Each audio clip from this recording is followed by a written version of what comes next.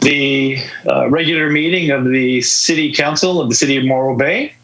It is Tuesday, July 14th, 2020. It is 5:30 p.m. and I'll ask the clerk if she would establish a quorum, please. Yes, thank you, Mayor. Councilmember Addis. Here. Councilmember Davis. Present. Councilmember Heller. I don't believe has joined us quite yet. Councilmember McPherson. I'm here. And Mayor Heading. Present. So we do have a quorum of council members, and I will call the meeting to order and ask for a moment of silence, please.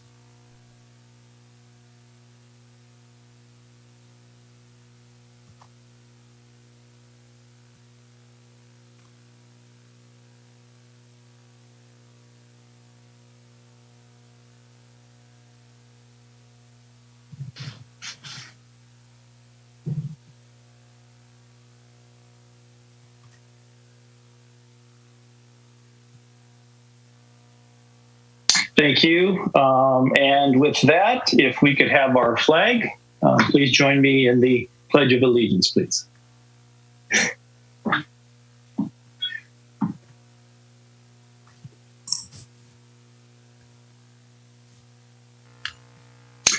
I pledge allegiance to the flag of the United States of America and to the republic for which it stands, one nation, under God, indivisible, with liberty and justice for all.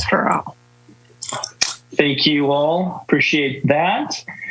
And with that, our city attorney, Chris Niermeyer, do we have a closed session report, sir? Good evening, Mr. Mayor. No reportable actions from closed session. Thank you. Appreciate that very much. With that, we'll go ahead and start with mayor and council member reports. Many of you, probably, if not all of you watching, have followed the news on COVID-19 and the significant uptick in cases, not only across the state of California, but also in San Luis Obispo County. As of today, we have 1,078 confirmed cases. That's 71 case increase from just yesterday.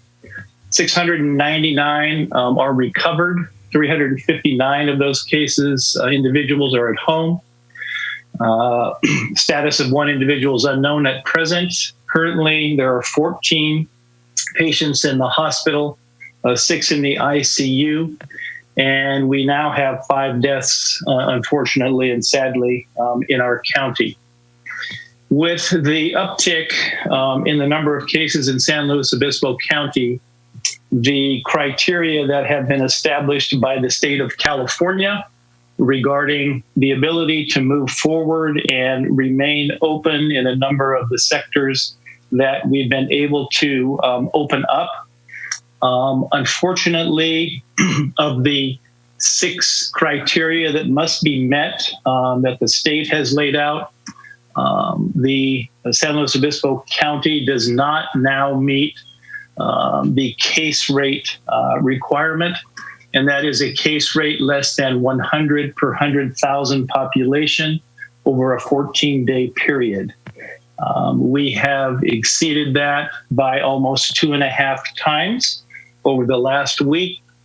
Thusly, we have been informed that we are on the state's list of counties that must move, quote unquote, backward with regard to reopening. And according to our public health department director, Dr. Penny Borenstein, we will receive mandatory notification most likely tomorrow, Wednesday. And the following are the affected industries that unfortunately will have to change or stop their operation. So this would be fitness centers, indoors would be closed. Worship services indoors would be closed. Offices for non-essential sectors And there is a list, if you go to readyslow.org, there is a list of those non-essential sectors. Personal care services, including nail salons, body waxing, tattoo parlors, massage parlors, etc., would be closed. As I mentioned, hair salons, but also barber shops will have to be closed. And malls, although we don't have any malls, I believe, in San Luis Obispo County. This is in addition to the indoor activities that must be curtailed statewide. And there are a number of those, including dine-in restaurants will have to close, although they can remain open to outdoor dining with appropriate social distancing and spacing. Wineries and tasting rooms are only to be allowed outdoors. Movie theaters will have to be closed. Family entertainment centers, zoos, museums, and card rooms. The state has not indicated the length of time or the duration for which those entities will be affected, but sadly, because of the rather significant uptick in cases here in San Luis Obispo County, we again do not meet one single criteria out of 6. As a result of that, we are placed on what's called the orange list of the state, mandating those backward moves. Look for further information via publications on the city website and or in the news media with regard to when that will take effect, most likely tomorrow. So with that unfortunate news, I guess the good news in this is that we have not exceeded our hospital capacity. Hospital capacity remains very good. We have significant numbers of available hospital beds, including ICU beds, and an adequate supply of ventilators. Morro Bay cases, for those of you that are following, have increased to 13 as of today. That's up from 10 cases approximately 1 week ago. The largest number of cases are occurring in the city of Paso Robles, which now has 258 cases, followed by San Luis Obispo, that has seen a doubling in less than 7 days, now at 171 COVID-19 cases, followed by Napomo at 149, Atascadero 111, Rio Grande 101. And then again, to look at the remainder of the communities, you can go to the readyslow.org. That's readyslo.org to obtain further information. So with that, I will turn it over to Councilmember McPherson. Any announcements? Thank you, Mr. Mayor. No, I don't have any announcements, but I would like to take this opportunity to really thank our entire city staff for all of their hard work over the past several weeks, dealing with the COVID crisis, the uptick in tourists, and especially with the trash issue, which we hear about on a regular basis. So I just want personally to thank you and say how much we appreciate what you've done. So thank you. Thank you for that, Councilmember. And Councilmember Davis, sir, any announcements? Yes, and I want to tag on to Councilmember McPherson's appreciation for the staff, especially over July 4th weekend. It was calm and steady, and great job by everyone. And tonight, I want to recognize one of our special Morro Bay citizens, Larry Rosen. Larry is on the board of the Morro Bay Active Adults, serving as their first vice president, and he served as interim president for all of 2019. He's also one of the founding members of Morro Bay in Bloom. He's active in the Morro Bay Lions Club, and Larry's just one of those people you can count on to get things done when things need to be done. So thank you, Larry, for the many things you do for our community.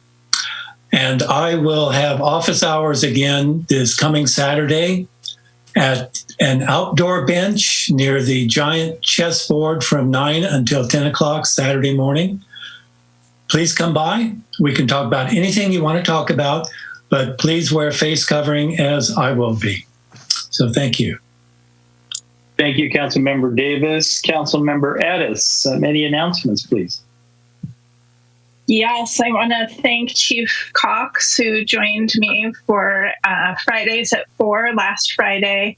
And we had a number of questions concerning enforcement, especially around COVID. And the chief really explained the procedures and the process. And I just wanted to reiterate, because I know we get a lot of questions about this, but it's a multiple step process for folks, starting with education. And I know that this has been stated before, but I really appreciated the chief stating it again.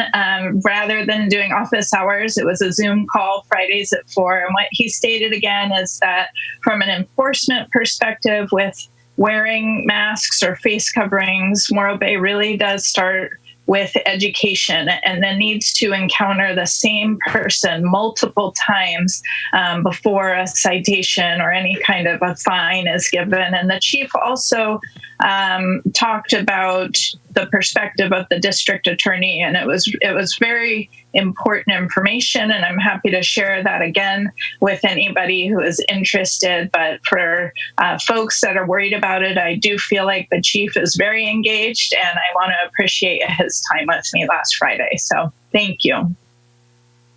Thank you for that, and thank you, Chief. Appreciate that. Councilmember Heller, sir, announcements. I have no announcements to make. Thank you, Mr. Mayor. Welcome, and thank you. And with that, I'll turn it over to Mr. Collins, our city manager, for his announcements. Thank you, Mayor and council members and community members. Just want to give a few quick updates.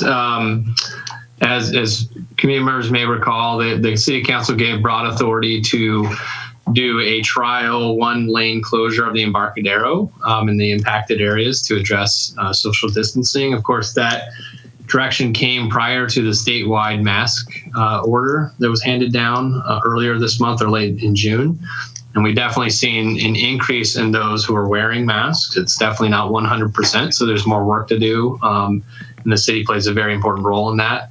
That being said, we did a lot of outreach, thankfully, thanks to the encouragement from Erica Crawford, CEO for the Chamber, reached out to all the master lease holders in the impacted area, as well as many business owners in that area that we could, to get their input about deliveries and trash pickup and parking impacts, and just creating a sense of ease for them as well as customers, to ensure that we're not creating even more impacts.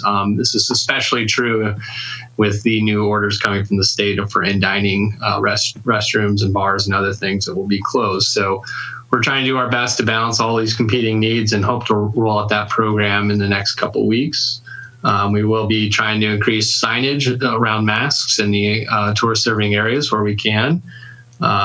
Trash was mentioned, and I know this is a big issue for a lot of people. We definitely want to do our best to keep the areas clean where we have a lot of visitors. And so we've increased service on the request of City Council from earlier this year.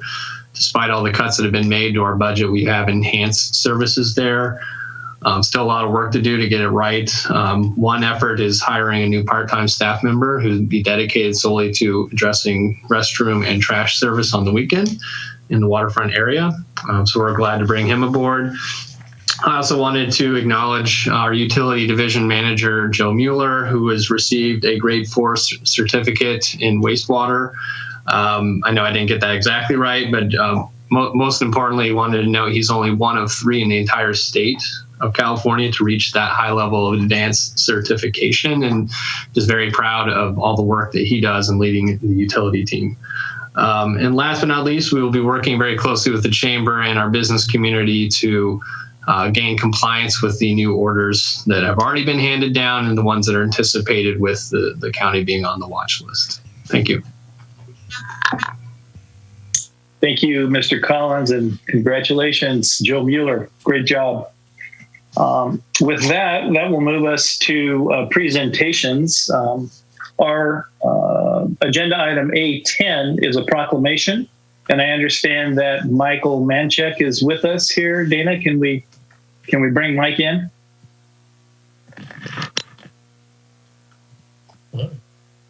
And I would say to the council, great. Yes. I would say to the council, join me at the podium, but we are via Zoom, so we're not able to do that. Michael, welcome.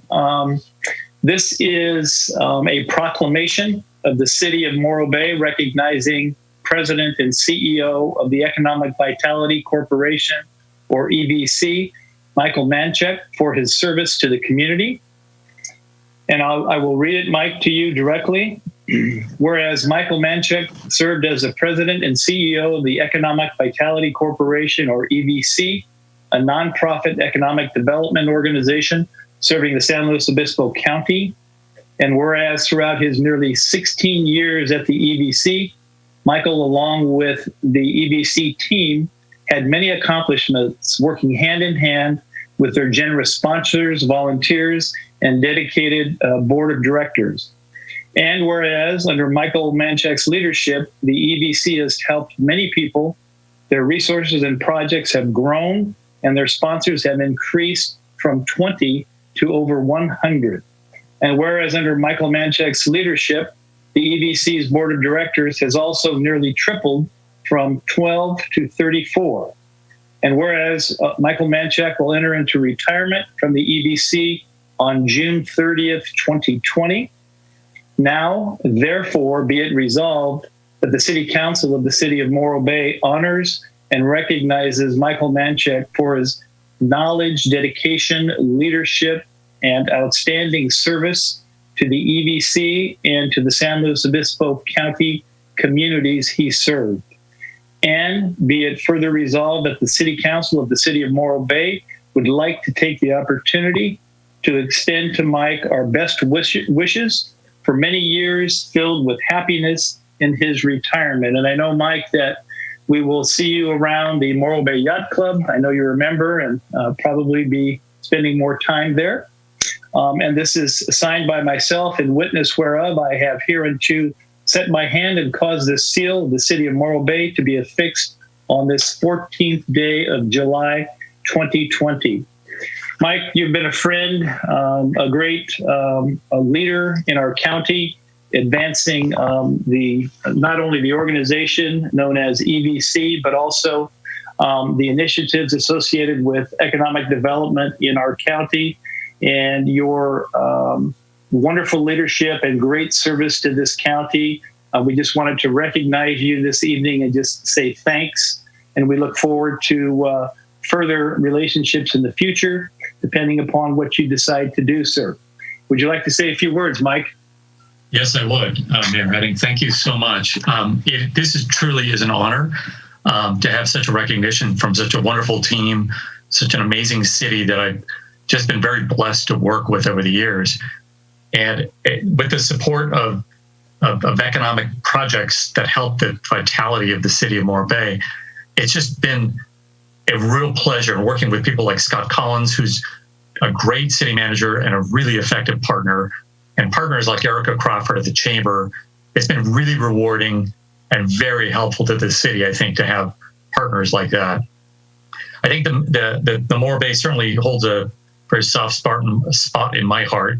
And while I don't live there, I spend a lot of time there. And despite the challenges, I think, facing the communities everywhere, and Morro Bay as well, I firmly believe that the city, along with the Chamber, is doing everything right and everything possible to get through this and get to a place where the city is continuing to thrive. And I've told Scott and Erica and others, and Jeff Heller, an EVC board member, that I'm going to continue to support any way that I can as a citizen. And but again, I don't think there's any question in my mind professionally that the city will come out of the other end of COVID stronger, I think more focused, and I think in a position to thrive. And by that, I mean both economically and as well as the community as a whole. So again, thank you so much for this honor. The city has all that it needs, especially a willingness and an ability to create a stronger and more diverse economy. And I think that will serve all of its residents.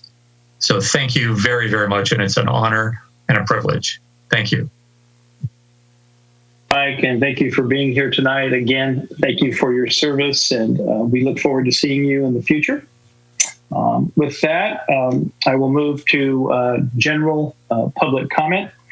This is public comment for items either on the agenda for which you're unable to remain with us and you'd like to comment on them at this time, and or other items that are not on the agenda. Pursuant to Section 3 of Executive Order N29-20 issued by Governor Newsom on March 17th, this meeting will be conducted telephonically through Zoom and broadcast live on cable channel 20 and streamed on the city website. Please be advised that pursuant to the executive order and to ensure the health and safety of the public by limiting human contact that could spread the COVID-19 virus, the Veterans Hall will not be open for the meeting. And our city clerk will put up on the screen the rules for engagement. If you are Zooming in, you can simply follow the instructions for gaining access to public comment. And if you are calling in, please be sure you use the *9 to raise your hand to be recognized for public comment. Again, if you're using Zoom, use the raise hand button, and our esteemed AGP leadership will recognize you, and you will have 3 minutes to give your public comment. So with that, I'm opening a general public comment. Zeke, do we have any members present for public comment? Yes, sir. Carol Truesdale is first up. And okay.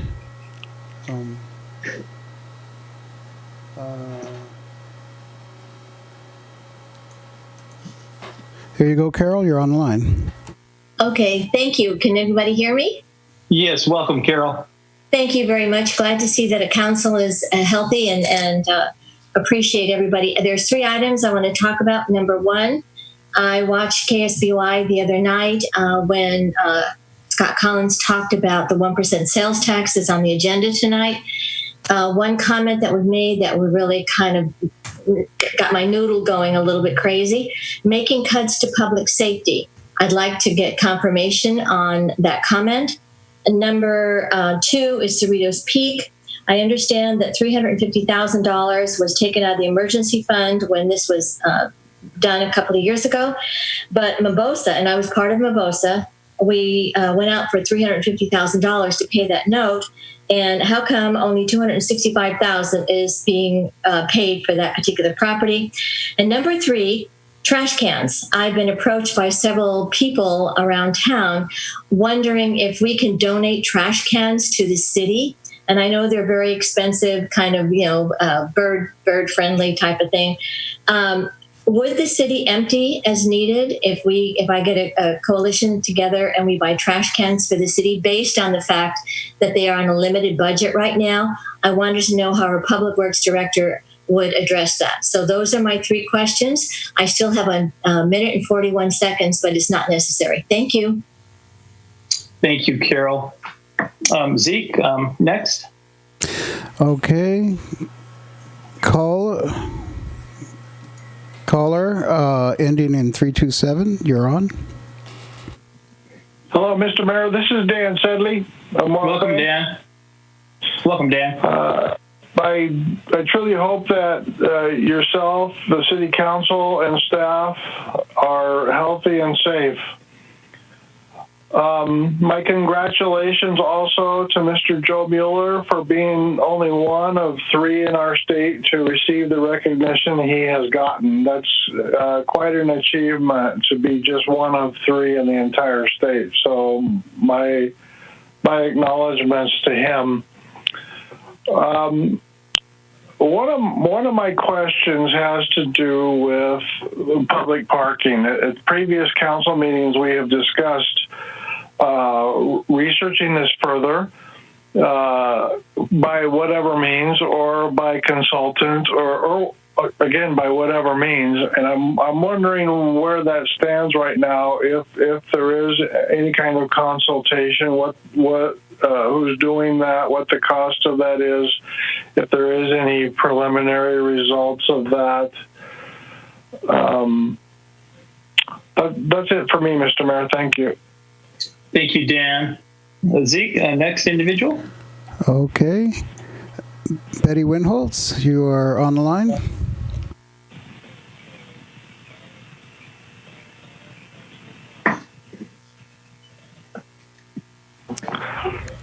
Betty Winholtz, you're on the line.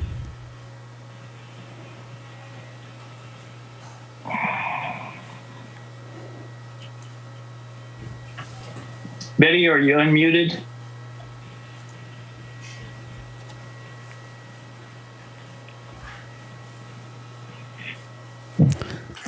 All right, Zeke, okay, we'll go ahead with our next caller, and we'll try to get Betty back. Erica, you're on the line. Okay, thank you. Good evening, Honorable Mayor and Council. Thank you. What a fantastic recognition of Mike Manchek.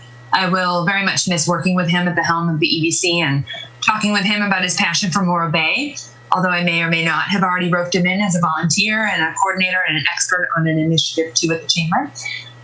For tonight, as you all know, and as the community are aware, there have been new orders handed down by the state this week, with additional announcements anticipated later this week, each of which will have a chilling effect on the businesses that are operating in our city. Business owner-operators report that concerns about compliance with guidelines and the health and safety of their employees and of their customers are keeping them up at night. And they're keeping them up at night in equal measure with uncertainty about the future, tension in landlord and tenant relationships, and the health of our local economy.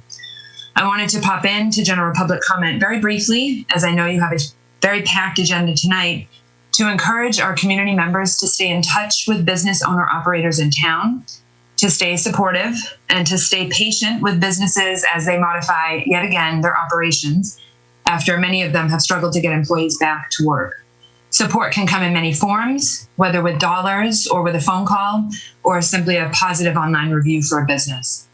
When community members wear a mask, wash their hands, and practice social distancing to stop the spread of this virus, they are taking meaningful steps to keep local businesses open and local residents employed.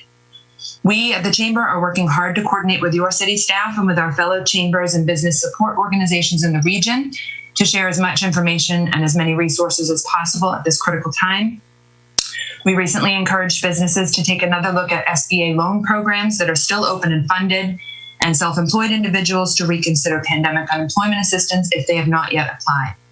We have reached out to our local congressman's office to get a better understanding of what, if any, federal relief may be coming to those who are now out of the workforce, and discovered that the U.S. Senate is yet to consider a House-approved bill to replenish extended unemployment benefits. These are indeed challenging times. Your city staff has been nothing short of supportive and proactive during the crisis. I want to thank each of your department heads and staff for their commitment to keeping the concerns of businesses on equal consideration with those of our residents. The work that you and your staff did months and weeks ago to waive permit fees for private and public spaces for business expansion has proven timely, given the governor's focus on reducing indoor business activity. Thank you very much for this time to just say a few words, and have a great meeting tonight. Thank you, Erica. Zeke, next caller. Yes, sir. And Glenn Selloway, you are on the line.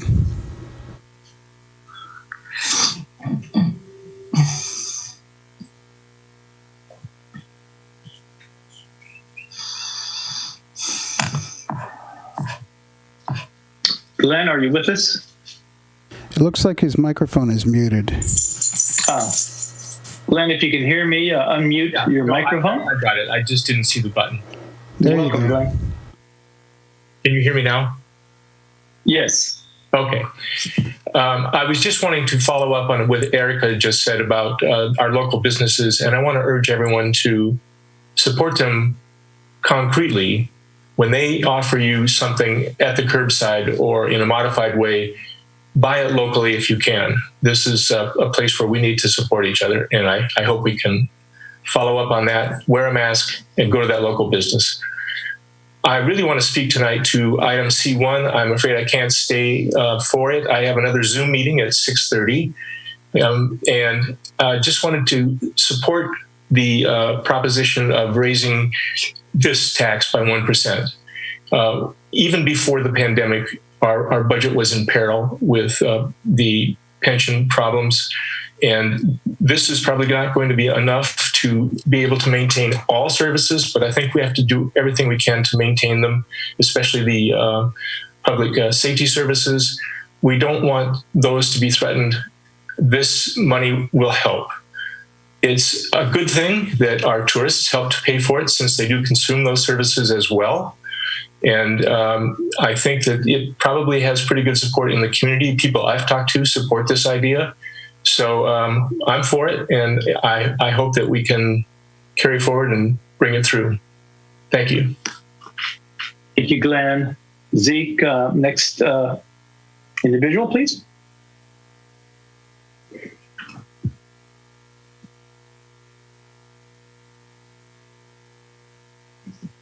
And Jane, you're on the line. Thank you. Good evening, Mr. Mayor, council members. I'm Jane Keith, and I'm a resident of Morro Bay and also own a business in the city.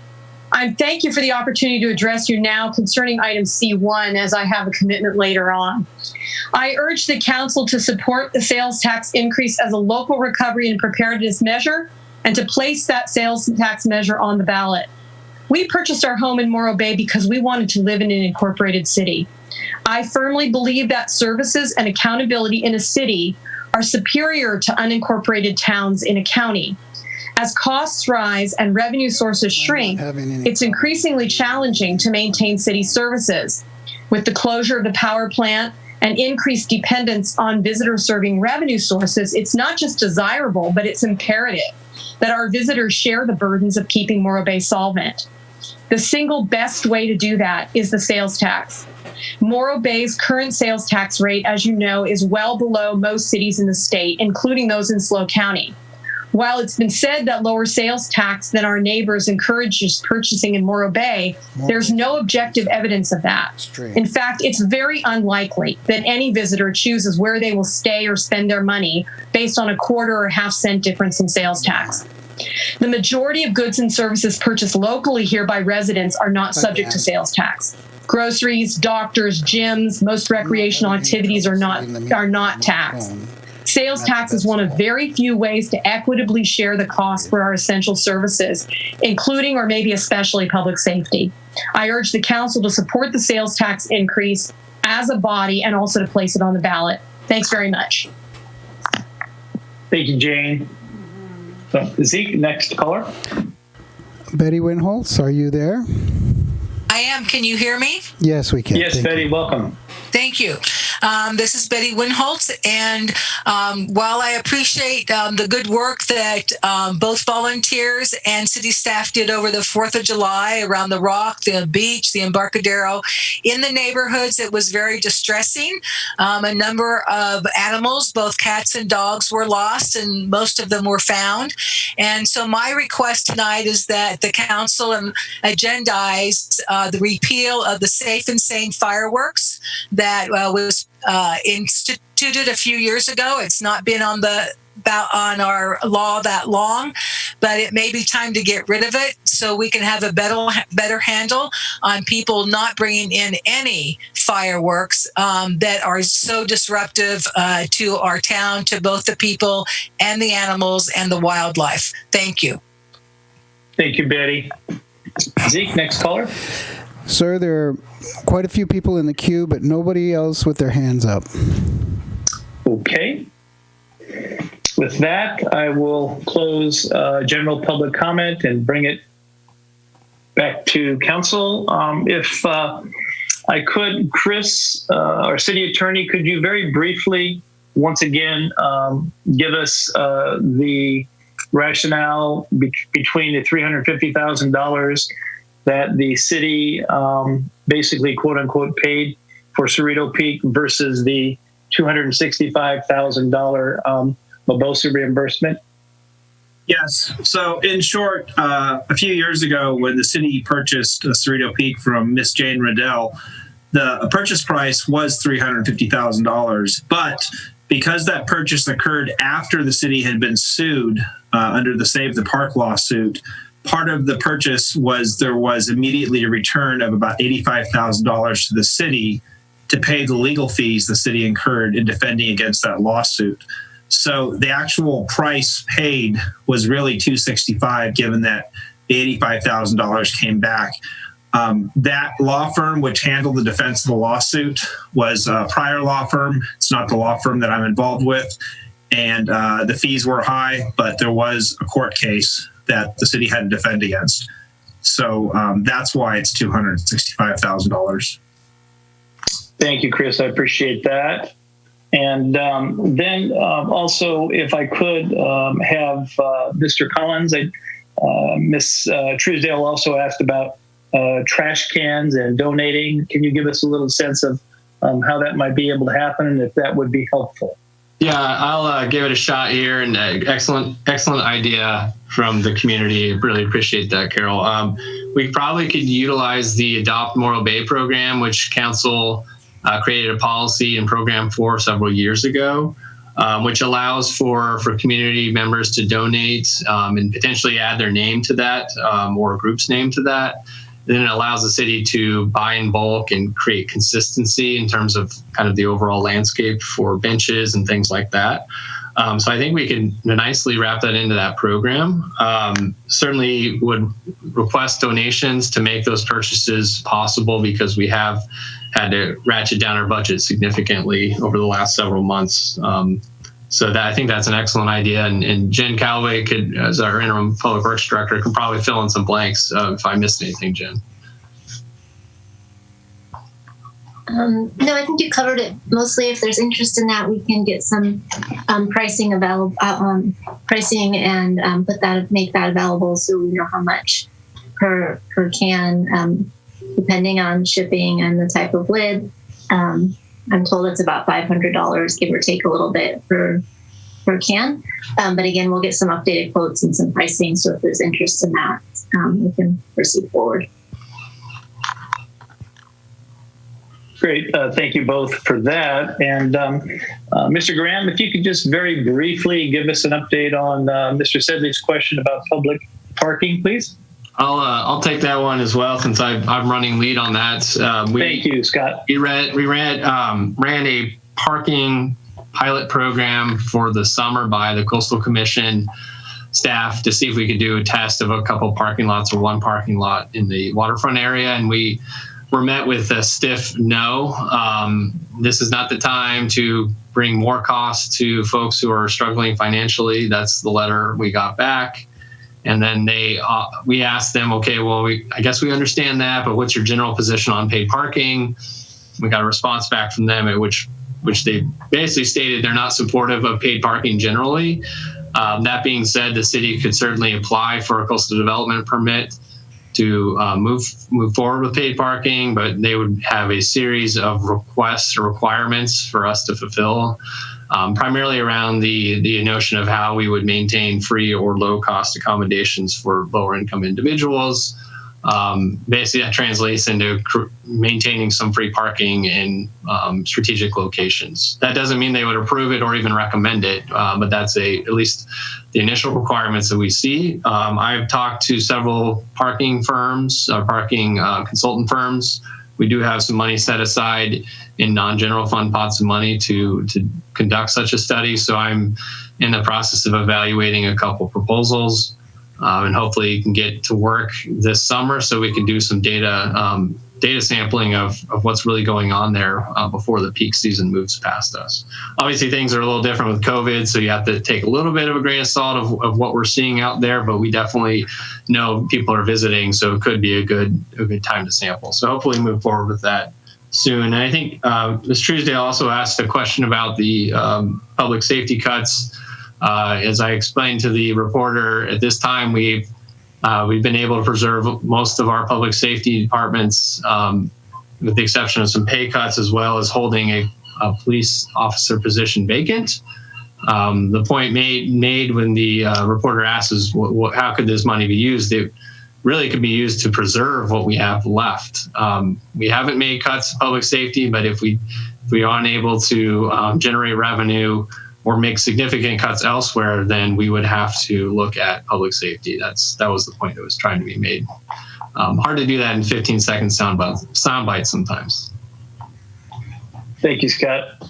Very much appreciated. And Council, regarding Ms. Winholtz's comment on considering agendizing the issue with regard to repealing safe and sane fireworks, I'll leave that for the end of our meeting. Should anybody desire to do that, we can consider that then. Thank you. With that, that will take us to the consent agenda. Public comment is now open for the consent agenda items. This is consent agenda only. Any member of the public wishing to speak on consent agenda items, please do so now. And again, the information regarding how to access public comment is on your screen. Zeke, do we have any members of the public wishing to speak? No, sir. Nobody has their hand raised at this time. Okay, with that, I will close public comment on the consent agenda, bring it back to council, and either entertain a motion for approval of the items, or if any items need to be pulled or you'd like pulled, please acknowledge that now. I'll move to approve the consent agenda. Second. Motion by Councilmember Addis to approve consent agenda, seconded by Councilmember Davis. Any discussion? Hearing none, have a roll call vote, please. Member Addis? Yes. Councilmember Davis? Yes. Councilmember Heller? Yes. Councilmember McPherson? Yes. Heading. Yes. Motion carries 5-0. Thank you. And that brings us to our, let's see, agenda in order here. Public hearing, item B1. This is a general public hearing on an appeal of the Planning Commission approval on June 2nd, 2020 of the conditional use permit, CUP 19-20, Coastal Development Permit CDP 20-001, parking exception, PKG 19-05, and mitigated negative deck of May 2020, together with the mitigation monitoring and reporting program for the proposed 35-unit affordable housing project on 0.94 acres. Project is zoned MCR/R4 PD/SP and is not within the Coastal Commission appeals jurisdiction. With that, I will start, council members, with presentation from staff. Then we'll allow council questions. I will then open the public hearing, asking to hear from the appellant first. And I'll be giving the appellant 10 minutes of time. So, Madam Clerk, if you'll note a time clock of 10 minutes for the appellant. And if we do have the applicant present, also allow 10 minutes for the applicant. I will then open general public comment. After public comment, I will close the hearing, bring it back to council for discussion and or recommendation. With that, I'll turn it over to Mr. Graham, sir. Thank you, Mayor Heading, members of council. We have the appeal item before you this evening, and our project planner on the project was Nancy Hubbard, and she'll provide the presentation. Nancy. Welcome, Nancy. Hi, thank you. All right, let's get this going.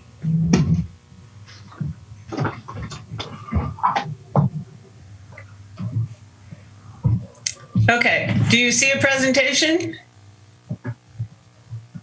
Nancy, we see a presentation, but it's not full screen.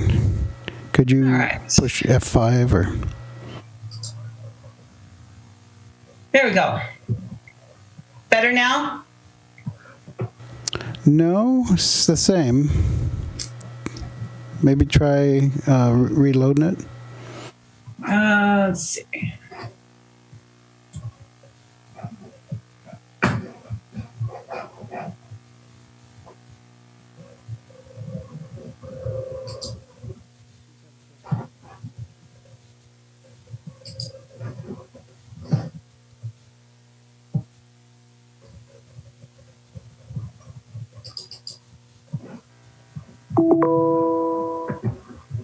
That's better, Nancy. If that's the best we can do, that's fine. Okay, perfect. Okay, this is the, as you'd mentioned, this is the appeal of the June 2nd decision by Planning Commission to approve the affordable housing project proposed for 405 Atascadero Road. A little project overview. This is a site plan of the ground floor. It's affordable apartments, 4 buildings with 35 units. It has lobby, laundry area, outdoor courtyard, playground, raised garden beds. Transit amenities are 35 parking spaces. That's a 1-to-1 ratio, 1 parking space to 1 apartment. It includes 2 accessible spaces and the rough-in for 2 EV chargers. It also includes a bike parking area, and it's close to 2 bus transit stops. Project overview related to claims, appeal claims. This shows where the plan designates where the location of the EV charging stations will be. This shows the 2 3-story buildings. The other buildings on the site are 2-story. And it shows the parking lot, which includes 35 parking spaces, inclusive of accessible spaces, EV spaces, and guest parking. Little history of Morro Bay affordable housing. This project provides more affordable housing units than any single project in Morro Bay since 1989. In fact, in the last 20 years, only 30 deed-restricted affordable units have been created, and most were moderate income, not low income. This project sponsored by Housing Authority of SLO. The project will be owned by a private limited partnership funded with private investor funds in exchange for tax benefits. The applicant team applied for low-income housing tax credits for this project on June 30, 2020 through a competitive process. This was the final funding round of the year. The project provides 1, 2, and 3-bedroom apartments, 100%, which will be available to low-income qualified tenants. This project will give a rental preference to people who live and or work in Morro Bay. The project meets the affordability criteria to earn 4 developer incentives under the density bonus law, which is Assembly Bill 1763, which in general requires that jurisdictions shall grant modifications of development standards to ensure that qualified projects are not subject to requirements that would preclude development. The project was appealed on June 12th, and here are the appeal claims. Number 1, the project should be required to have an elevator. Number 2, there should be more on-site parking. Number 3, the electric vehicle parking should be identified and clarified. Number 4, the building height of 28 feet should not be approved and only 2-story buildings should be allowed. The project appeal requests relief or action of the following. Number 1, require elevator if 3-story building. 2, provide more on-site parking. 3, clarify EV role, where and when. 4, lower the height. Project appeal claim 1, the project should be required to have an elevator. The appellant incorrectly assumes that the project meets the definition as a public building. The project is not a public building, and residential rental units are not public accommodations. The leasing office is the only space that requires a public accommodation, and the design of the building meets all accessibility requirements for the leasing office and all ground level spaces. To require elevators for this project when the project qualifies as a non-elevator building and meets all the accessibility requirements would be in violation of the intent of Assembly Bill 1763. This project meets the accessibility requirements and the building code requirements as a non-elevator building pursuant to the ADA, California Building Code, Uniform Federal Accessibility Standards, and Fair Housing Amendments Act of 1988. Claim number 2. There should be more on-site parking.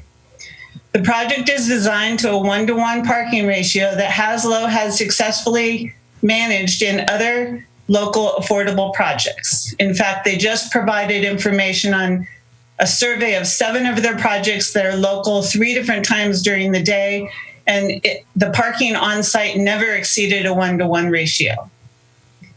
The standard parking criteria for this project would require 53 spaces, which, if designed for 53 spaces, would eliminate most of the ground floor housing and outdoor amenities.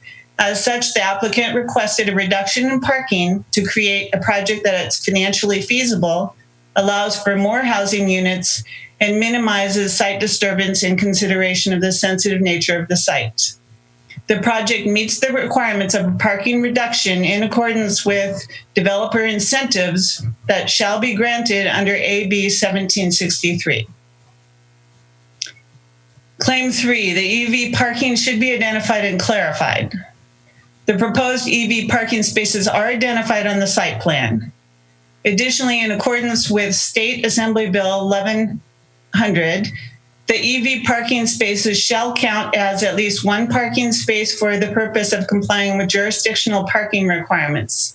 An EV space that is also an accessible space must be counted as 2 spaces. The project meets the California Building Code and the Assembly Bill 1100 requirements. Claim number 4, the building height of 28 feet should not be approved, and only 2-story buildings should be allowed. Although the appellant is asking that the 28-foot building height not be approved, the appellant also argues that the real building height is 32 feet, taking 28-foot building plus 4 feet of fill. The appellant's calculation is incorrect. In accordance with the Morro Bay Municipal Code methodology, the building height, which is 28 feet above average natural grade, is correctly calculated based on survey data. Additionally, the provision in the North Main specific plan area is a height preference, not a restriction on the number of floors allowed. There are numerous projects in the North Main specific plan area that have been approved for greater heights than 25 feet and include 3 stories. The North Main specific plan area allows Planning Commission to approve heights up to 30 feet if it allows for greater roofline variation. This project meets this criteria. The Planning Commission approved the 28-foot height in accordance with the North Main specific plan area criteria. Staff recommendation is that Council adopt resolution number 11-20, making the necessary findings to deny the appeal and uphold the Planning Commission approval of the conditional use permit, coastal development permit, parking exception, and mitigated negative declaration for the site at 405 Atascadero. That concludes the presentation. Thank you, Nancy. Very much appreciated. With that, I will open up questions from council for staff. Let's go ahead and start with Councilmember Davis. Any questions for staff on the presentation? Yes, thank you. Thanks, Nancy, for that nice presentation. And I guess I have a question for Scott Graham. Scott, the appellant lists, I think, 4 grounds for appeal. Were those grounds raised and discussed at the Planning Commission meeting in June? For the most part, yes. Okay, and were the issues answered pretty much in the same way that they were answered tonight in the staff report? That is correct. Yes. Okay, and have any answers changed since the since the Planning Commission hearing? No, we've provided the citation information for the related to the elevator question, meaning the California Building Code requirements that don't require that it's an exception process. It's one of the exceptions under the California Building Code where you don't need an elevator for buildings like this. Okay. What was the commission vote on this project? It was 5-0. Thank you, Nancy. Okay. What is required by AB 1763 when the city reviews low-cost housing project such as this? It's basically a provision that if you provide 100% affordable housing and meet the criteria, that you are awarded certain benefits, one of which is 80% density bonus, which they did not ask for. They're less than that. The other is developer incentives that can be used to waive or modify development standards. And they did use that for the parking exception.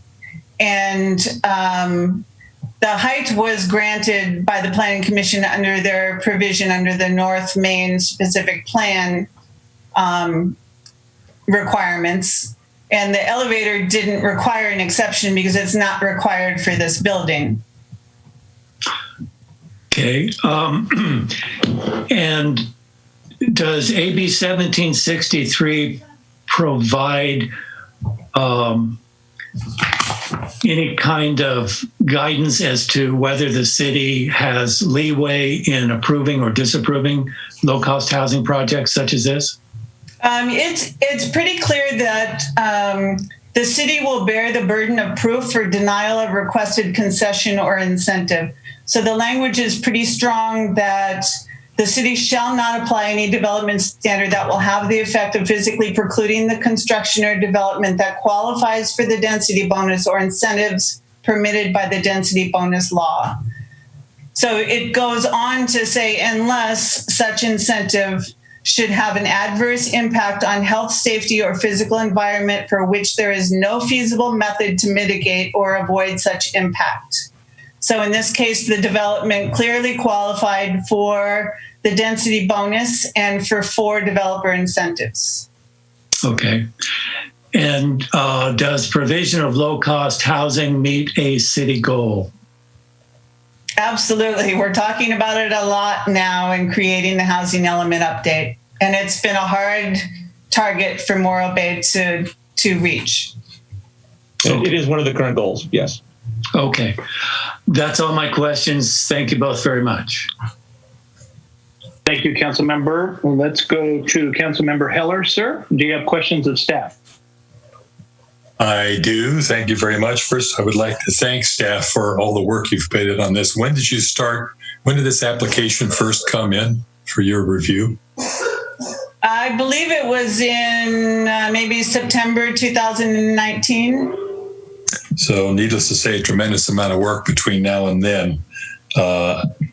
And I appreciate all the work that you've put in on it, which I can't imagine sorting through all the legislative targets that you have to meet to get something like this approved. So I want to thank you for that. I also watched the most recent Planning Commission meeting and was thoroughly impressed with the effort and the knowledge that the planning commissioners put in, the thoughtfulness that they put into this project. I'd like to thank Haskell and all the developers for moving this forward. So the questions I have is, this is as I understand it, this is a totally privately funded project, as opposed to publicly funded projects. Can you tell me a little bit about publicly funded projects and how those work? It's a complicated section. Publicly funded is generally where the public funds like a HUD project. So there's different HUD funding for senior homes and for affordable homes. And if a HUD project, the funding goes directly into the ownership of the project, then it would be publicly funded. In this case, this is low-income housing tax credit funding. That's the primary funding source, plus some others. But because of the structure and the way the tax credits need to flow through for the private investors, it's a limited partnership, which is 99.9% owned by the private investors and a small percentage owned by a nonprofit, which is required for competitiveness in the application, and the developer. And so a very small portion is 2 entities, neither of which are private or neither of which are public, and the bulk of it is private investors. The applicants have a lot more knowledge about this than I do, and they are on this call. So when it comes up for their time to speak, they might be able to elaborate more on that. Okay, thank you for that. So is the limited partnership allowed to increase rents over that 55-year period, and how does that work? They're only allowed to increase rents according to the rent schedules that are federally regulated through, I think it's through HUD. So HUD will publish what the income levels are. That has to be income certified every year, and they will determine what the rent levels are for each income level. So it's a percentage of the income. And those are set, so it's not arbitrary. Someone can't just create a number. They're set, they're determined, and they're verified at least. Okay, and then at the end of the 55-year period, then they could charge market rate rents for the units. Is that right? In theory, but again, most jurisdictions and HASLO have a program for trying to keep units from converting into market. So likely before the 55-year period was up, I probably won't be handling it because I won't be here. But before that time frame is up, some entity, nonprofit based or HASLO, will gear up to get financing so they can step in and make sure that it stays affordable. Okay. Well, and it's actually likely that, these units will require rehab before the 55-year period is up. So sometime 25-ish years out, they'll be going through a process where they refinance, recast the loans and the affordability out another 55 years to rehab the units. It's fairly common. We see that a lot around here. Okay. Next question. In your slides, you stated that the project is located within you said that the project is close to bus service. I'm not that familiar with that intersection, except that I'm stuck in it a lot. But where is the bus service near this, near the project? There's one stop at I think it's a Motel 6 across the freeway, catty corner from this site. Across the street from the high school. I'm not sure what motel that is, but there's one stop there. And there's one by the Wee Burger down the street by Taco Bell. Okay. I also know that the applicant is talking to the transit department to see if a stop could be moved closer to the facility, which might be justified once the facility exists. Okay. So there's some notes in here, and I'm not sure about a major transit stop. Does that apply to this project, or is that another concept? No, if we had a major transit stop, which is just frequency of pickup and drop off, they would actually be allowed to have half of the parking that they're currently asking for under the provisions of 1763. So half of the 35? Yes. Oh, okay. Let's see. Those are my questions. Thank you. Thank you, Councilmember. Councilmember Addis, please. Any questions? The main question I have is just around accessibility. I understand that elevators are not required, but are there other aspects that make this an accessible living place for folks with disabilities? I'm assuming there are. Yes, so all of the unit types are available on the ground floor, and they're all fully adaptable to be fully accessible, which is one of the requirements. All of the common amenities, the playground, the laundry areas, the leasing office, the garden beds, all of that is on the ground floor. So the only thing on the second and the third floor are residential units.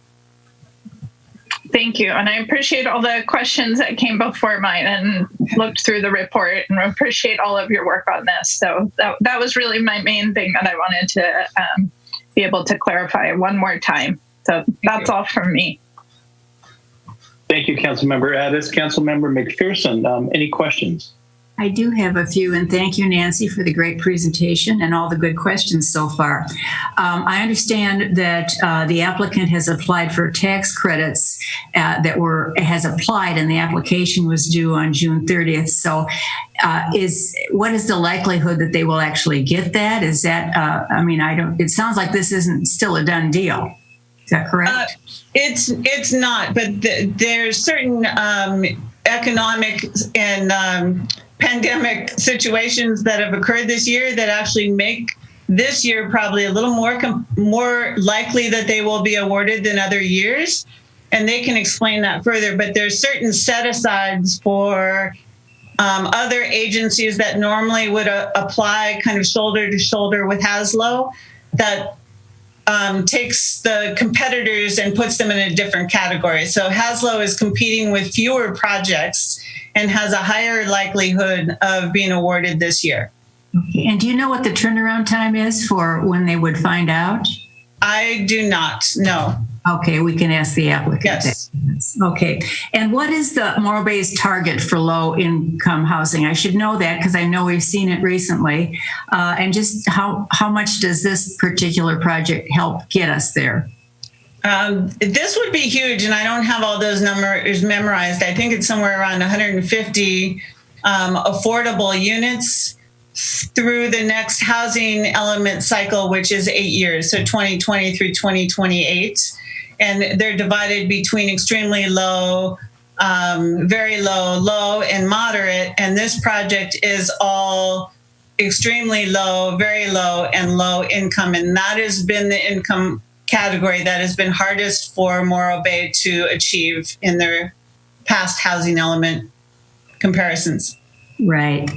And can you tell me about, I actually went and looked at the site and to see where it was going to be built. And I know there's other projects that are being planned for that intersection. What's the status of those and how does this project affect them? And I'm thinking of the Sonic Burger, which I think when I moved here was going to go in and still not there, but I don't know where that is. And the roundabout that we're planning for that, and is all of that being taken into consideration by the Planning Commission when they approve this project?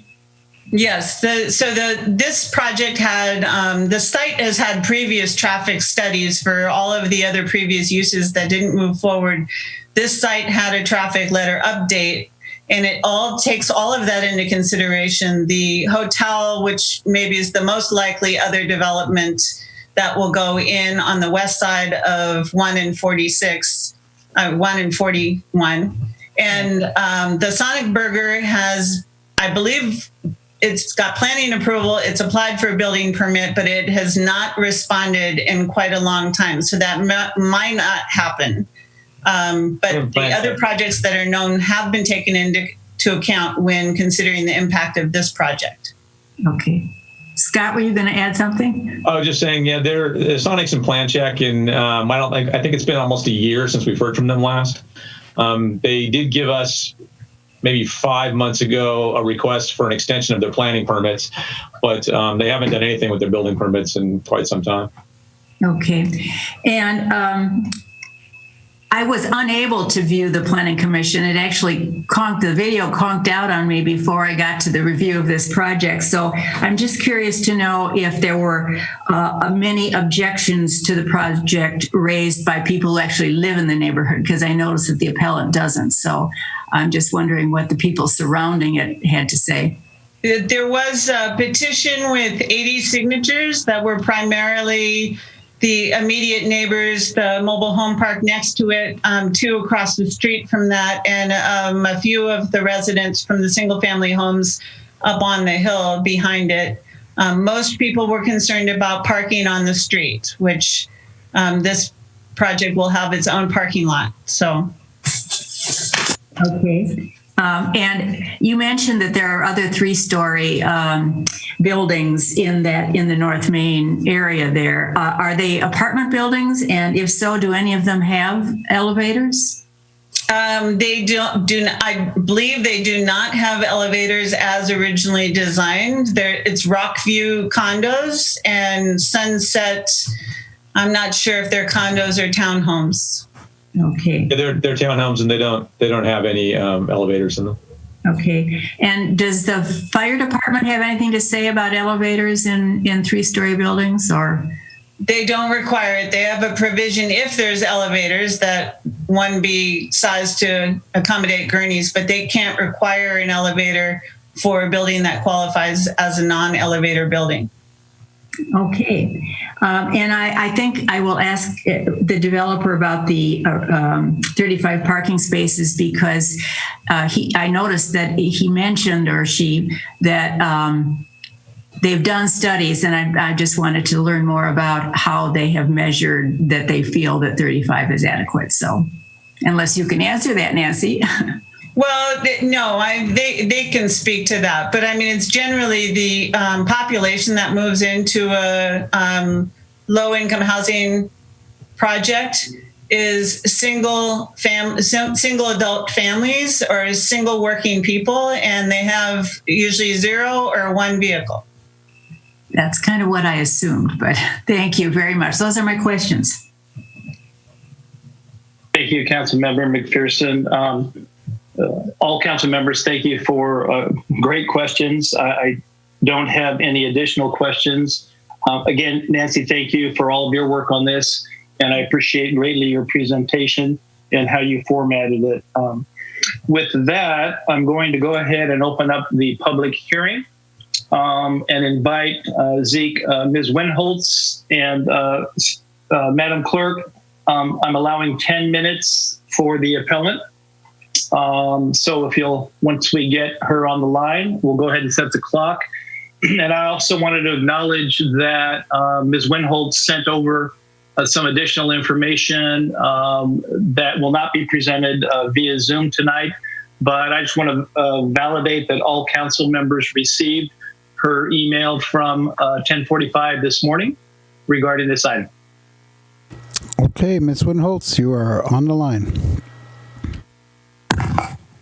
Welcome, Betty. Thank you. Can you hear me? Yes. Okay. I'll be taking most of my notes from that document that I sent to the City Council, and want to thank Ms. Swanson for posting it online for those who want to follow. I think it's important to start with the definition of low-income housing, which this project is 100% low income, not very low or extreme.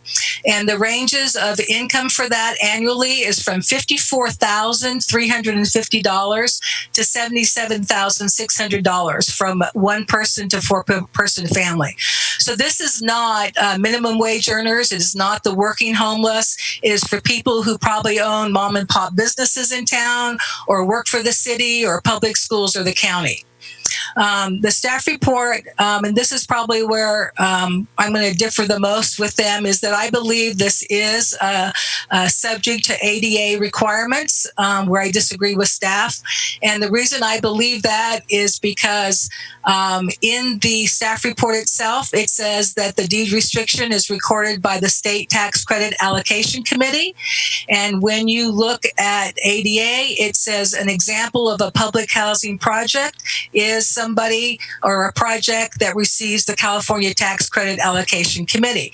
So it's still a privately owned entity, but it is subject to public requirements. And so that's why I believe the elevator is still a necessity and should be included.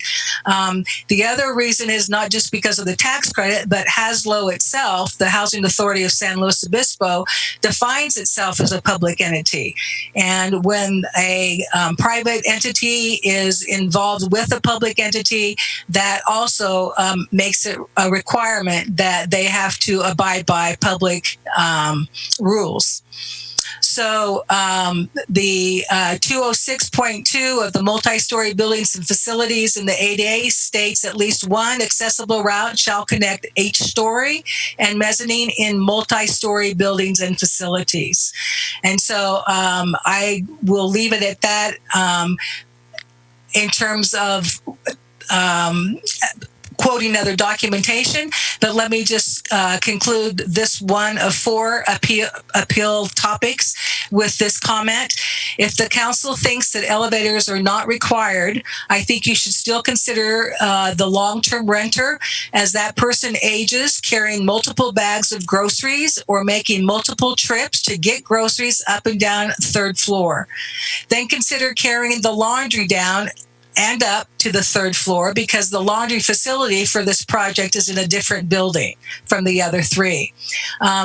and it has to be carried across the open courtyard and back again. I think even more than considering people carrying laundry baskets and carrying grocery bags is the worst case scenario is for when the fire and ambulance responders have to get to the top floor in a timely way, or have to carry a person down 2 flights of stairs with no elevator, and do that in a timely way to save their life. So elevators are not one of the accommodations as mentioned earlier. So I believe that the council could make a change here for health and safety reasons in alignment with the general plan to require an elevator in the 2 3-story buildings. The ground for the appeal on on-site parking is the 53. And when you are talking about people that make between $50,000 and $70,000, you can bet that there's probably 2 incomes happening. There'll be 2 cars happening, and those 2 people probably do not go to work in the same location. And so I think that the 35 is actually very insufficient, and that the project is depending on off-site parking for these other vehicles that people will bring to the project. And I also question whether there are actually 35 parking slots, because 2 of those are ADA accessible, which means nobody else gets to park in them. And the 2 electric vehicles, the 2 EVs, one is accessible and one is a regular standard parking place. And so when those come online, the ADA parking place, does that mean that nobody gets to be charged then in that place, because that's where it's being plumbed for? So I think there's some numbers and concerns about that, and that's why the residents gathered so many signatures, because they are concerned about the safety of their neighborhood because of this. And let me just quote this: neighbors testified and submitted an 80-signature petition to the Planning Commission that the vicinity and traffic safety would be adversely affected. This letter, there was a letter from Caltrans in the Planning Commission packet, and though the Caltrans agency had been contacted, they did not see their territory marked on the maps. And though they asked to be notified of any further hearings, they were not notified about even this one tonight, because I emailed to get their input. So that's an issue then right there. And then I doubt that Caltrans is aware of the double line violations that are happening on Highway 41 due to the lack of a turn lane onto Sunset. So since that new condo project has been finished, more traffic is going off of 41 onto Sunset and back and forth, and they're crossing double lines, causing real traffic danger right near 41 in Main. And so that, I think, needs to be addressed. And there was as mentioned, no traffic study done on this project at this time. And I think that is something that definitely needs to be done, because whatever past traffic studies were done, they need to be updated. It's a volatile area with things coming in, the school changing, the new apartment or hotel, as stated earlier, and other things happening. The availability of off-street parking really is non-existent for any cars above 33 or 35. Atascadero Road is already the overflow street parking for the mobile home parks.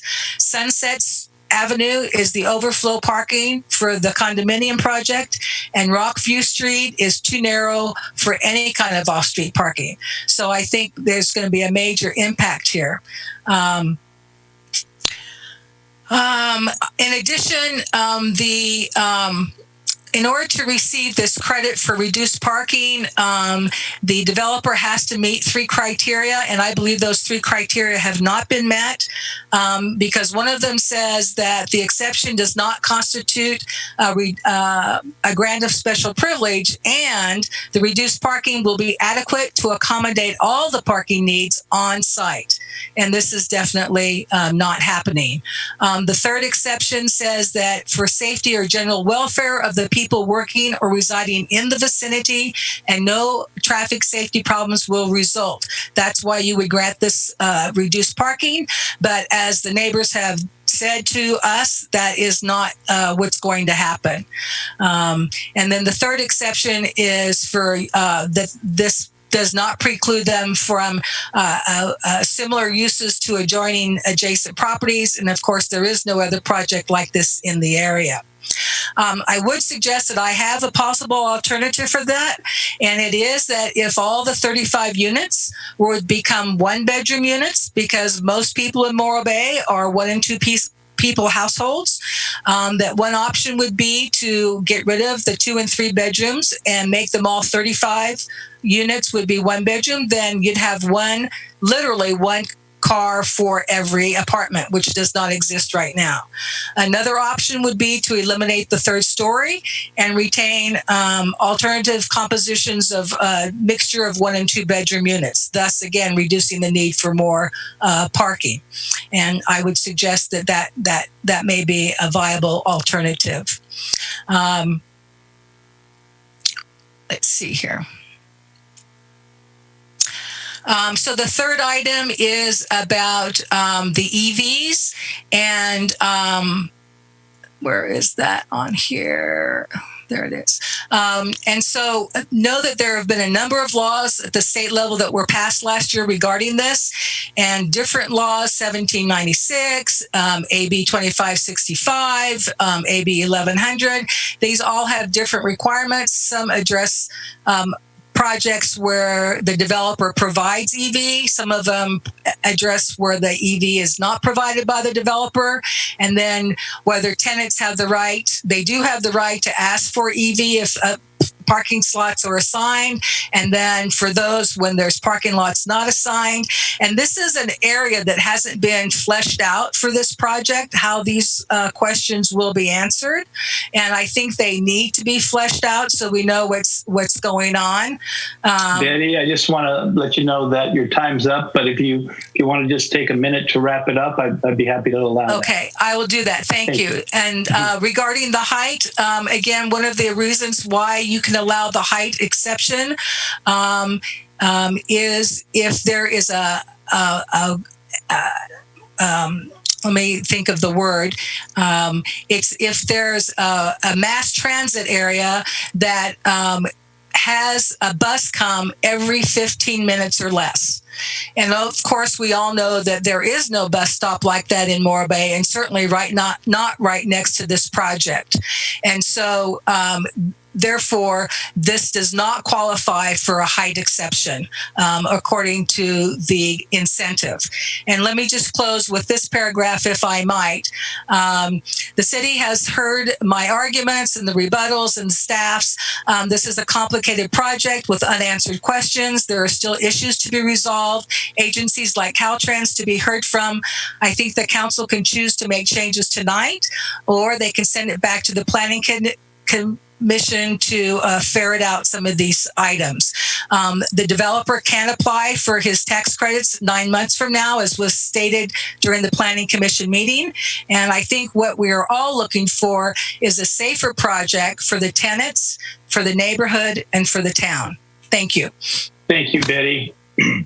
And if you'll be available, should there be questions in a moment after we hear from the applicant, I'd appreciate you being available for that. Thank you. Zeke, can we, do we have an applicant representative that would like to make a presentation? There is nobody in, oh, there's one. Here we go. Scott Smith. And you are on the line. Please identify yourself, and Madam Clerk, if you'll set the timer to 10 minutes, we'll allow 10 minutes. Thank you. Hi, good afternoon, good evening, members of the City Council. My name is Scott Smith. I'm the Executive Director of Haslow, and I think I also have with me on the line tonight the private developer, Jim Rendler, that we're working with, as well as our architect, Tom Jess, who I'm going to I believe Tom's on, so I'm going to probably cut my time down a little bit because Tom is really our technical person on on some of the issues that were raised. But just quickly, I just want to clarify a couple things. One is on the appeal with respect to incomes. I guess I'm kind of feeling like this appeal is a throw everything up against the wall and see what might stick, because it's kind of going a lot of places. And to throw incomes, what are the incomes of the people living there? It took us a little bit off guard, I have to say, and it's not accurate. I guess that's my problem, is it's simply not accurate. The incomes at this property are going to be primarily around 50% of the area median income. None will be at the 80% level that was mentioned. The highest is at 60% of the area median income. The majority are around 50%, and there are some at 40% and even lower. So, they're going to be at, close to half of what was mentioned, probably. I don't have the dollar figures in front of me. So that just speaks to the income part, and it's simply not accurate. And we were never asked for any information in that regard to clarify it. With respect to the elevator, I guess all I can say is a couple of things. One is there are many, many three-story projects built in this county using the state program structured the same way, as well as around California, as around the country, and they do not require elevators. We've worked with many firms, including this firm, architectural firm, including RRN Design Group, who's very large that you know, and including KTGY, who's a national firm, all on different projects, all involving three-story buildings. All three firms said an elevator is not required in these situations. And finally, the National Association of Home Builders is very clear in their advice on whether low-income housing tax credits and the state funding triggers it, and the answer is no. And lastly, just the state itself, the state agency, public agency, it does not require, it's very specific about what's required in building standards and references a section of the code. And it also, in its guidelines, is very specific that if this were a senior project, it says it would definitely require an elevator, but not so for a family project. So I'll move on to parking and heights. I think all I'm going to mostly say on that is we don't think that those are large things to be asking for. We believe that they're provided for under the state law, Assembly Bill 1763. And we did do a parking study. Well, we've done several, but we went out and we had it updated, and I'm going to bring that up real quickly. Just, you can't see it, but I'm going to look at it. So we updated it on 3 days, on June 22nd, June 29th, and June 30th. We went out 3 different times a day. And 2 of those very specifically, what we wanted, one was midday, which we thought would be the lowest, which indeed it was the lowest count. The ratio, well, that was actually like between 3 and 4 at the afternoon. 7 different properties were surveyed. They're all family projects, so they're not senior projects. They're just like this one's going to be. The ratio of cars to apartments was 0.61 cars per apartment. The second day of surveying was June 29th. After work at the dinner hour between 6:15 and 6:45, 7 different projects, the same 7 projects.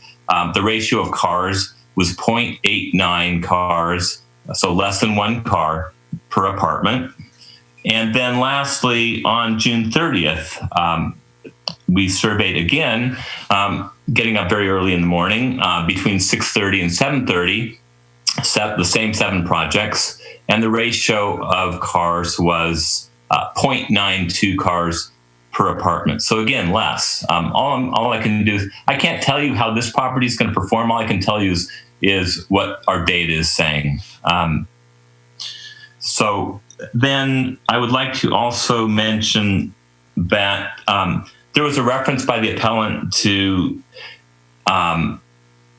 this parking reduction only being relevant if there's mass, and the height reduction or exception only being relevant if the mass transit stop occurs every 15 minutes. That's just not accurate. If you had a mass transit stop where the bus stopped every 15 minutes, we would be able to and entitled by law to half of a parking space per apartment. That's what the significance of that 15 minutes is on that. So I just wanted to clarify. And then trying to read my own writing here.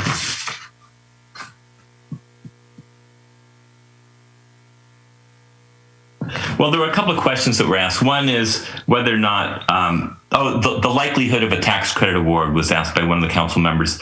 So the timing is, we just don't know until this sorts this out. The applications went in on July 1st, and the state has a very official public committee that makes these decisions, and they will not act until September 30th. It's a public meeting on September 30th. So we may get some inklings before then, but I would say probably, maybe mid-August we might have some sense, but we just don't know. But all we really know is that they take action on September 30th, and their staff reports that will have a recommendation probably comes out the week before that. So last week of or third week in September. I think that's about all I have for now. I'm going to pause, I think, and I'm hoping that we have a little bit of time left. And hello. You have 3 minutes, Scott. I need to talk to you a little bit later. Is that okay? Okay. I have 3 minutes. I think I'm going to just reserve my time in hopes that our architect is on here and may want to clarify any technical issues. Thank you. Thank you, Scott. Appreciate that very much.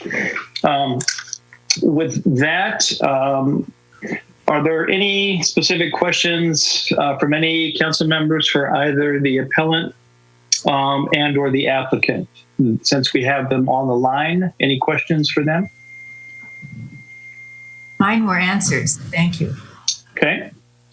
I do have a question, Mr. Mayor, of the developer. I did some calculations about the income levels that are at issue here, and the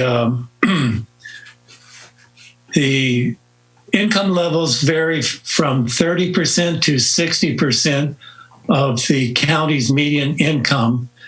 County's median income is $71,000, 148. So the range of incomes for these apartments is going to be from $21,000 to $43,000 per year.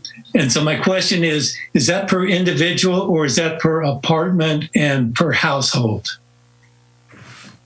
Okay.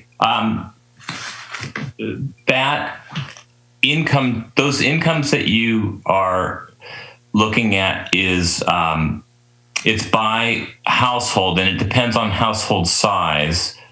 So what we receive from the state is an income chart that shows a one-person household. This is the maximum that they can make if they're at 30% or if they're at 40% or at 50, et cetera. And here's how much a two-person can make. But you're exactly right on your math that you did. I believe those are the right numbers. It gets adjusted. So then I think you're probably looking at a four-person household. I'm not sure because I don't have, but usually when you just hear a median income number quoted like the San Luis County median income, that's typically based on a four-person household. And then the rents, then we also get a rent chart. We're sent a chart by the state that says, based on this one-bedroom apartment or this two-bedroom apartment, if it's restricted at 50% of the area median income, here's the maximum rent that you can charge.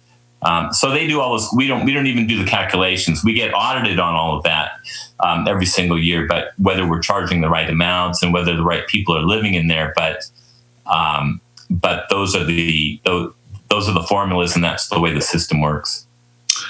Okay, so then the average rate for all of your apartments from the 30% to the 60% was 48.7% of the county's median income. And that is $34,000 per year per household, which is an hourly wage of about $17 an hour for the entire household. So that sounds to me as if we are looking at very low income people and not, as the appellant suggested, city or county workers. That's correct. Okay, that's all. That was my only question. Thank you. Thank you, Councilmember Davis. Any other council members like to ask any questions since we have our appellant and also the applicant still on the line? Mr. Mayor, I've got another question or two I'd like to ask the staff, if I could. Sure. I'll give you that chance in just a second. Any for the appellant and or the applicant? Okay, hearing none. Thank you both for being available, Ms. Winholtz and Mr. Smith. We appreciate your time. And I'll go ahead and open it up for general public comment, and then I'll get back to other questions, Councilmember Heller. So if there are any members of the public that would like to speak on item B1, please raise your hand. And Zeke, do we have anybody on the line? Yes, sir. Just a moment. Thank you. And caller number ending in 303, you are on the line. Yeah, hi, this is Jim Rendler. I'm actually co-developer with Haslow. I had raised my hand during the presentation there. I just wanted to clarify the, in follow-up to Scott's comment, the 30% for a single household was $20,370 up to $40,000. So just wanted to confirm that it works out to less than $10 an hour on the lowest end of the income targeting. No other comments. Thank you. Oh, thank you. Thank you for that. Zeke, next caller. Okay, caller ending in 042. You are on the line. Good afternoon, City Council members. My comment is to please reconsider the number of units and to reduce them by half. The impact that many units is going to bring is going to be terrible. Sunset and Highway 41 already get significant traffic, and we're still pending the Sonic further that will have the entrance on Sunset of Highway 41 and across from the Housing Developments Project parking entrance. Please consider the consequences these many units will bring. Currently, there is no place in Morro Bay that is impacted as we will be. Please consider the traffic safety issues that will arise. Also, the surrounding neighbors are very concerned with the increase in traffic in an already congested area. Thank you. Thank you. Zeke, next caller, please. All right, caller ending in 652.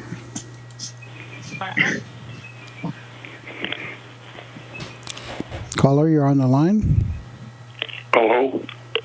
Hello? Hello, we can hear you. Yes. Hello. Good evening, Mr. Mayor, members of the council. My name is Roger Ewing, and I'd like to lend my voice in support of Ms. Winholtz. And one of my major concerns, along with the one she eloquently mentioned, is the traffic that's going to be created by this project, and at least 70 plus more people with vehicles added to the area. This is the wrong location, in my opinion. It really should be moved and located elsewhere, and that I hope you give that serious consideration, and thank you for this opportunity. Good night and have a good meeting. Thank you, Roger. Zeke, next caller, please. Dan, you are on the line. Excuse me, it's Erica Crawford. Go ahead. Okay, thanks. Good evening again, Honorable Mayor and Council. Erica with the Morro Bay Chamber. The Morro Bay Chamber is not a project advocate, but we do support projects like this that work toward achievement of the City Council's goal number 3 for fiscal year 1920, which is to complete updates to city land use plans and zoning policies and address affordable housing issues. The Chamber recognizes that housing is good business. It's good economically, it's good socially, and it's good environmentally. Housing means a reliable workforce for our shops and restaurants. We know of more than one local business who lost almost their entire workforce when the Highway 41 mudslide happened because so many of their employees were and still are commuting from North County and outside of our city limits. Housing means that the city's own staff, the teachers in our city's schools, and the owners of our local businesses themselves might have a better chance of being able to find a place to live in the same place in which they work. Housing means greater opportunities for businesses to relocate to Morro Bay. I recently spoke with one entrepreneur with a business firmly established in the Valley who found himself unable to relocate a small manufacturing operation to our community because he was unable to fathom finding 13 homes in which to rehouse his workforce and their families. Housing in the community means fewer vehicle miles traveled throughout the county, reducing greenhouse gas emissions and improving air quality. The Chamber understands that housing is a countywide and a statewide issue for California, but our members actually feel how local this issue is. We look forward to your commitment to addressing the housing issue in Morro Bay, and we encourage you to engage any one of our Chamber's 285 members who collectively provide 2,200 full and part-time jobs for their perspective on this critical business retention and expansion issue in Morro Bay. Thank you. Thank you, Erica. The next caller, Zeke. Dan, you're on the line. Hello, Mr. Mayor and City Council. This is Dan Sylvie of Morro Bay. Welcome, Dan. Thank you, sir. I have several questions.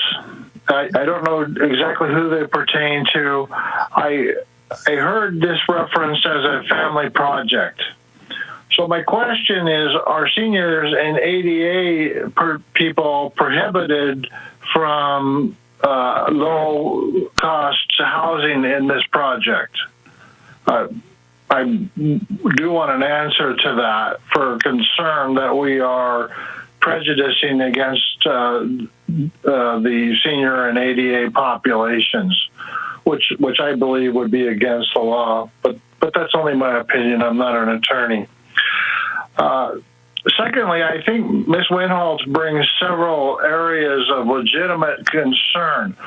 As I've read in the agenda items, I've read the entire package, that the law requires these projects to be approved unless safety issues are proven to exist, which would preclude them.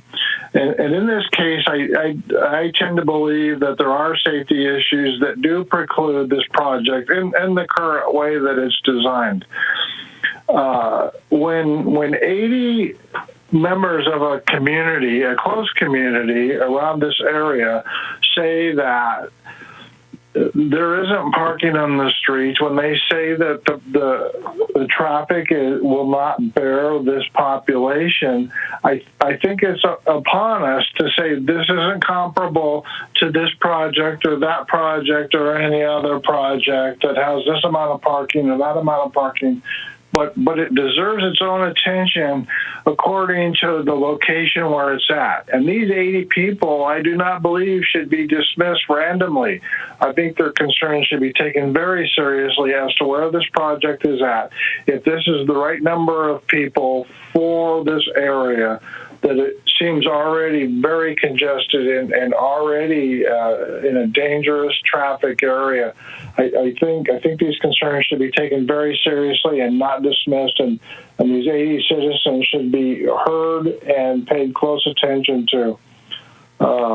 Lastly, I'm wondering why the city is taking on the financial burden of this project. Specifically, there's a $275 appeal fee required to file an appeal for land use decisions. And secondly, they estimate that there's $3,495 of staff time to make this project work. This is a primarily privately funded project, and all throughout the city, I've heard around throughout the city council, I keep hearing that the people who apply for permits, et cetera, have to pay for their use. And in this case, we're exempting it. And I don't agree with it, and I don't understand why. I believe the applicant should be paying the fees for the appeals process and for our staff's time. I don't think it should be any different, only if it was a public project, which it is not. I would like that answer. Thank you, Dan. Thank you, Dan. Thank you.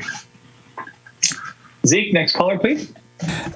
Sir, there's no more people in the queue with their hands up that have not spoken. Okay. Thank you for that. I will close public comment and bring it back. I think there were potentially another, at least from Councilmember Heller, a couple questions or a question for staff. Yes, thank you, Mr. Mayor. Regarding the street surrounding the project, starting with Rockview, I drove around the property and really it's just kind of a little dirt road right now. When the project is completed, is that going to be a one-way street or is that a two-way street with room for parking, or what's the width of that going to be? Oh, so I could tell you they're going to do improvements in accordance with Public Works requirements, but I can't tell you exactly what the width of the street is. It's going to continue the half-street improvements that the Rockview facility put in along the street in front of or above the mobile home park.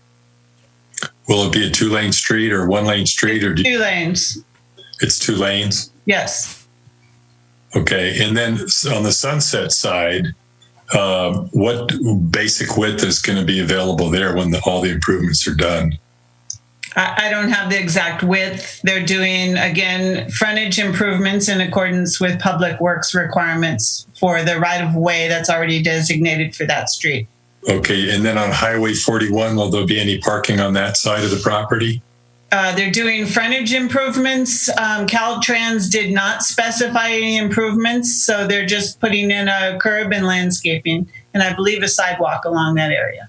Okay, and then the road that's between the property and the mobile home park? That is not part of the property. That's the mobile home park's road. Okay. That's not a road. It's just a driveway.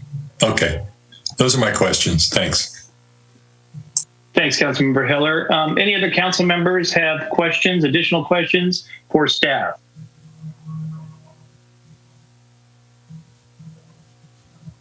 Hearing no responses, I did have just a couple questions for staff. One with regard to the comment that, or the question that was asked by Mr. Sedley. Are seniors or, quote, ADA people prohibited from buying or being involved with these units? So I think the question was more, there are senior housing projects that are age restricted for seniors because of facilities and services. This is not an age restricted facility, and the applicant can correct me if I'm wrong, but so no income group is going to be prohibited. When it says a family project, it means it has a variety of units that the larger units are typically more suitable for families. And the units will have ADA convertible units as well on the ground floor. Okay, great. And with regard to Caltrans, there were a couple comments made that Caltrans was either not notified or not invited or made aware of our meetings. Is there any requirement or anything that we should have done that we didn't do with regard to contacting or involving Caltrans? No, Caltrans has provided letters on their requirements of the facility and have not, to my knowledge, requested any notification of public hearings. Okay, and then Mr. Graham, could you briefly clarify for Mr. Sedley the fee differential and the calculation of time that it has taken and what the difference in costs represent and why we are limited to charging what we did for the appeal? Certainly, the council adopts the fee schedule every year, and council has chosen to set the appeal fee for projects at below market rate. I don't have the fees in front of me, but what Mr. Sedley referenced sounds correct to me. $275 for an appeal, with the actual cost on city time at a little over $3,000 or a little under $4,000. That sounded correct to me. That's the time that's put into it based on the study that we've done, looking at what appeals average, to take something to city council or to the planning commission, something like that. The applicant wouldn't typically bear that. The applicant received approval for his project from the planning commission, so it doesn't really make a lot of sense to me that the applicant would bear the cost of the appeal. They provided an approvable project, so typically you would have that burden borne by the appellant. Although, recognizing that that a fee that high could have a negative effect on folks' ability to participate publicly in a project and appeal it, the council, I think, rightfully reduced that fee to a more reasonable amount. Thank you for that clarification. I appreciate that. With that, I have no further questions. I'm going to go ahead and close the public hearing and bring it back to council for either a motion and or discussion. Let me start, if I could, with Councilmember Davis, sir. Thank you, Mr. Mayor. It bothers me that the appellant voiced the same objections at a public hearing before the Planning Commission on June 2nd, and every objection that was raised at that time was answered. And the appellant tonight didn't present anything new that had not previously been addressed. I know that Betty has a good heart and she wants the best for people, but on this issue, she is just mistaken in her facts, as we have heard. The lack of low-cost housing is a national crisis, and especially here in San Luis Obispo County. Our Regional Economic Action Coalition, REACH, which used to be known as the Hourglass Project, has identified the lack of affordable workforce housing as the #1 barrier to job creation in Santa Barbara and San Luis Obispo counties. To me, this is a model project that works toward meeting the critical need for workforce housing. It is fully consistent with state law, the California Building Code, city and regional goals, and our local needs. And one of the compelling points to me is that preference is given for these apartments to people who live and work in Morro Bay. So I support staff recommendation to proceed with the project. I'll entertain a motion if you're so inclined. Oh, all right.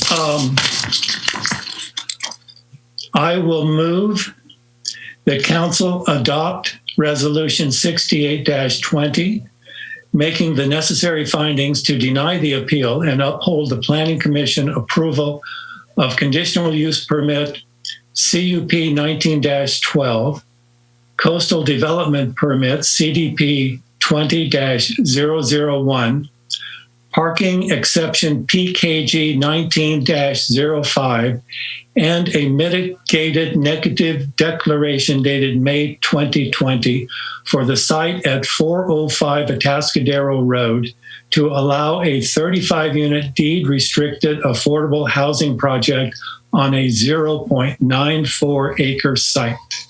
I'll second that.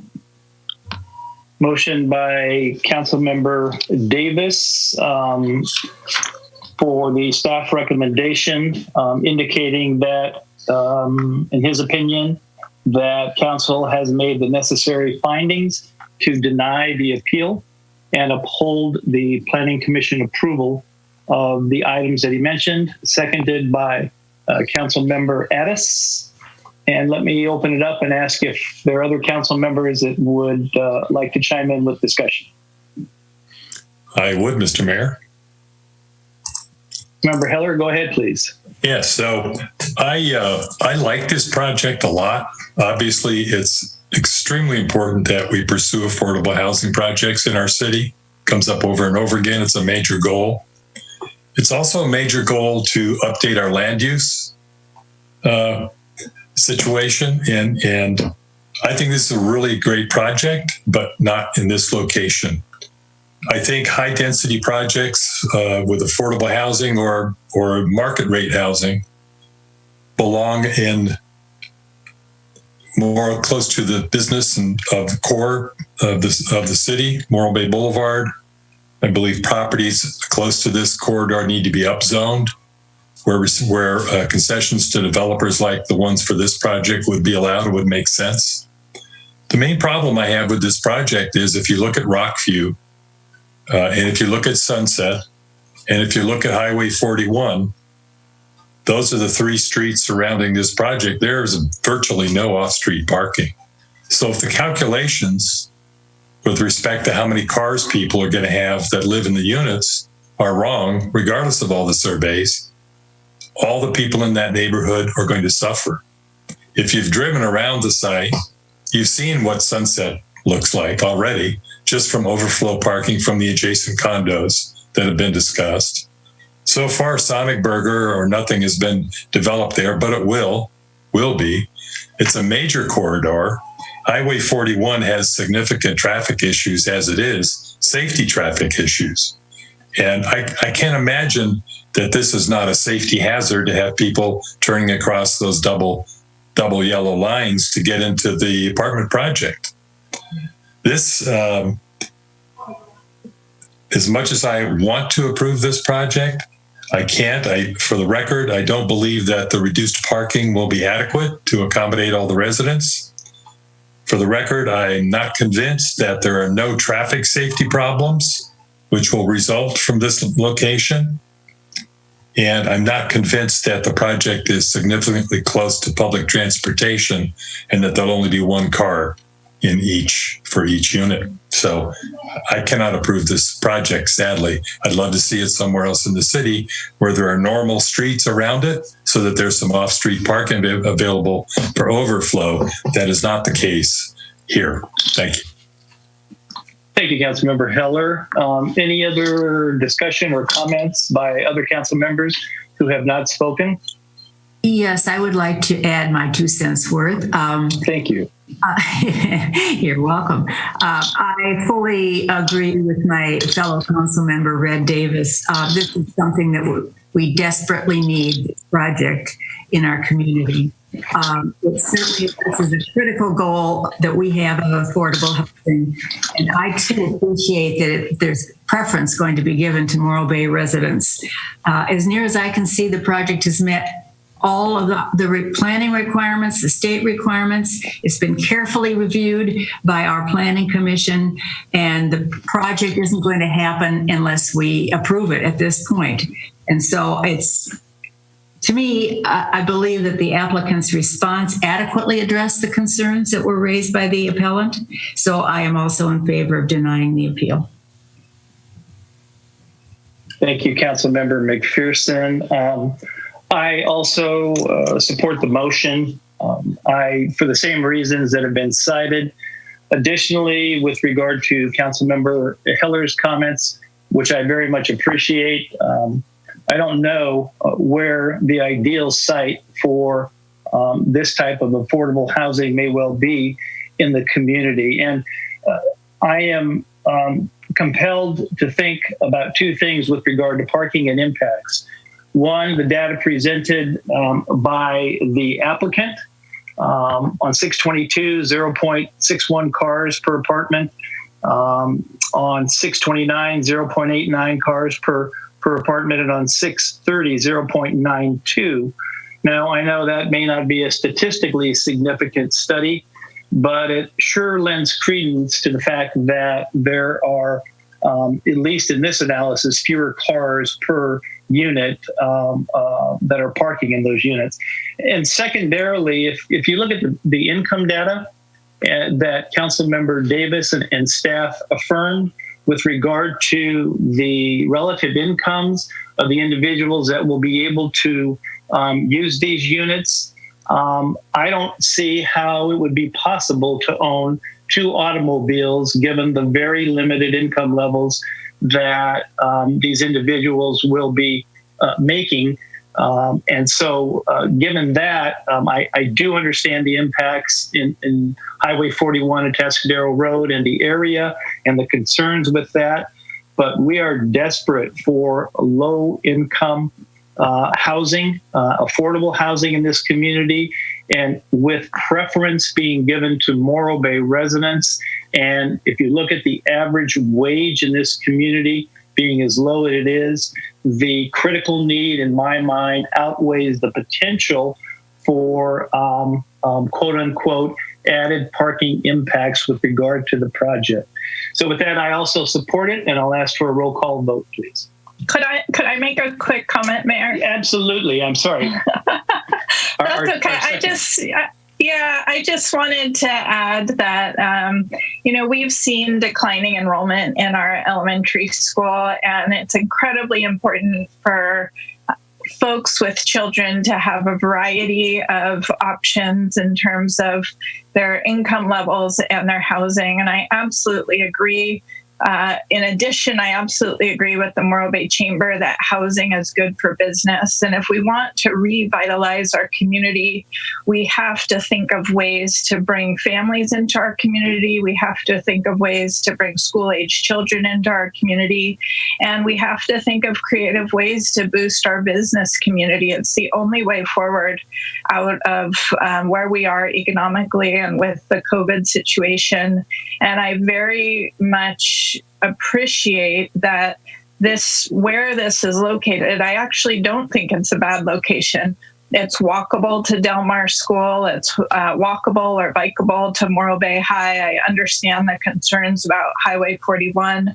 I do think in the future we should take a look at that and how we could make it even more safe for children to get to school given all the other construction that's going to be going on. But it's critical, and it's really a travesty that we haven't had low-income housing since 1989, it sounds like, built in Morro Bay. So I want to appreciate staff. I want to appreciate the developer. I want to appreciate the other agencies that were involved in this for pushing forward with something that's incredibly important for Morro Bay to be able to thrive in the future. So thank you to all that have been involved thus far. And I want to say thank you to my colleagues on council because we did vote to have affordable housing as part of our major city goals. I believe that was a unanimous vote. And in moving this forward, we're all working together to meet our major city goals. Thank you, Councilmember Addis. And I'll add just one comment. I wanted to thank the Planning Commission for their work in vetting this and not only the initial project, but also the appeal, and very carefully and going through all of the criteria to evaluate the issues that were raised. And so my thanks to the Planning Commission as well. With that, I'll ask for a roll call vote, please. Councilmember Davis? Yes. Councilmember Addis? Yes. Councilmember Heller? No. Councilmember McPherson? Yes. And Mayor Heading? Yes. Motion carries 4-1. Okay, that brings us to item C1. Let me check your viability at this time. Do we need a 3-minute bio break, or shall we forge forward? I'm good right now. Okay. All right. So we'll go ahead and move forward. Everybody's okay with that, sounds like? Hearing no dissents. We'll move to item C-1. This is consideration of approving 3 election resolutions to place before the city voters at the November 2nd, 2020 general municipal election, a local recovery and emergency preparedness sales tax ballot measure to repeal Chapter 3.22 and add Chapter 3.26 to Title 3 of the Morro Bay Municipal Code to raise the city's transactions and use tax rate by 1 cent. conduct first reading by title only of the proposed ordinance increasing the city's transaction and use tax by 1%. With that, I will turn it over to either Mr. Niermeyer or Mr. Collins. Thank you, Mayor and Council. I am going to attempt to share my screen for the PowerPoint presentation. Let's see if this works.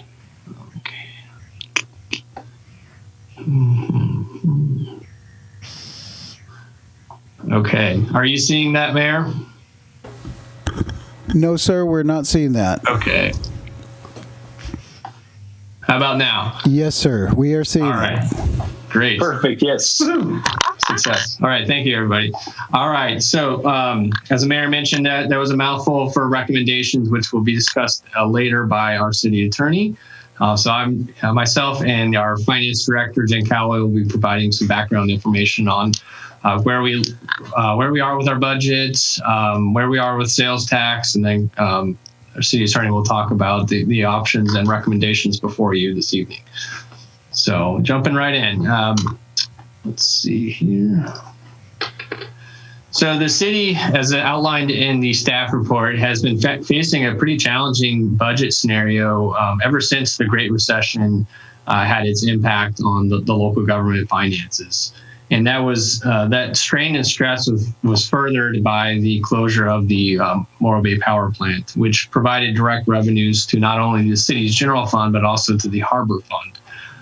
We've been in a kind of austerity position ever since, bringing our FTE or full-time equivalent counts down, reducing positions, moving to part-time positions in some respects, and outsourcing some functions to help address some of the needs. So we really have been in a position where we haven't added anything for 12 years, and our focus has been to try to contain those costs, but also look at ways of growing our revenue base through economic development activities. So City Council made the fiscal and economic sustainability their number one goal for the 2019 and 20 goals. And it also had included that in their goals for several years prior to. And again, a focus being on controlling our costs where we can, proactively addressing our unfunded liabilities. Those are largely the costs we can't control, like our pension fund liabilities, and really diversifying our revenue sources. That means doing tourism as best we can, but also looking at ways of branching out beyond tourism to encourage more diversification of our economic vitality, but also in terms of different revenue sources for the city to continue to provide services to our community. This slide, it has a lot of information on it, and our finance director will also bring the slide up later in the presentation. But what it does demonstrate is where we were in 2009 and 10 when the impacts of the last Great Recession hit, until where we are today after COVID-19. So we went from about 100 full-time equivalent positions to where we are now, about 88.1. So that's about 11 full-time equivalent reduction over that period of time. At the same time, even with those reductions, our staff costs have actually increased by 20%. And again, that's driven largely by our pension liabilities, the costs that we don't have a lot of say over. And you move down further in that slide, you see our 2020 population is about 10,000 individuals. Our general fund expenditures are almost $13 million. The cost per resident for general fund services is about $1,250 or $1,250 per year. Comparing that to 2009 population, which was primarily the same, the 2008 and 9 expenditures for general fund was about $12.5 million, and the cost of general fund services at that time was almost $1,200. So really, there's been very minor or moderate increase over that 10-year span, which demonstrates that we've done everything we can to contain our costs, but in reality, some of those things we can't control are exceeding our ability to pay. So we've taken a lot of actions. The staff report outlines a lot more of them, but this just gives you a snippet of them. Really, it's in a couple of categories of position reductions. So defunded the deputy city manager position, reorganized the senior engineer position, consolidated utility division, reduced a lot of admin positions throughout the organization. The school district is funding the school resource officer position. We've engaged in pension reform by paying down different funds and paying it off each annual payment in the beginning of the year. So we reduce our interest payments. And we've engaged in employee cost sharing so that when we do experience increases from CalPERS, that the employees are sharing in those increases to reduce the overall liability. In addition, we've engaged in economic development activities and looking at the revenue side. Cannabis is now moving forward with the ETA for opening sometime in summer or fall 2020. Did a fee study update. We are authorized to market PG&E credits for sale. Those are for undergrounding activities. We adopted a fiscal emergency plan, and we've also engaged heavily in economic development activities, particularly in partnership with the Chamber to help broaden and strengthen our local economy. With all that being done, when we provided the 10-year financial forecast to City Council in February of this year, prior to COVID, we still were projecting almost a $500,000 deficit for fiscal year 20 and 21. And that was growing up to about $1.4 million by fiscal year 28, 29, which is not a good, strong, solid position. So the city wisely looked at different options. City Council, a lot of discussions about different expenditure reduction opportunities as well as revenue enhancement, and created a council subcommittee of Councilmember McPherson and Davis, and we engaged with a firm that specializes in community surveys, and we conducted a survey towards the end of last year. And I'll just go through this. I think we presented this to Council and the Finance Advisory Committee before, but we asked several different questions, over 320 respondees of likely voters in Morro Bay. Statistically significant survey. Some things we learned from that survey is that the likely voters strongly preferred maintaining local police and fire departments by 81% versus contracting out. 7 in 10 voters who were surveyed believed that the city had some need, great need, or little need in terms of additional funding to support services. And when questioned if there was a local funding measure, what those could be used for, or if they supported it, about 62% said they would support, either leaning yes, probably yes, or definitely yes, for a sales tax measure of 1%. And how those funding sources could be utilized was another question that was asked. We broke it into 2 different groups of respondents. One group was asked a series of questions and the other group was asked another series of questions. A really pertinent one group was asked, their preference or how important it is to maintain current levels of service. The other group was asked how important it is to improve on the city levels of service. And you can see for respondents on the maintaining side, 74% says it's extremely or very important to do so, compared to the other, which was 49% for improving upon city services. So again, there's an understanding of need, and also understanding that it's important to just preserve what we have and not necessarily enhance what we have. And then how those funds could be utilized. These next 2 slides represent the highest priority in terms of those that were ranked extremely or very important. Number 1 was public disclosure of all spending, which is very important, and that aligns with our Measure Q, or CFAC, or Finance Advisory Committee, the role that they perform for our Measure Q. Maintaining 24/7 911 emergency response, paramedic service, keeping beaches, public areas, and public restrooms safe, protecting our financial stability, police services, fire protection. We also see the harbor called out. So really it's coalescing around public safety and maintaining our public areas and keeping them safe and clean, including the beaches and waterfront and harbor areas. So with that, I will turn it over to Jen to catch us up to speed since COVID has become part of our lives. Thank you, and good evening, everybody. As the city manager mentioned, I have the unpleasant news of reminding everybody of the last several months and what we've been going through with COVID. As we all can recall, on March 19th, we held a special council meeting ratifying the local declaration of the local emergency and also invoking the city's short-term fiscal emergency plan. At that time, we didn't really have a great foresight as to what COVID was going to look like for us in terms of our finances and how long it was going to last, the duration of the pandemic.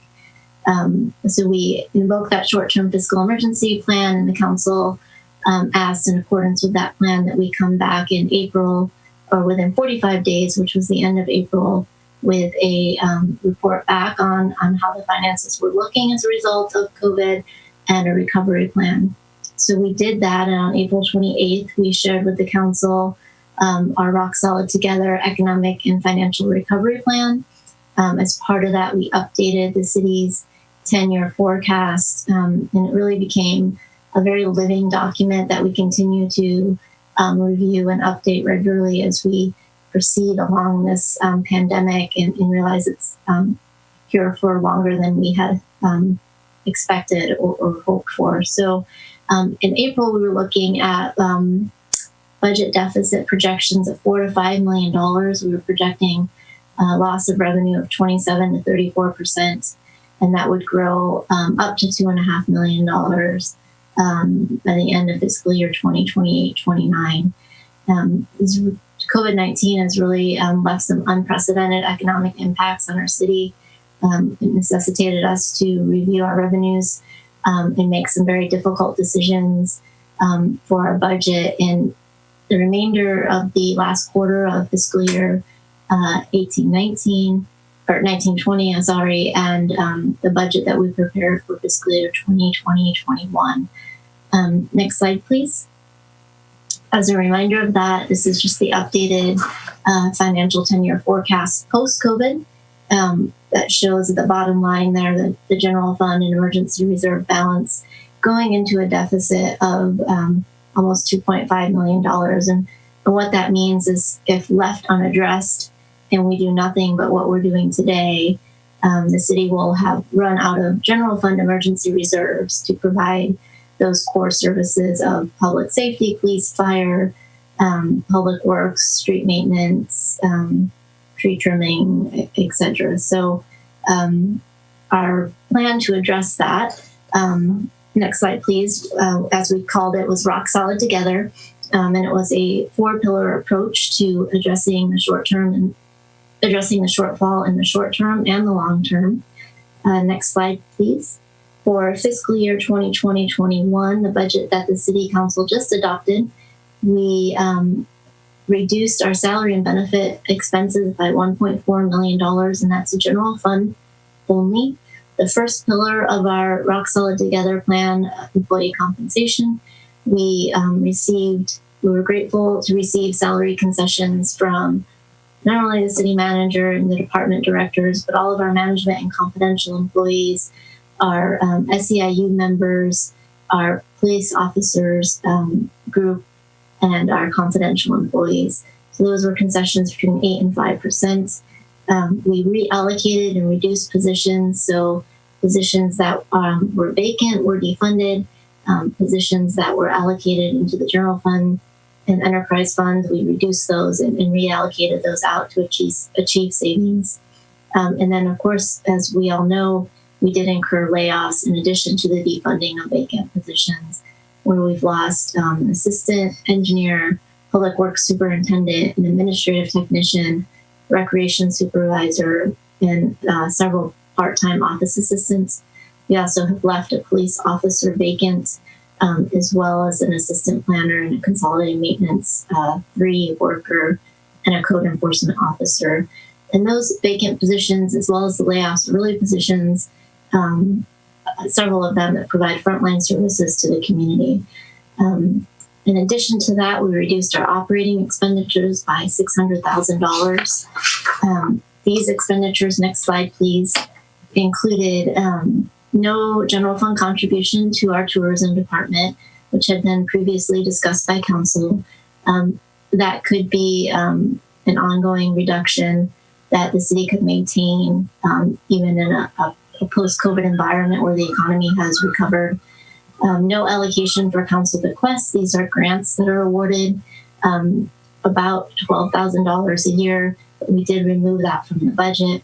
Again, that could be an ongoing reduction post-economic recovery as well, should the council choose to. We've also eliminated all of our travel for training purposes outside of San Luis Obispo County, unless it's safety mandated.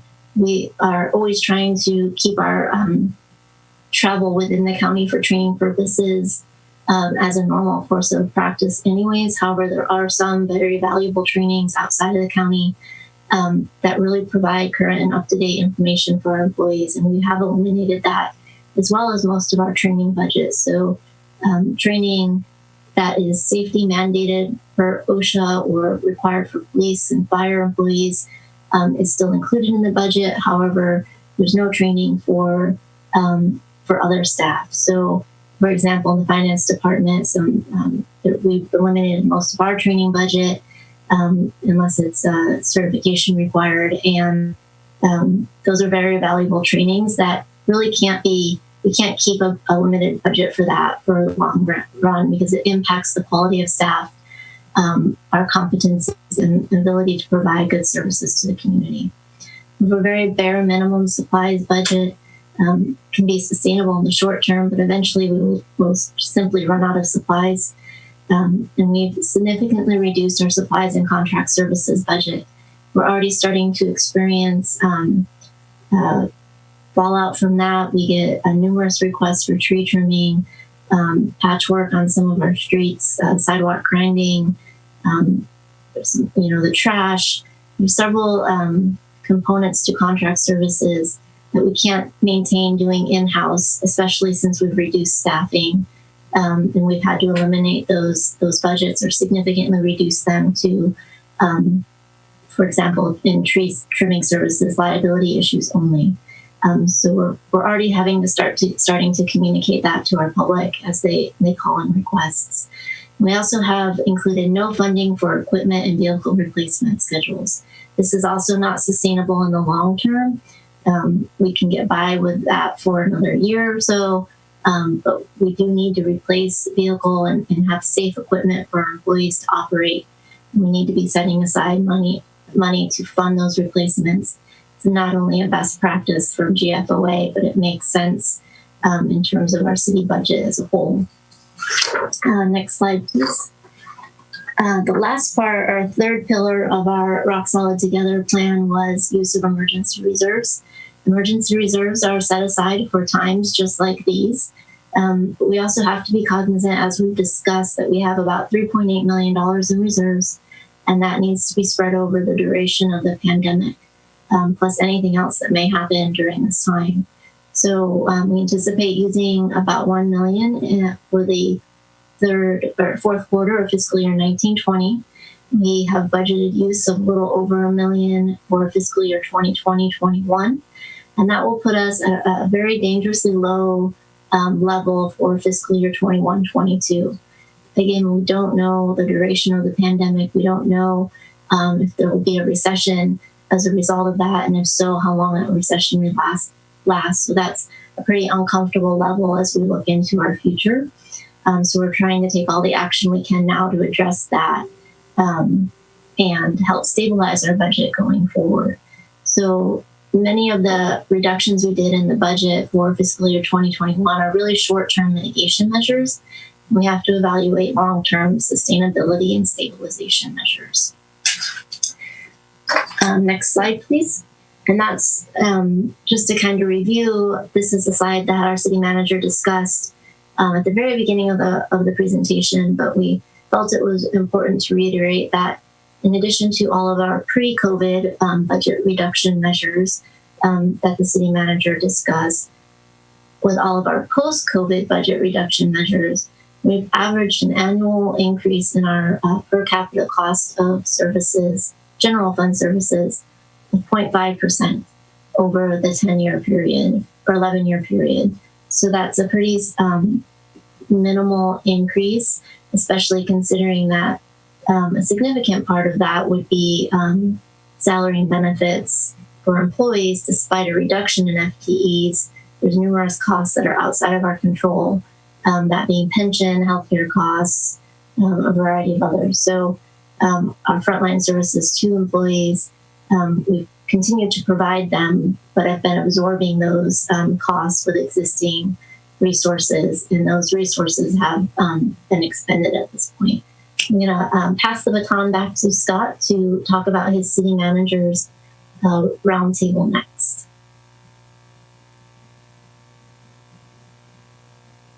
Thank you, Jen. I appreciate that. And just to kind of summarize, the city's ability to respond to emergencies and preserve existing core services requires a long-term revenue source. And as Jen mentioned, we have made some reductions that will probably potentially be temporary, but there are others that we've had to make that probably will just become a standard, a new baseline for the city moving forward. But without an injection of new revenue, we potentially face further cuts, which then get into the core services such as police and fire.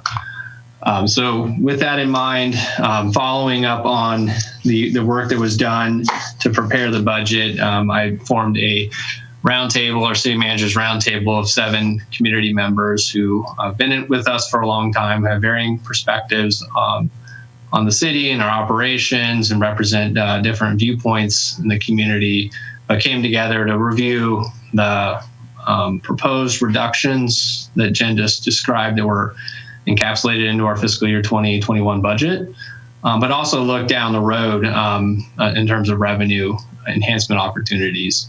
And they coalesced around a number of items, but chief among them for this conversation tonight is the support for local relief and recovery measure on the November ballot for 1-cent sales tax, to help restore services and ultimately to help preserve further reductions, because we have had to ratchet down our budget, and we anticipate that the economy will have a very slow recovery, and I expect that will be even slower based upon what we are experiencing with further closures at the state level and county level forthcoming. So we're still in a very tenuous position in terms of being able to predict where we're going. So there are impacts to services that we would like to restore based on priorities of the community and council, and some that we won't bring back. And we also want to preserve the services that we already have in place and haven't had to touch, including police and fire. However, we are unfunding a police officer position at this time, which is having impacts on the police department, as well as consolidated maintenance worker. And as Jen alluded to, we are having lots of requests for services out in the community, which are hard to meet right now. In addition to the roundtable, following the community survey, we have engaged in other surveying methods, both online and through the mail, and have had over 600 people participate in one form or another, and really kind of coalescing at the high level around preserving public safety services, maintaining local controlled public safety services, that is, and also keeping the city clean and safe. And I think that's where we're starting to see those concerns around trash are indicative of kind of what the community really truly cares about. So with that, I'll turn it back over to Jen to give a kind of a quick primer on the sales tax and how it works and how we compare to other communities, and how it may work moving forward with an injection of new revenue. And then Chris will round it out to talk about the recommendations. Thanks, Jen. Thank you. We wanted to give you a little bit of a background on sales tax and what the city collects, and compared to other cities, and really how sales tax is divided out. So Morro Bay's current sales tax rate is 7.75%. The city receives 1% of a 7.25% base tax. So across the state, the base tax is 7.25%, and cities receive 1% of that. In addition to 7.25%, the city of Morro Bay, as we all know, has our Measure Q add-on transaction tax, and we receive half a cent on those transaction 0.5% on those transactions. So that brings our total sales tax to 7.75% that customers pay at the register. 69.9% of the city's sales tax is estimated to be generated by non-residents. This was based on a study we had done in September of 2019 by our sales tax consultant, HDL. And for purposes of this study, they defined tourism as coming outside of your home city.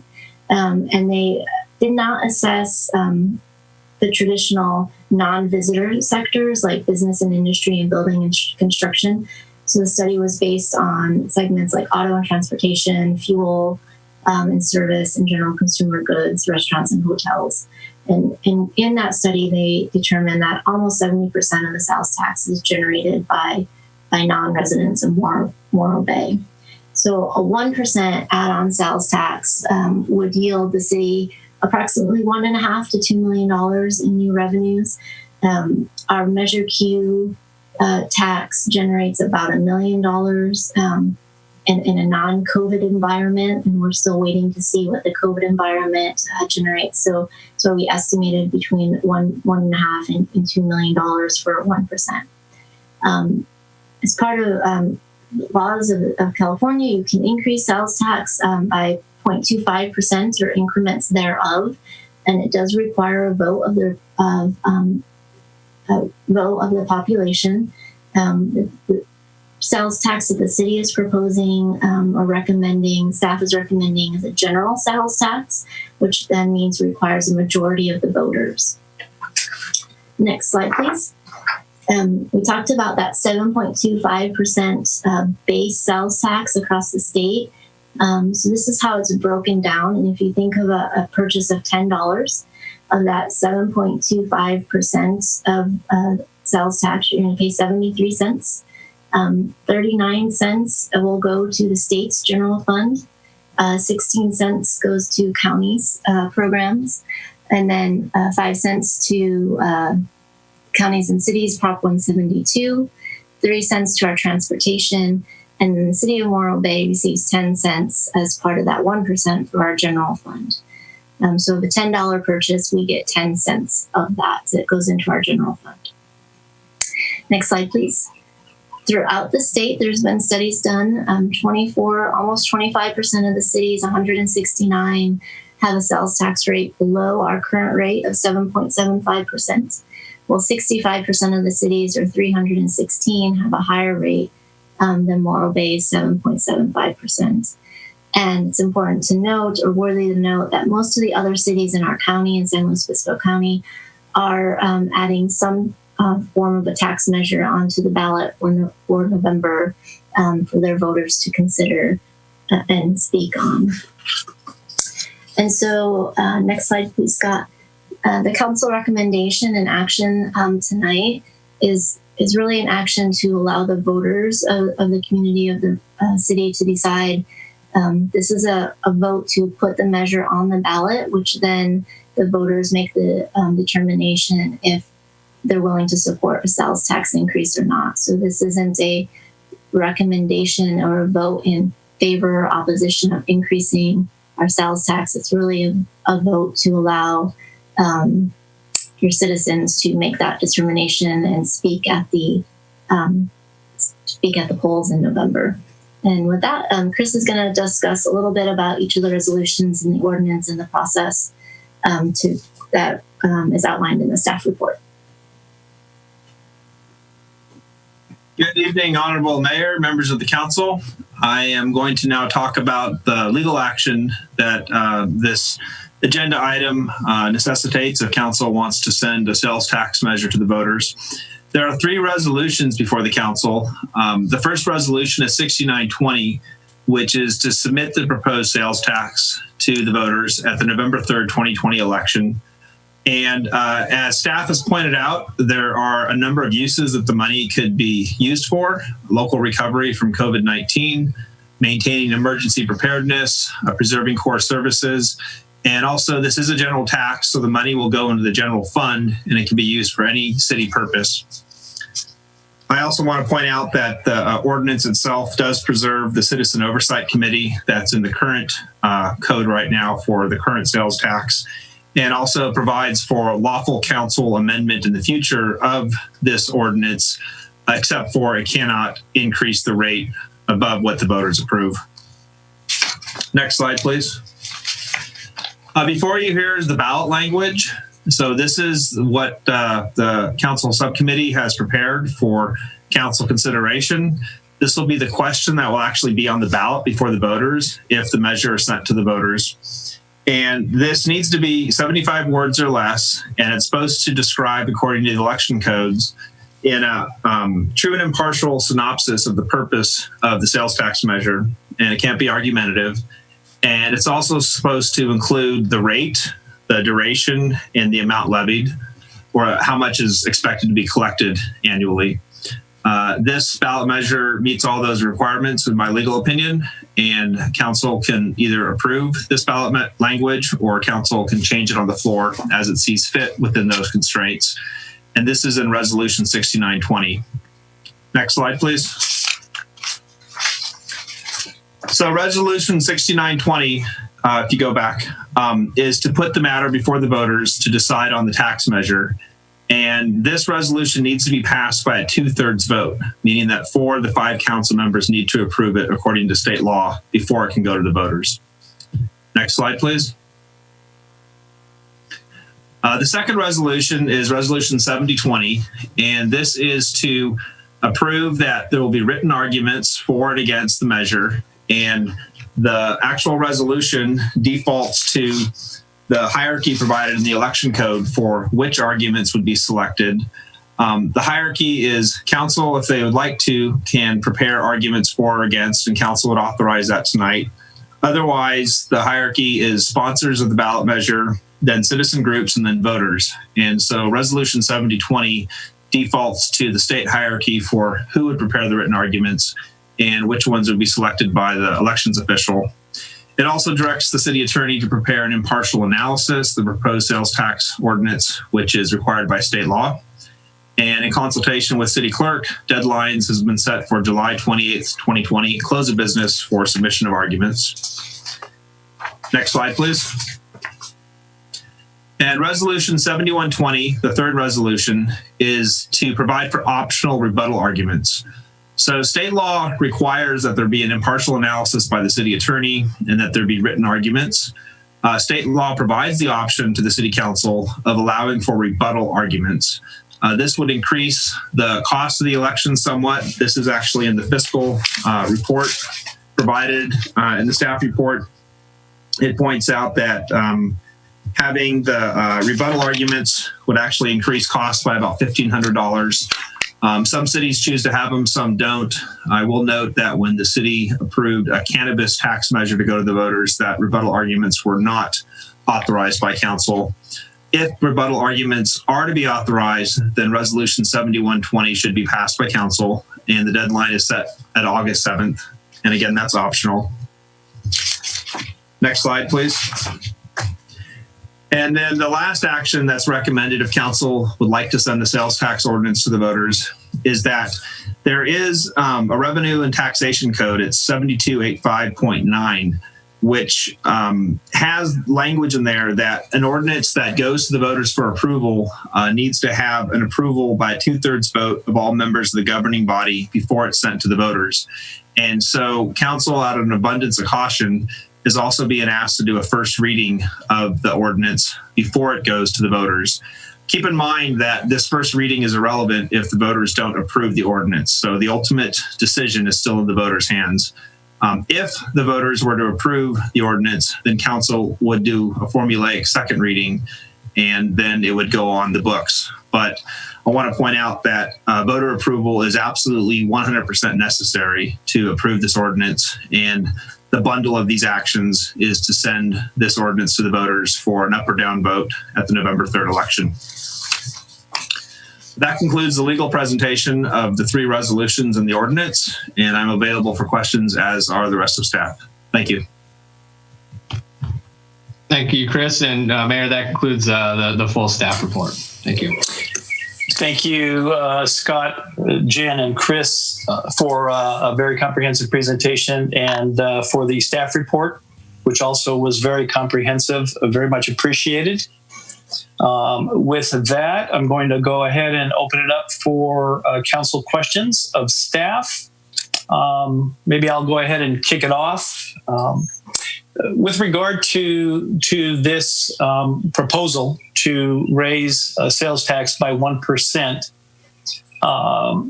can either you, Mr. Collins, or you, Ms. Callaway, give me your sense of what would happen to city operations if we did not move forward with this initiative and the revenues from it, potentially, if the voters approved it, were not obtained by the city? Yeah, I can take a stab at that, and Jen can fill in where I missed up. But ultimately, when we looked at this prior to, or considered something like this prior to COVID, it was looking at helping to stabilize the years beyond the current years and actually allow us to invest in those things where we've been falling behind, like our equipment and vehicle replacements, and actually begin to pave path forward to engage in capital improvements outside of water and wastewater funds, which are primarily the only areas where we've been able to address capital needs and some road paving. Now, fast forward to COVID-19, and with the $3 to $5 million overall impact so far that we project between the end of last fiscal year and the one we just jumped into, an injection of $2 million ongoing helps stabilize the organization in the interim or short period, and then again starts to get us back to where we were hoping to go, though it will take several years to get to where we were prior to COVID. So without an injection of new revenue sources, we're left to make really hard choices. We've already had to do that as a council's already had to do, and laying off many employees. We would have to go further into the organization and into the public safety departments. So without getting into too many specifics, I mean, $2 million is equivalent to about 80% of the police department or 80% of the fire department, just to give you context. Jen, anything else to add on that? I think you're muted. Such a rookie move to do that. I think I would just emphasize that given the cuts that we made in the 2020-21 budget this fiscal year in terms of staffing and operational expenditures, should COVID continue to hang around as it appears like it's going to for some time, and should the revenue estimates that we have assumed in the forecast hold true, we're looking at $1.2 million deficit for 21-22. And so we know we'll only have about $1 million in reserves if we have to use what we've scheduled. So that's where those additional cuts come in place. And I think the point is in all of the non-public safety departments, there's very little left to cut from even a personnel perspective. That's not going to significantly impact or eliminate services to the public. You don't have a very big community development department. We don't have a very big finance department anymore. All of your departments are pretty minimal at this point. So there's not a lot of other options left. And I think that's where it comes to maintaining those desired services that the public has highlighted that they wish to maintain and would support a measure to do so. Thank you for that.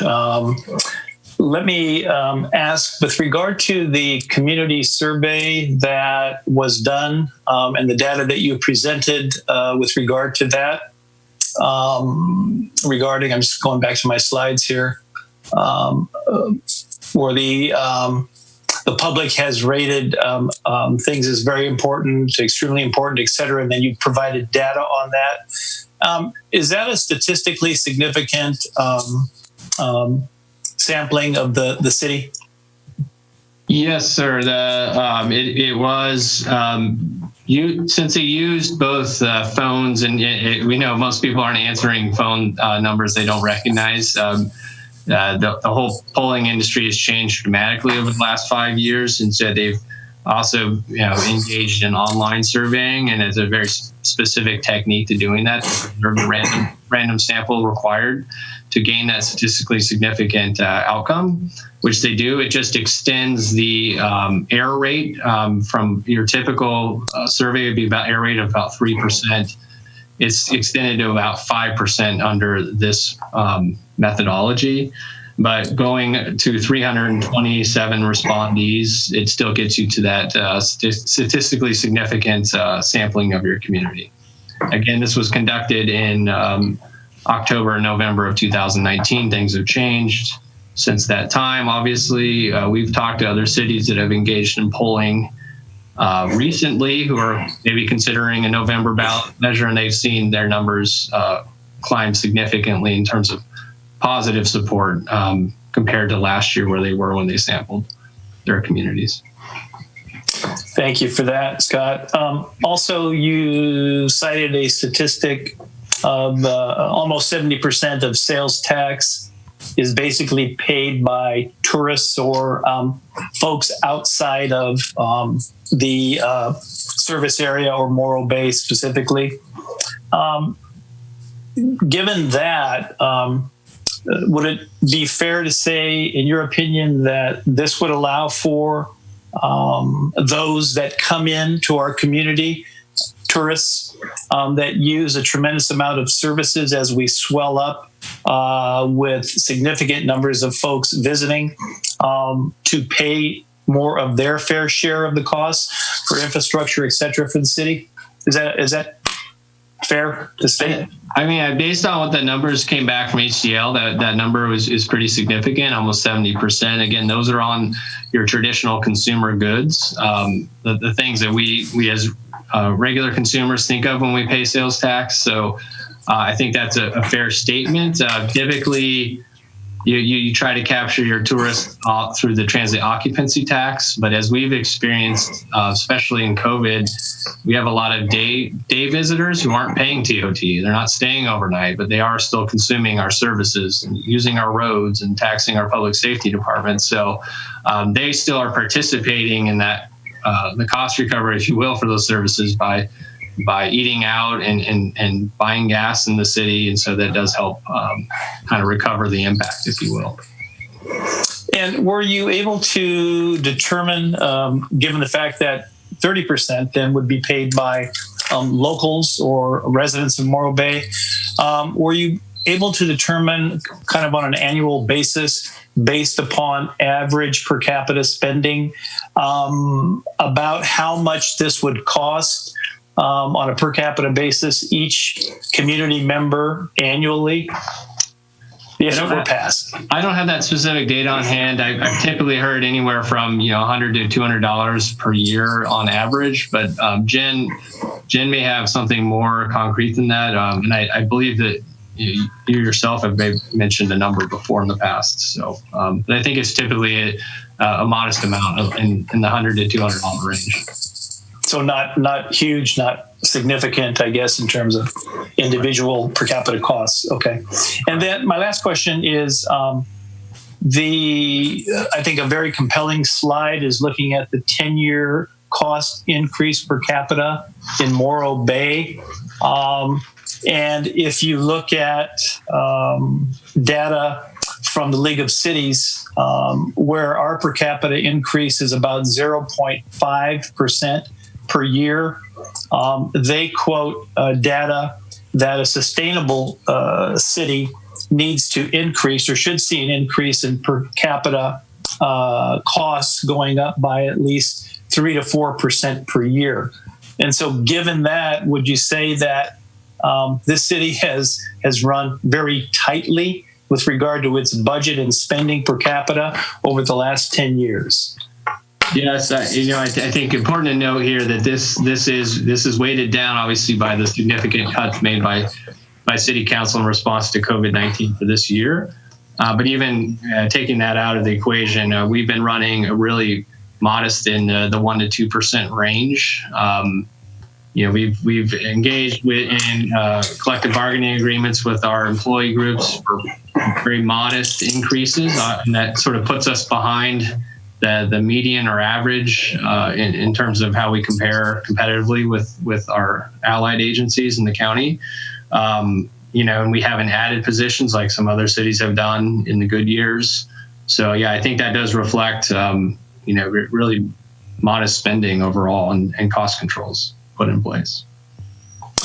Great, thank you. That's all the questions I have. I'll turn it over to other council members. Council Member McPherson, questions? Thank you, Mr. Mayor. And you just asked 3 of my questions, so I won't have as many to ask. Let me start with this one. When you did your future projections for revenue, I know that they're highly uncertain and that we don't know how long the pandemic is going to last, but when did you, in your projections, financial projections, suggest we might be coming back to normal? How long did you give us in a sort of uncertain situation? We did a kind of a gradual increase in most of the revenue categories over the next 10 years, but we have ours being back to or slightly above whole in terms of revenues by the end of 28, 29. We're pretty close by the time we get to 26, 27. So the projections assumed COVID would resurge in the fall. I kind of assumed it would go away in the summer because there was indications that would react similarly to the flu when the temperatures increased, would die off and then resurge again in the fall. So I assumed that, and then assumed that there would be a recession lagging behind that due to loss of jobs and unemployment, and eventually the unemployment benefits that are extra will run out. So depending on disposable income. So I kind of built it up gradually over that 10-year period. And do you know, I assume that other people are making those same kinds of projections. Is there a literature out there about how to build in financial projections for the impact, or is it really just really up in the air? There's been quite a few, I don't know if I'd say training courses, but webinars, I guess, on some different methodologies of doing that. One of the challenges is this is really unprecedented in our lifetime. We don't know how the economy is going to react to this and the duration of the pandemic. When we first started doing our projections, we did kind of a blend of, we went back and looked at the recessionary period of 2008 and how that impacted our revenues and how we responded to that. And then took some estimates that we received from HDL, our sales tax consultant, and discussed property tax information with the county, and blended those together to come up with these estimates. I would note, our sales tax consultant assumed we'd be open by May. That was part of their assumption and their estimates. And while we're semi-open, we're retracting, and we know that dining will be impacted and other services. So those projections might be overstated at this point. Okay. And when will we actually find out how bad off we are? So we officially close our books August 30th. We keep them open for 60 days so that we can accrue any revenues that were dedicated to 1920 back into that fiscal year, and same with expenditures. So we have a 60-day period. The most significant revenue impact is our TOT, and we will receive the June TOT amounts by the beginning of August, and that'll be quite telling for us. Our numbers do fluctuate because of those accruals. When I last ran our budget performance report, we were slightly over $1 million in a deficit, and that's assuming no general fund emergency reserve transfer in yet. From that, it's all from that last quarter. So I expect we're going to end up somewhere around there. I'm hoping under $1 million, but TOT for June will be very telling. Okay, and we'll see that in August. You'll receive a report in August on those figures. Okay.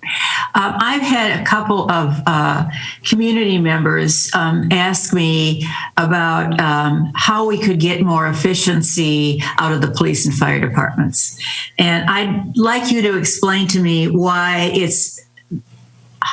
would be very difficult to cut expenditures in those departments without cutting this level of service. And then some have suggested we could maybe cut expenditures if we contracted with the county. But can you explain why that wouldn't save us any money unless we gave up service?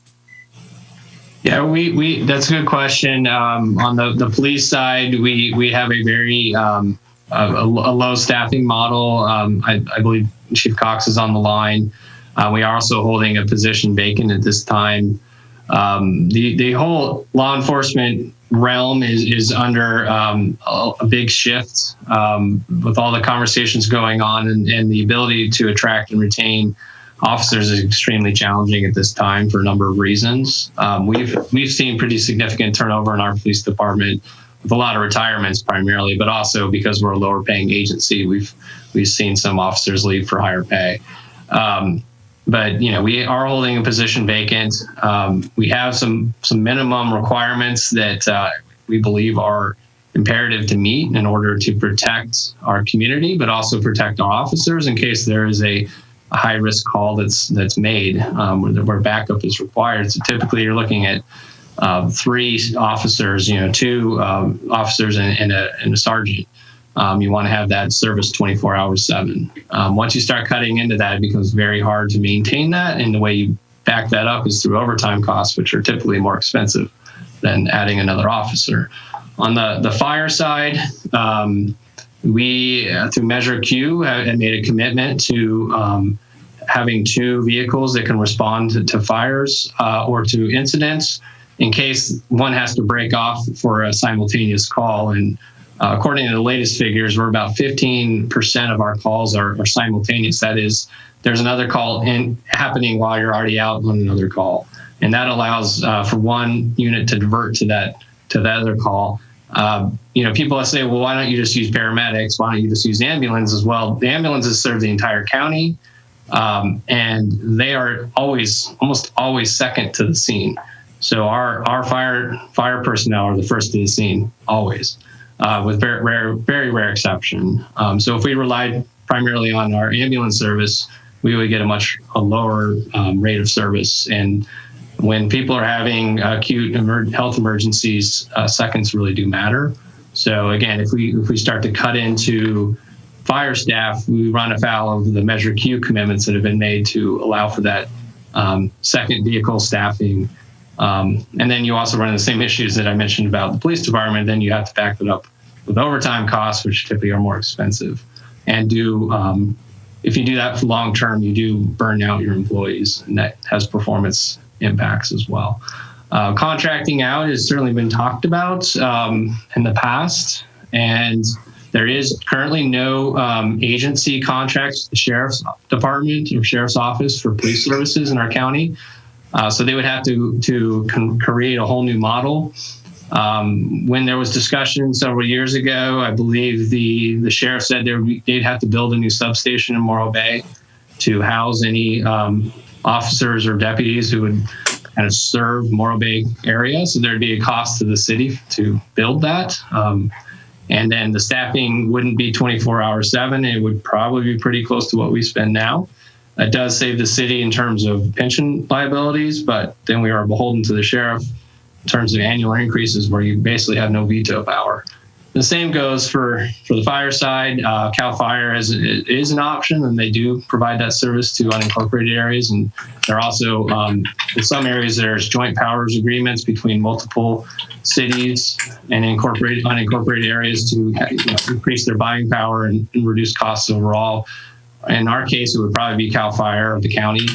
And typically their costs are higher than the city. They pay more than the city.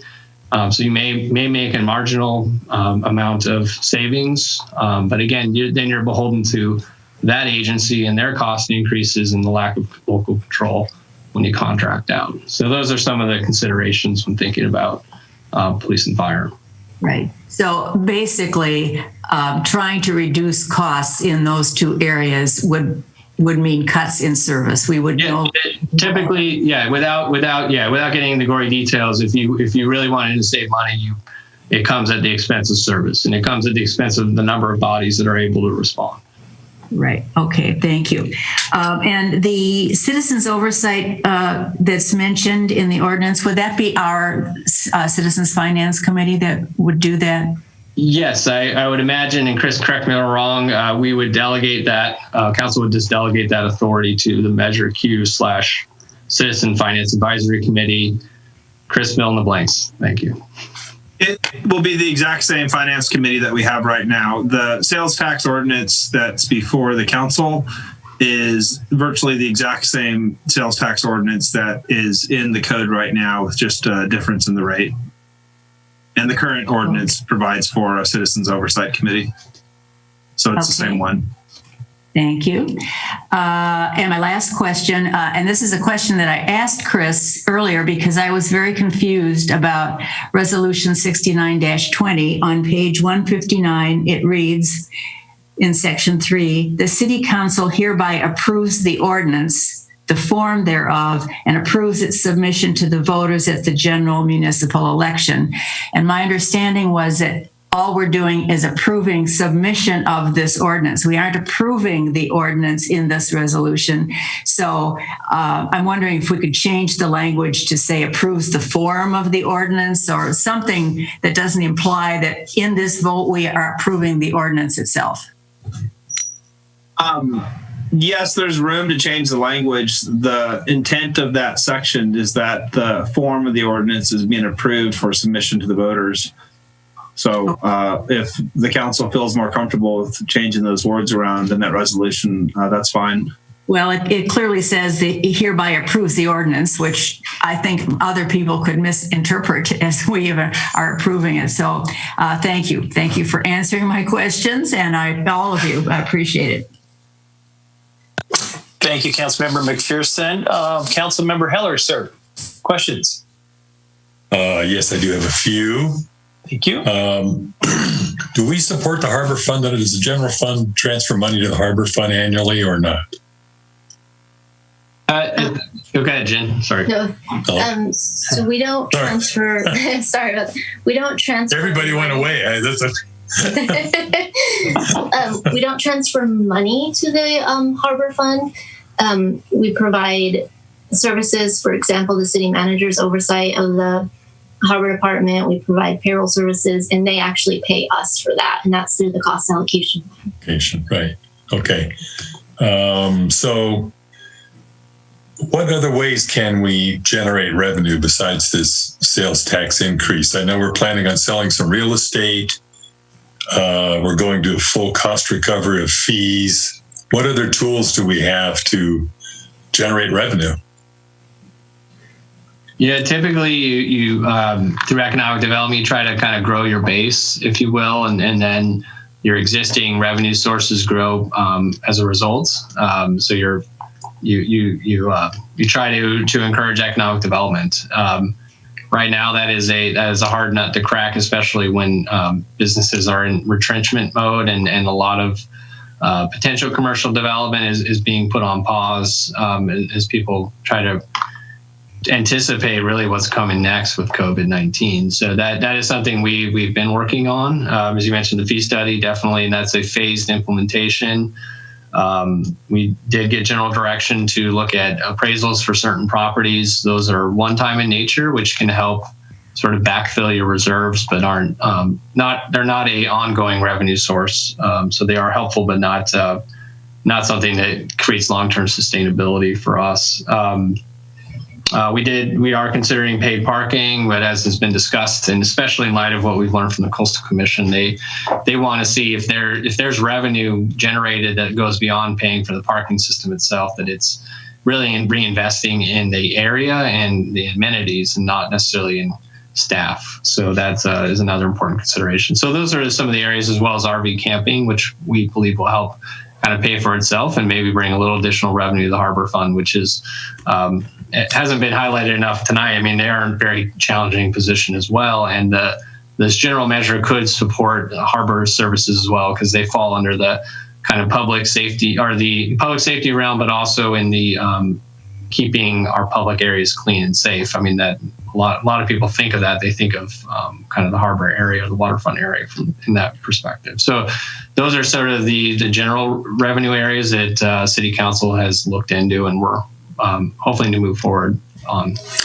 So I've heard discussion about making the harbor, the bay, a special district and things like that. Are those options as well? Or what else can we do? Because the feeling I get here, this is great. You've done great cuts. Yeah, we're going to do this increase. We're hanging on by the hair of our chinny chin chin. We don't have a lot of options left. I just want to make sure I know what all the potential sustainable revenue sources are. Yeah, great question.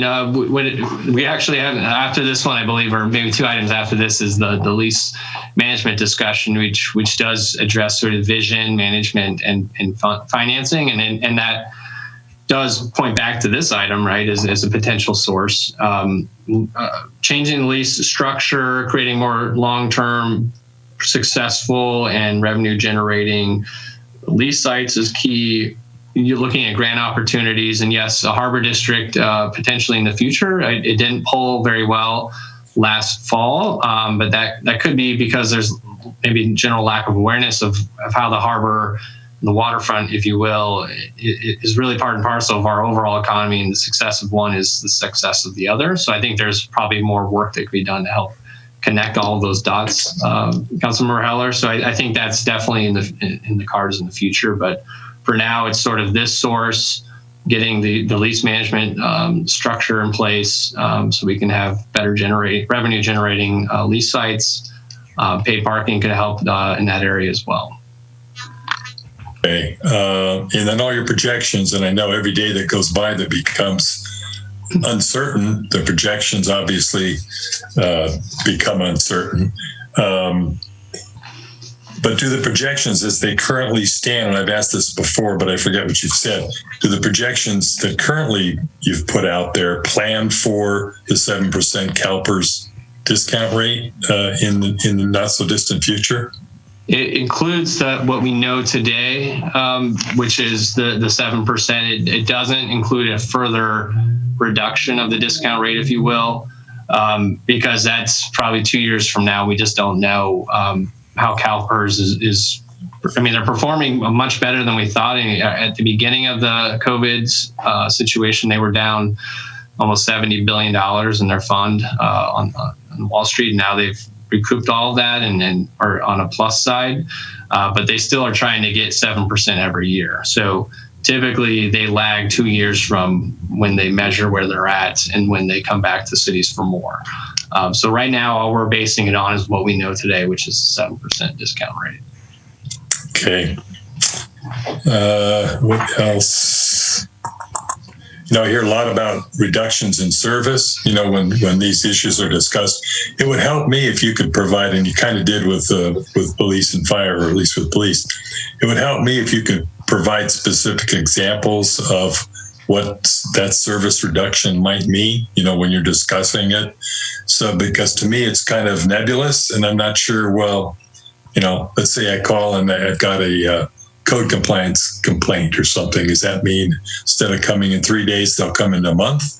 Or maybe you can't even project that, but try and get something a little more specific if we can about when we talk about a service reduction, what that actually means to people who live here. And I think that'll help perhaps market this increase. The other question I have, is probably the last one, is it looks like all the cities in the county are going up to the 7.75, and yet it seems to me we have a bay and a harbor that's very expensive. We've really been kind of flat in terms of our watching our pennies for the last 10 years. We have a huge deferred maintenance in our streets, which are gradually decaying. Was there any consideration for asking for more than 7.75? And if not, why not? We tested in the survey last year 1% and 0.5%, and didn't test a different rate. Certainly, we have capacity to go beyond the 1%, or 1 cent, if you will. I think all the way up to 1.5. Jennifer, correct? Is that correct? Or is it 1.25? 1.25. Okay. Sorry, I wasn't quick enough. 1.25. 1.25. So you can go up and above a 1 cent measure.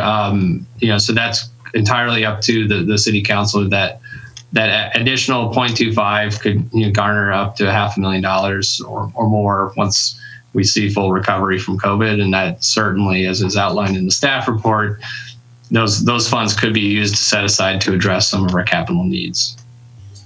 Okay, I do have one more question. That is this: do you think the general public understands the seriousness of our financial position? I do believe, just generally, the news has been pretty dire across the board, and I think our community is pretty intelligent and understanding things. Maybe not down to the minute level that our council members do and staff does, but just general concern, and that was reflected in the survey that was pre-COVID that showed that 70% felt the city had some need, at least, or a little need or a lot of need on the revenue side. So there was, I think, a general awareness. Again, what level of specificity they understand it, I can't tell you, but I think generally people see the need. And just, in reality, when we have public safety issues or emergencies, I think people tend to look to their government for solutions and help. And I think that's also playing into why some other cities have done recent polls and surveys have seen support grow for revenue measures to support those very services at this time. Okay, you don't see the need to do an additional survey? No, we considered that, and I think we had enough to go on and felt that there was enough information coming through other means from our community that likely if you were to poll, you get a similar result. Okay, thanks. That is my last question. Thanks, Councilmember Heller. Appreciate that. Councilmember Addis, please. Any questions? I actually don't have a lot of questions other than, Scott, do you remember or do you recall when we first started talking about bringing a possible measure to the voters? How long ago that was? I'm sure it was just in the staff report. When council discussed this the first time, you mean? Mm-hmm. I think last year was probably the first time where there was direction to kind of do more research and looking into it, but revenue and just sort of the financial situation the city has been under, close watch by council and a lot of direction to staff to look at various options to create sustainability long term. So I think this was something that had been discussed for years, but the first time we did surveying was last fall. I mean, certainly I remember from my time on CFAC talking about budget issues. I know it's been part of the major city goals has been making sure that Morro Bay is fiscally solvent. And I feel like the reason I don't have a ton of questions now is because we've had so many conversations. I have more comments. I don't know if this is the time for it, Mayor. We'll have a discussion time, and I'll let you make comments then if that would be okay. That sounds good. Thank you. You're welcome. And let's Councilmember Davis, sir. Questions? Yes, thank you very much. Councilmember Heller asked a great question about supporting the Harbor Department. And I know that that's something that we've talked about, Councilmember McPherson and I, and the Harbor Lease Management Policy Committee, and also the Harbor Advisory Board. So right now, the Harbor Department is dependent upon lease revenue. Is there anything in this proposed measure that would preclude the general fund providing additional support to the harbor department? As I read it, just pulled it up. No, it references general city services after the list of potential uses. It also references retaining and attracting businesses, which our harbor director can attest to. That is a big component of his job. But in reading the ballot label or ballot language, it says that it could be used for city services, and it ends sort of and other general city services, which in my mind doesn't preclude any service really in the city, including harbor services. But Chris can correct me if I'm wrong. The revenue that's raised is to be placed in the general fund, and it can be used for any lawful city purpose. Okay. So yes, it can be used for harbor. It can be used for road improvement. It can be used for police and fire. It can be used for any lawful city purpose. Okay, thank you. And just to be crystal clear, what we are discussing tonight is not imposition of a sales tax.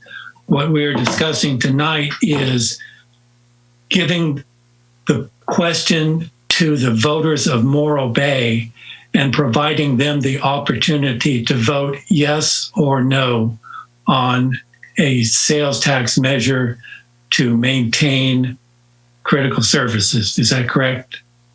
It is correct that the California Constitution gives the authority and exclusive right to the voters of Morro Bay to approve this tax ordinance. The City Council cannot approve it on its own.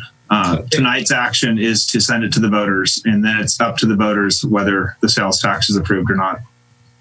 As it should be.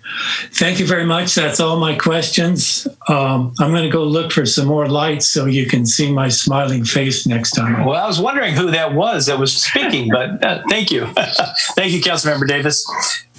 So with that, I'm going to go ahead and open up public comment for item C1. Any members of the public wishing to speak on item C1, please either raise your hand via dialing *9 if you're calling in, or push the raise hand button on Zoom if you're Zooming. And Zeke, do we have any public comment? Yes, looks like we have a couple. John, you are able to speak now.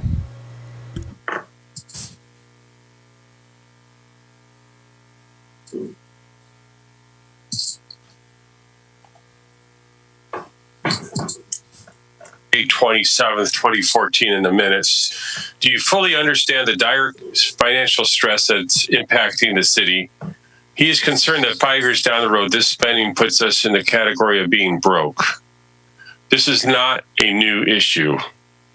I've been a business owner for 42 years. There's a lot of great ideas that we could do. Some ideas would include the moving of the city buildings that are not public safety to the community center, which is quite large. And the public room could be used at the Veterans Building. I feel like the fiscal spending is still larger than it needs to be. We're not living within our means. I realize we're in a pandemic, and I appreciate that as much as anyone because I have a business that is impacted by the pandemic. And I feel like this is an issue that is critically important. I'm a very strong supporter of public safety. I was looking at the numbers of employees, and we have about 40 employees in public safety. I could be off 1 or 2, but I think I'm pretty close. At least 40 full-time equivalent. And, I'm concerned that we're not being fiscally prudent. And yes, it would be great to go to the citizens and have the tourists pay for the 1%. But the reality is that I go to a lot of restaurants. I support my restaurants on a very regular basis. That means I pay sales tax. I would hope that all the citizens of Morro Bay visit the various restaurants we have in Morro Bay because they're in dire need. They're on the verge of going under. I talked to them. Their water and sewer bill is very large. The hotels, likewise. It was proposed by Betty Winholtz to cut the water sewer rate in half, pause the project, fix the existing plant, and you'd probably have support from the citizens because we could pay for it. As it is, I oppose the increase. Thank you very much. Next public comment.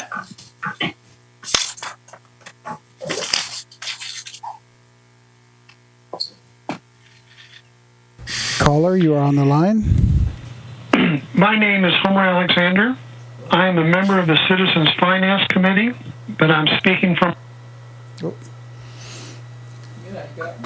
Homer, you're cutting out. I support adding a 1 cent sales tax increase to the November ballot so Morro Bay residents can decide for themselves if they want to pay an additional dime on a $10 purchase to support city services. Over the 5 years ending in June of 2019, the city's general fund revenue has exceeded expenses in 4 of those years. The problem with those surpluses, they never generated enough money to keep the salaries of our public safety employees competitive or put aside money to pay for infrastructure projects like restroom improvements or upgrade to city buildings, let alone major projects like repaving streets or storm drain maintenance. By adding the extra revenue that a 1 cent sales tax would generate, it would allow the city to quickly replenish the emergency reserves that will be depleted because of COVID, maintain our existing core services, and still have funds available to pay for some of those long-delayed citywide infrastructure projects, including projects on the waterfront. An affirmative vote from each one of you would go a long way to letting your constituents know that they will see the benefits if they vote in November to spend the extra 10 cents on a $10 purchase. Finally, I want to address comments I've heard for some folks that the city's going bankrupt or will soon be turned over to the county. Those comments are absolutely not accurate. While the city's going through a rough patch because of COVID, the city has enough liquidity to weather the storm. For those that don't think that think I am wrong, I suggest you spend time reviewing the city's key financial documents. Thank you. Thank you. Next public comment. Betty Winholtz. Thank you. Can you hear me? Yes. Welcome, Betty. Thank you. Before I get started, I just want to say I'll be sending a letter to the council regarding your concerns about where some of my information came from on my last appeal. But regarding this issue, I want to say that as much as the city is hurting, you know that individuals and individual families are scrambling as hard as the city is for money. And that's why it makes it really difficult to think about a sales tax increase right now. And we all know that COVID is the culprit here. And I'm concerned that the idea that it will be the tourists that end up paying 70% of the sales tax as we get more restricted by the governor, I don't think we'll be seeing as many tourists. And I think, as one of the previous commenters said, a lot of us locally purposely buy things here, buy meals here so we can contribute to the tax base of our businesses and the city. So I would suggest that we pay probably more than 30% of the sales tax. And for that reason, that's why I suggest that that you help the families out by cutting our water and sewer bills, and we would more than be glad to pay you to help support our safety people and the cleanliness of our town and everything else. And I have suggested I'd be willing to pay as much as 2 cents on a sales tax because I think it's that important. But I think in order for me to feel I can afford that, there has to be a benefit coming back from the city, and that is to cut my bill in another place so I can afford to pay you in the general fund. Thank you. Thank you. Next public comment. Dan Seedley. Hello, Mayor, City Council. This is Dan Seedley from Morro Bay. Welcome, Dan. As I can see this, and I have reviewed all of the city financial documents that have been presented to the public, so I don't speak from an uneducated source, has been somewhat represented by one commenter here. I have read every word and every page of every finance document presented to the public for public consumption. Has the city researched what they would do if the sales tax was not approved? In other words, would they go back and cut city finances to the bone and city staff, non-police and fire staff to the bone, and their spending to the bone, and make things work? I suggest to you that even with the sales tax increase, they may still have to take many of those additional measures. But from what I can read, and I read, like I said, every word of that's been presented, I don't think that enough has been done, and I am not for the increase until additional measures are taken. It's heavily referenced that the city council spent, or I say misspent, $85,000 to conduct a survey this past fall. They hired a firm that said that they had a high achievement rate of getting taxes approved. That was their goal, to approve taxes, and so they paid this firm $85,000 that we should have never spent, that we could have spent nearly nothing to get the result of what the people really thought. These are misexpenditures. The history of the council on consultants has been outrageous in hiring consultants. The survey was based on a pre-COVID basis, meaning that people were at a high unemployment, a higher income level. This is not the case today. We're in a different environment. To compare this environment now to what it was pre-COVID is not the same. People are not in the same financial space. The city does not state that it supported, does not talk about that they supported a 20.5 rate increase for a garbage rate increase just for this contract year. The city does not recognize that much of its population are on fixed incomes. The city does not recognize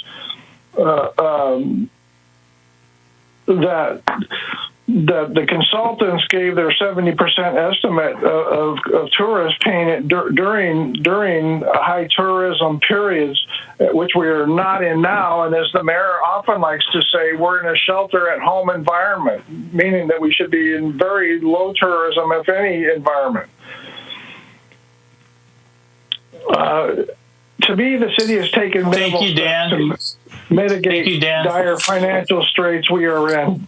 And a tax increase should not be approved. Thank you, Dan. Appreciate it. Next caller, please. Walter Heath, you're on the line. Yes, thank you. Thank you, Mayor and Council. Good evening. Can you hear me? Yes, just fine. Yeah, great. Thank you very much. I am a resident of Morro Bay and served on the City Managers Roundtable with 6 other residents. And we looked at both cost reductions and revenue increases. We decided unanimously that we have cut to the bone as much as we can. And now I feel it's time that the voters weigh in. So I'm hoping that the council will go ahead and pass unanimously, giving an indication that they want the voters to decide whether we should go for a 1% sales tax increase. And thank you. Thank you. Next caller. Erica Crawford, you're on the line. Hello again, Council, Honorable Mayor and Council. The Chamber the Chamber submitted a fiscal solvency statement as agenda correspondence at your last meeting. That was when you considered the FY 2021 budget, in which it was stated that the Chamber does support a 1% sales tax with a 10-year sunset if feasible. A sales tax increase, a 1 cent increase, or as a previous caller noted, as an additional dime per $10 spent, of which 70% of total collections would be generated by non-residents, is one absolute element of a comprehensive strategy for the city of Morro Bay to achieve fiscal solvency. We see a sales tax increase as critical to provide for ongoing operations of the city, including payments to accumulation and capital funds to replace major capital items, to allow the city to pay for its current and anticipated pension liabilities over the next 10 years, and to allow the city to build up and maintain an emergency reserve of 25% of planned general fund expenses. The Chamber views sales tax alongside paid parking and RV parking, property sales, changes in operational procedures, and additional scrutiny of operational cost savings as a comprehensive package. No one or two of these strategies should be cherry-picked or deleted. They are all necessary for fiscal solvency and to ensure that our members can continue to do business in an incorporated city. I did just want to add a little bit onto the question and the good kind of back and forth about revenue generation and its relationship with economic development. There are multiple catalyst sites in our city limits that have been identified in multiple city council approved documents, including the Economic Development Strategic Plan and Downtown Waterfront Strategic Plan. These include Market Plaza, the Vistra Power Plant property, Bank of America Downtown, and others.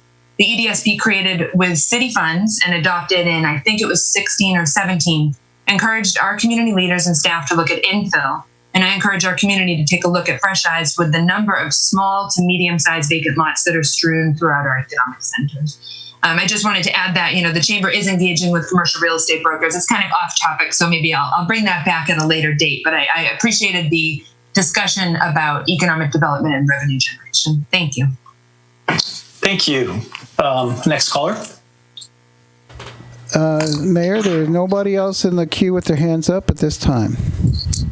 Thank you, Zeke. With that, I will close public comment and go ahead and bring it back to council. We did have a council-appointed subcommittee, council members Davis and McPherson, if I'm not incorrect, that helped with this item. So I'll ask either one of you if you'd like to start the discussion. Sure. Can you see me now? I can see you now. All right. We are at a crossroad. Our financial model is not sustainable as a city, and we're not alone. 2/3 of California cities already receive sales tax augmentation to provide services, and almost every city in the county is seeking revenue enhancement this year at the ballot box. We're all facing the same crises and we're seeking the same solution, asking our residents if they want to continue as a self-governing city or turn over our local control to the county. Morro Bay is a destination for out-of-town visitors. They put added pressure on our city to provide extra services such as trash pickup, traffic control, law enforcement. We cannot directly impose fees or tariffs on visitors who come into our city, but we can ask them to pay their fair share through additional sales tax. 70% of sales tax is paid by non-local residents, the tourists who come here to enjoy our city. And this is the mechanism by which we can ask visitors to pay their fair share to provide the services that they require. On weekends and during the summer, we have to put on additional personnel and resources to deal with the impact from visitors: traffic control, law enforcement, trash cleanup, public restrooms.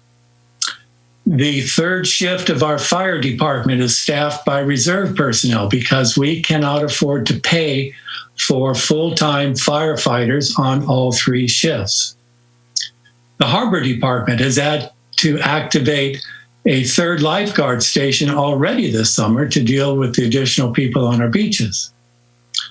The Coastal Commission staff is fighting us over instituting paid parking because that imposes an extra burden on coastal visitors. The other side of that coin is that visitors impose an additional burden on city resources, and we need to find a way to pay for those resources. I'm looking at the sales tax as a fair way to ask visitors to pay their share of the impact that they bring to our city. Linda Merrill spends weekends on the waterfront helping staff identify and take care of blowing trash and overflowing toilets. Councilmember Heller and his friends go out every weekend to pick up trash. I've been picking up trash at Centennial Parkway since 2014. We're all seeing firsthand the impact that our visitors bring to the city. And it's great that we have citizens and council members who are willing to pick up trash and keep our public areas clean, but we can't continue to rely on volunteers. These are real impacts with real prices, and we don't have any way to deal with them other than by increasing our revenues. And to me, requiring visitors to provide that revenue is a fair way of sharing the cost of providing services. We need to ask our visitors to pay their fair share. I want to move this measure forward and ask our voters to express their opinion. What kind of future do they want to see for the city of Morro Bay? So I am in favor of placing this ballot measure on the ballot for November. Thank you. Okay. Thank you, Councilmember Davis. Would you like to entertain a motion at this time or prefer to wait? I would like to go ahead and move Resolution 6920 of the City of Morro Bay, California, submitting to the voters a measure entitled Morro Bay's Local Recovery Emergency Preparedness Measure, which increases the city's transactions and use tax rate from 0.5% to 1.5%.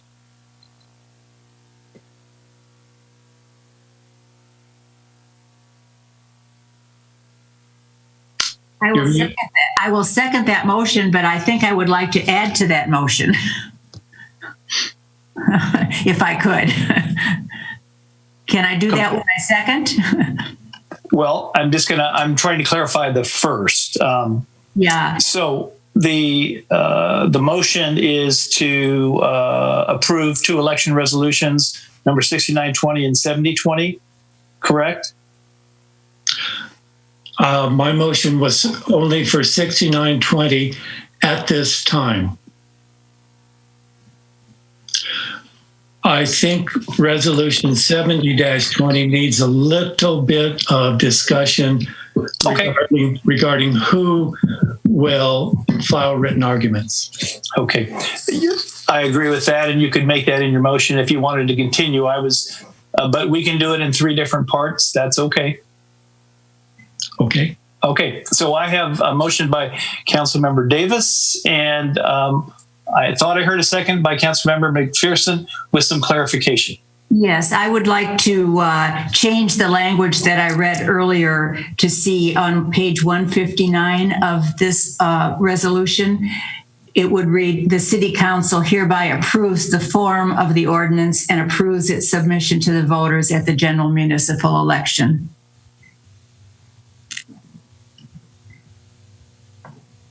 Friendly amendment. Would the first accept that friendly amendment? Councilmember Davis? Yes. Okay, so we do have a motion by Councilmember Davis and a second by Councilmember McPherson with clarification on language as stated to approve Resolution 69-20. Is that correct? Yes. Yes. Okay. I'll go ahead and open it up for other comments or discussion. Council Member Heller. Yes, I am here. Hi. Hi there. Lights are on. Our goal, of course, is to reach fiscal sustainability. We're in a position now due to the pandemic that really we're talking about fiscal survivability, if you will. I think the sales tax increase is necessary. However, I think it needs to be pursued in the context of educating the public about municipal finances. We need to look at other revenue generating options. We need to have specific description of service response time and what that looks like, depending on what the service is. And we need to educate the public regarding bankruptcy and liquidity and what could happen to this city if things really go badly. And we need to discuss, I think, the future consolidation of our physical footprint in an attempt to save expenses. And I think it's a very viable option that we need to consider. Those are my comments. Thanks. Thank you, sir. Councilmember Addis, any discussion comments? Yeah, well, thank you to the subcommittee and to staff and to the city managers roundtable. And I appreciate the polling and the public input opportunities. This has been a long discussion, at least a year-long discussion.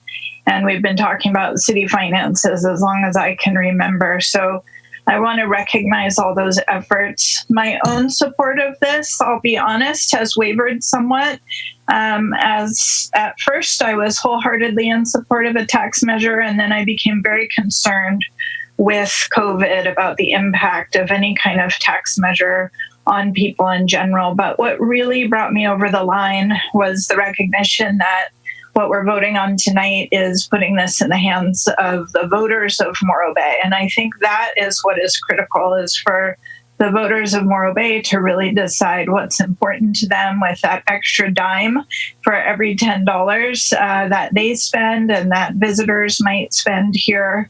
I do want to recognize that we don't know how tourism is going to go and if this really is going to be paid by visitors to the area or not. And so it is also critical for residents to be thinking about if they want to spend that extra dime to reserve the things that they've already said are important to them.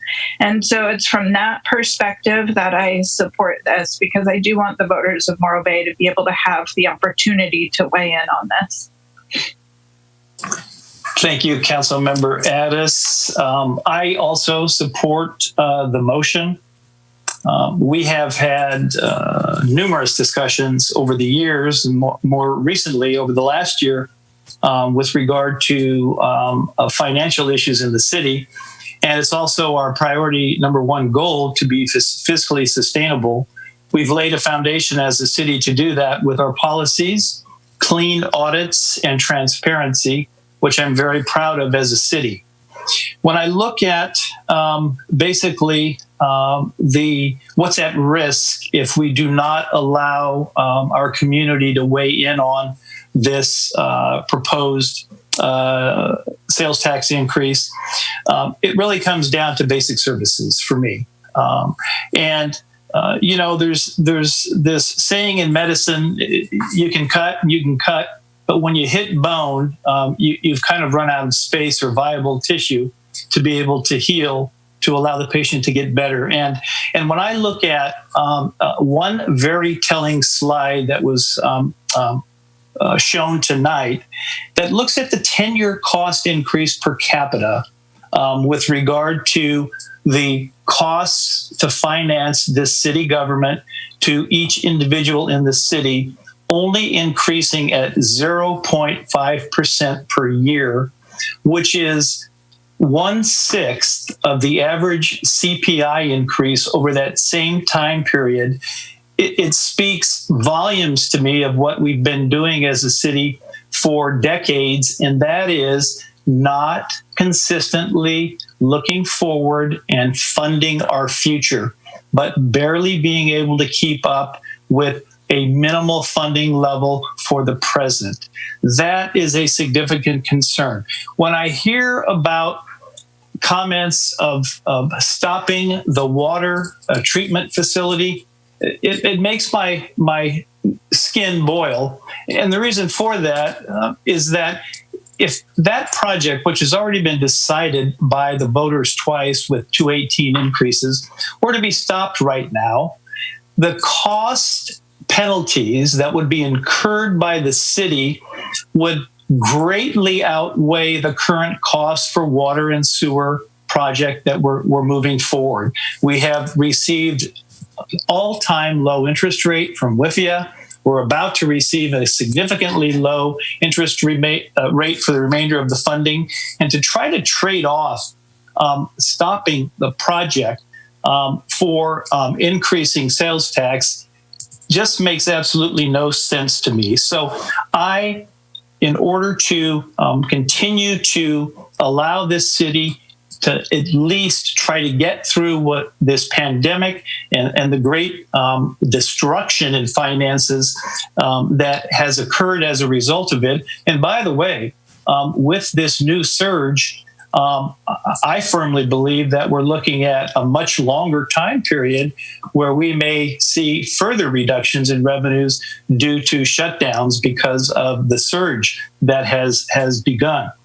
So with all of that, I think we've beaten it to death. I think staff has responded quickly with salary and benefit reductions, with operational expense reductions. We have debated numerous times other revenue enhancement opportunities and laid those out and put them up for consideration. And I think it's time that also, as one of our council members said, we allow tourists who do incur the city much increased costs because of the amount of resources that are drawn when our city swells up on the weekends to pay their fair share. And when I look at numbers like 70% of our sales tax comes from tourists, to me, it's about time that we allow our community to weigh in on allowing tourists to help pay for the ongoing funding and infrastructure for this city as a whole. So with that, I very much support the motion, and we'll call the question, please. Roll call vote, please. Councilmember Davis. Yes. Councilmember McPherson. Yes.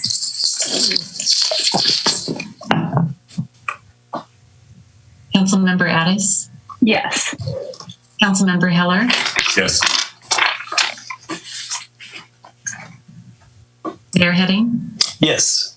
Motion carries 5-0. Okay, then I will move on and allow Councilmember Davis as a subcommittee member, if you'd like to address the other portions of the staff recommendation, that would be great. Yes, there are a couple of things in the other resolutions having to do with the arguments, the written arguments that will appear in the voter's handbook.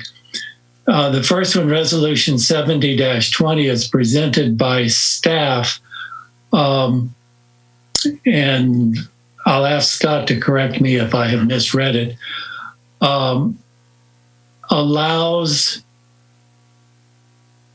anyone to provide written arguments for consideration, either as individuals or as a group. And then there is a priority established in state law as to which argument gets presented. I am okay with that as it is. Another option is to have a council subcommittee prepare the written argument. And so I just feel that that's something that council needs to consider. But in order to start that discussion, I will move staff's recommendation as written a resolution setting priorities for filing written arguments and directing the city attorney to prepare an impartial analysis regarding the Morro Bay general transactions and use tax measures submitted at the general municipal election on November 3, 2020. And I will second that. Okay, we have a motion by Council Member Davis for the staff recommendation on item 70-20, resolution 7020, and a second by Council Member McPherson. And everybody clear on, I think, what Council Member Davis was mentioning with regard to the written argument? And does anybody want to weigh in on actually considering a subcommittee of the council and or non-council members to prepare that? If I was correct, Council Member Davis, in understanding what you were trying to get to. Yes. Great. I'll give you my personal opinion. I think as a council member, I would not want to write the language myself personally. And the reason for that is I think this is an initiative of the voters, and I wouldn't want voters to presuppose that as a council member, I was arguing one way or the other and trying to market more or less the initiative. I honestly think that the citizens should do it. A group of citizens should write the argument. I think it would be make a much stronger case. That I should have said it that way. It's a much better way to say it. Well, I think that the voters would pay more attention if a group of their fellow citizens wrote the arguments in favor. Right. Any other comments on that? I would like to say in addition, and I will ask the city attorney to weigh in on this, that after tonight's vote, I believe that city council members are prohibited from endorsing or promoting the measure in public. Is that correct, Chris? Unmute. Chris, push your button. That's not entirely accurate. City council members don't check their First Amendment rights in at the door when they become a council member. Just like with staff, city council members can't use public resources to campaign for or against either their candidacy, someone else's candidacy, or ballot measures. City council members on their own time with their own personal resources certainly have a First Amendment right to speak for or against this measure or any other measure. Okay, I appreciate that.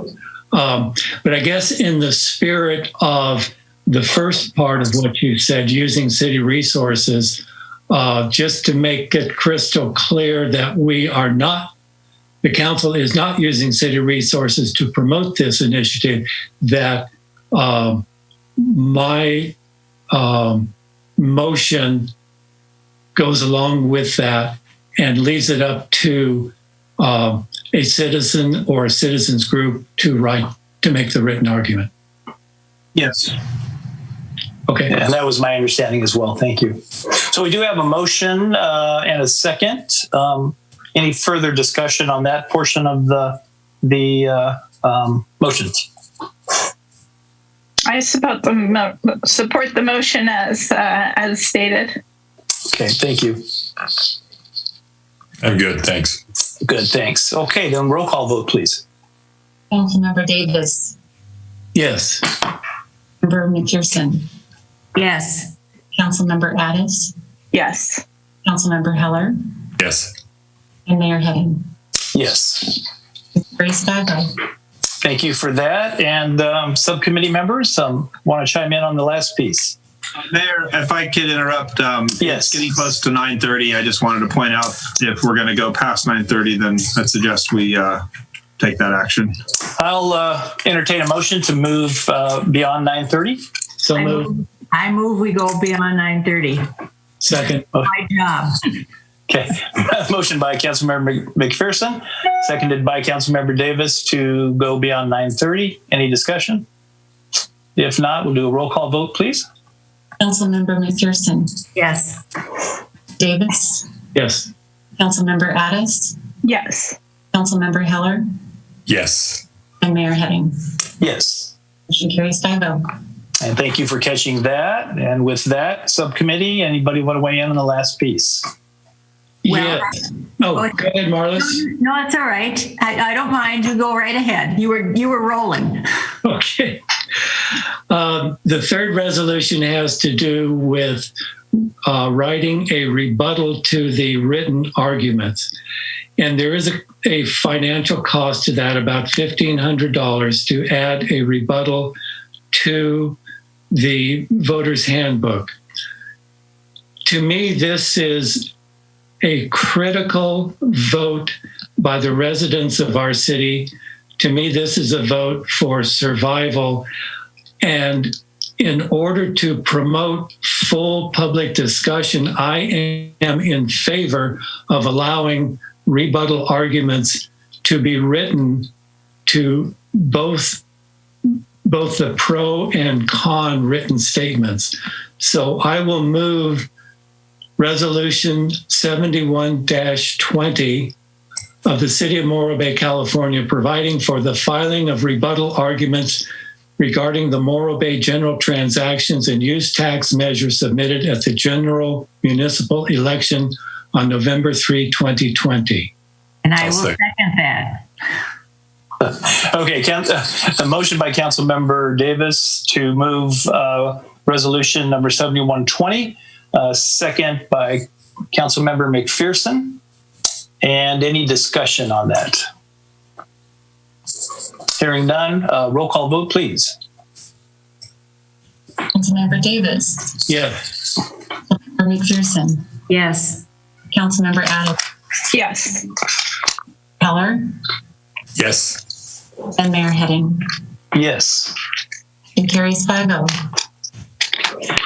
Thank you all. Thank you, staff, for your preparation. Great discussion. We're ready to keep going, or do we need a 2-minute? Mayor, if I could interrupt again, there's one more item on. I'm sorry. Go ahead, Chris. Yes. The last recommendation is that if council does adopt the election resolutions, then to conduct a first reading by title only with further reading waived of the proposed ordinance. The second reading, i.e. the adoption of the ordinance, would only occur and can only occur if the voters approve the ordinance. But this is a technical procedural requirement, if you will, of the Revenue and Taxation Code. And we need a motion for that, correct? Once again, I'll look to the subcommittee. I can move this time. All right. Motion. I move that the council conduct a first reading by title only with further reading waived of the ordinance number 635, an ordinance of the people of Morro Bay, California, repealing chapter 3.22 and adopting chapter 3.26 of the Morro Bay Municipal Code to increase the city's transactions and use tax from 0.5% to 1.5%, with the ordinance being subject to voter approval for enactment. Second. That one was moved by Councilmember McPherson with a second by Councilmember Davis. And any further discussion on that item? First reading only. Oh. Okay. Okay. Roll call vote, please. Member McPherson. Yes. Councilmember Davis. Yes. Councilmember Addis. Yes. Councilmember Heller. Yes. And Mayor Heading. Yes. Motion and thank you. Go ahead. I'm sorry. Motion carries 5-0. Thank you. Thank you, Chris, for catching that. I appreciate that very much. Are you ready to continue, folks, or do you need a 2-minute? I'm good. I'm good. Okay. Good. Good to go. Okay. That brings us to item C-2. Approval of a purchase and sale agreement for permanent and temporary easements related to the WRF over portions of the real property located near the intersection of South Bay Boulevard and Teresa Road, assessor's parcel number 068-411-07. With that, I'll turn it over to Chris Neermeyer, our city attorney. Thank you. Good evening, Mr. Mayor, honorable council members. This item is for approval of the purchase and sale agreement for the easements and temporary easements over on the Shepherd Marks property for the wharf plant. This item has already come to council in closed session pursuant to appropriate closed session discussion of real estate transactions. In the interest of transparency and to make sure that this issue could be brought to a public council meeting, this item is being brought tonight. It is the same purchase and sale agreement that council had already discussed in closed session. But for the public meeting's purpose, what this is tonight is an approval of a payment price of $495,000 for temporary and permanent easements at the Shepherd Marks property over by the South Bay site for the wharf plant. The city has already paid $178,500 for these easements last year with the intent of deciding on a final purchase price. After a lot of negotiation and back and forth, the $495 was agreed upon, which means the balance due would be $316,500.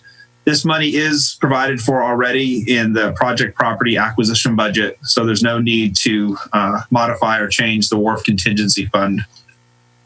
What this will do is it will provide direct and adequate access to the South Bay site from the street and also provide space for a temporary construction easement. It also provides that the city will cooperate with processing a proposed zoning change for nearby land for the current property owners. Of course, the city cannot commit to the outcome of a discretionary process, but the city can say that it will cooperate and proceed with processing any future zoning change. Other than that, it's just a typical purchase sale agreement, and the staff is asking for authorization for the city manager to sign this purchase sale agreement, this PSA, and all the necessary documents to implement the agreement. That concludes my staff report, and I'm, of course, available for any questions. Thank you, Chris. Let me open it up for any council questions. Let's start with Councilmember Davis. Any questions? No, I do not have any questions. Thank you. Councilmember Addis, any questions? I do not have any questions, and I appreciate your comment earlier, Mayor, that we've had many discussions about the wharf and various aspects of it already. And so for that reason, I really don't have anything new to ask about this. Okay, thank you. And Councilmember Heller, sir. No questions. Okay, and Councilmember McPherson. No, I have no questions. Okay, I have no questions either. With that, I'll open up public comment. This is for public comment on item C-2.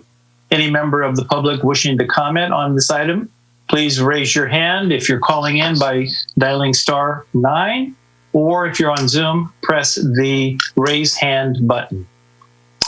Zeke, do we have any public comment? Yes, sir. Okay. Go ahead, sir. Okay, just a moment. Dan Sedley, you're online. Well, Mr. Mayor and City Council, I appreciate that you all have spoken about this during closed session many times. And so you're far advanced in your knowledge than what's being presented to the public via this meeting and also the agenda items, which I read from front to back. I really felt that the agenda item did not present adequately the need for the property, its location, its surroundings, the acreage that it brings. Are we buying a small piece of an existing, or are we buying 55 acres? I don't know the answers to these questions, and they're not explained in the agenda on the C2. It talks about other parts of it, but it doesn't really explain the need or the size or the need for the expenditure. I do understand that it's budgeted. That's clearly stated in the packet. But the rest of it, and keep in mind that it's been a closed item and we haven't been allowed to understand or know what's going on to understand the reason for all of it. We as the public are not in the know such as you are. So that's my question. What is it all? Please explain it. Thank you, Dan. Next caller. Betty Winholtz. Oh, excuse me. Betty Winholtz, you are on the line. Thank you. Can you hear me? Yes, Betty. Welcome. Thank you. I would like to concur. Betty, you're cutting out. Betty? Zeke, did we lose connection or? Am I there again? Oh, you're here now, Betty. Okay, thank you. Sorry about that. No worries. I want to concur with what Mr. Sedley said. This has not been on the public agenda, the open agenda at all. It's been in this closed session many times. And so we are unaware of why, I am unaware of why the city wants to purchase this property when you were comfortable with just having an easement over it in the beginning. I'd like to know if it's just the street part or how far up it goes towards the Casa de Flores, or were you talking literally abutting it like you do now? And so it's wider than it is for the width of the road that you need. I'd like to know if it has anything to do with putting dirt there that's from that excavation that's going on where the landslide is. I'd like to know who the property owners are that want to rezone and what they want to rezone for, that you're exchanging the city's goodwill for to back when we don't know what that's about either, and we being the public. And I don't understand how the money for this could already be accounted for when the amount was for the leasing of it, and now we're purchasing it for more than double the price. So how was that money already in the account? Unless you had put that in there and we didn't know about it. But maybe you're just saying it's available and not that you had previously decided to purchase it. So those are my three questions. Thank you. Thank you. Next caller. No more callers in the queue with their hand raised. Great. So I will close public comment on item C2, bring it back to council. And Chris, or perhaps if we have Mr. Livick available, the questions that Ms. Winholtz had regarding the initial quote-unquote leasing and now purchase, and then also subject property location, which, by the way, is in the staff report under exhibits B and C. But could you generally give us just answers to those questions and perhaps make it more clear for the public? Sure. This is a piece of property that we've always needed access across. So it lies between Teresa Road and the Tri-W Wharf property. So we've needed an easement for the conveyance pipelines and the access driveway, which are included in this item. Additionally, what's included in this item is a temporary construction easement for the trailers and the equipment that the contractor is using to build the site. So this kind of laydown area that was addressed in the environmental document is also included with this purchase. So two reasons we're looking at getting the property is access to the site, permanent access to the site for the driveway and the conveyance pipelines, and then the ability to have the construction trailers and laydown area adjacent to the site. Thank you, Mr. Lavick. Appreciate that explanation very much. Okay, I'll bring it back to council and any discussion, or I'll entertain a motion.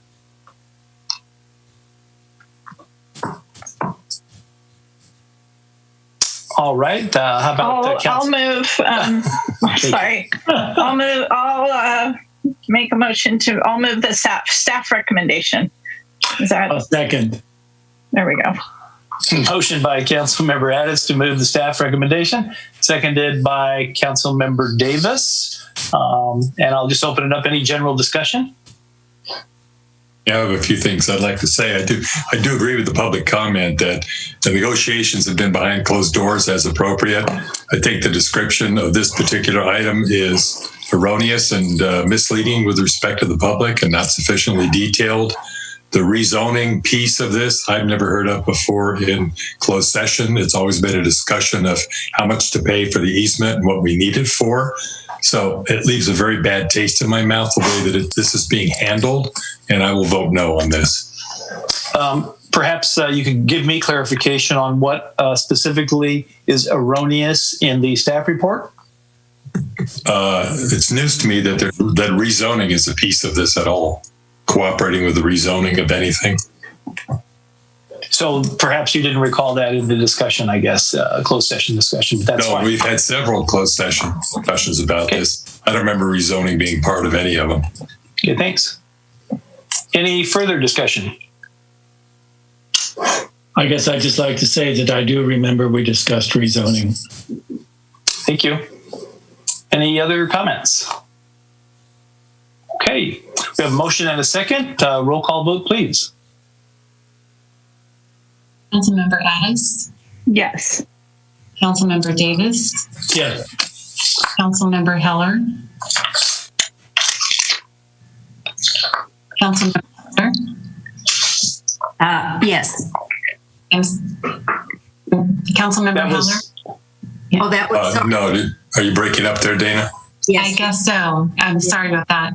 That's okay. Let's start over. Why don't we start that over again? Sorry. Okay. Councilmember Addis? Yes. Councilmember Davis? Yes. Councilmember Heller? No. Councilmember McPherson? Yes. And Mayor Heading? Yes. Motion carries 4-1. Thank you. Thank you. That brings us to item C-3. This is adoption of resolution number 72-20, approving a new Harbor Department lease management policy that includes a new master lease format, rescinding resolution number 6601 that approved the current lease management policy, and number 31-02 that approved a new master lease format. And also, as noted in the staff report, and I'll ask the subcommittee when it's appropriate, if you'll direct discussion around the items that staff is asking to provide direction on with regard to new policy implementation next steps. Just as an FYI, we have had at least 2 lengthy discussions, including a special meeting, going over the details of this new master lease agreement. And so now comes the formal action surrounding that with some questions that staff has. With that, Mr. Endersby, if you're still with us, you take it away. I'm still with you, Mr. Mayor. And thank you. Again, we save the best for last. At least that's what I like to think. So as you said, I'll be going through kind of an overview of the staff report, and then if the subcommittee members want to weigh in at that point when we get to the question and section where I've got some direction seeking from council, that would be great. And we'll just sort of tag team and see how that works. So you're being asked to adopt a resolution to approve the new lease policy document that includes a new master lease template, rescinding the old resolution that had approved the old policy and the old master lease template probably a couple of decades ago. Of course, an option, the council could not adopt this resolution and direct us accordingly. No immediate fiscal impacts until we get onto some follow-on actions other than staff time engaging in these activities.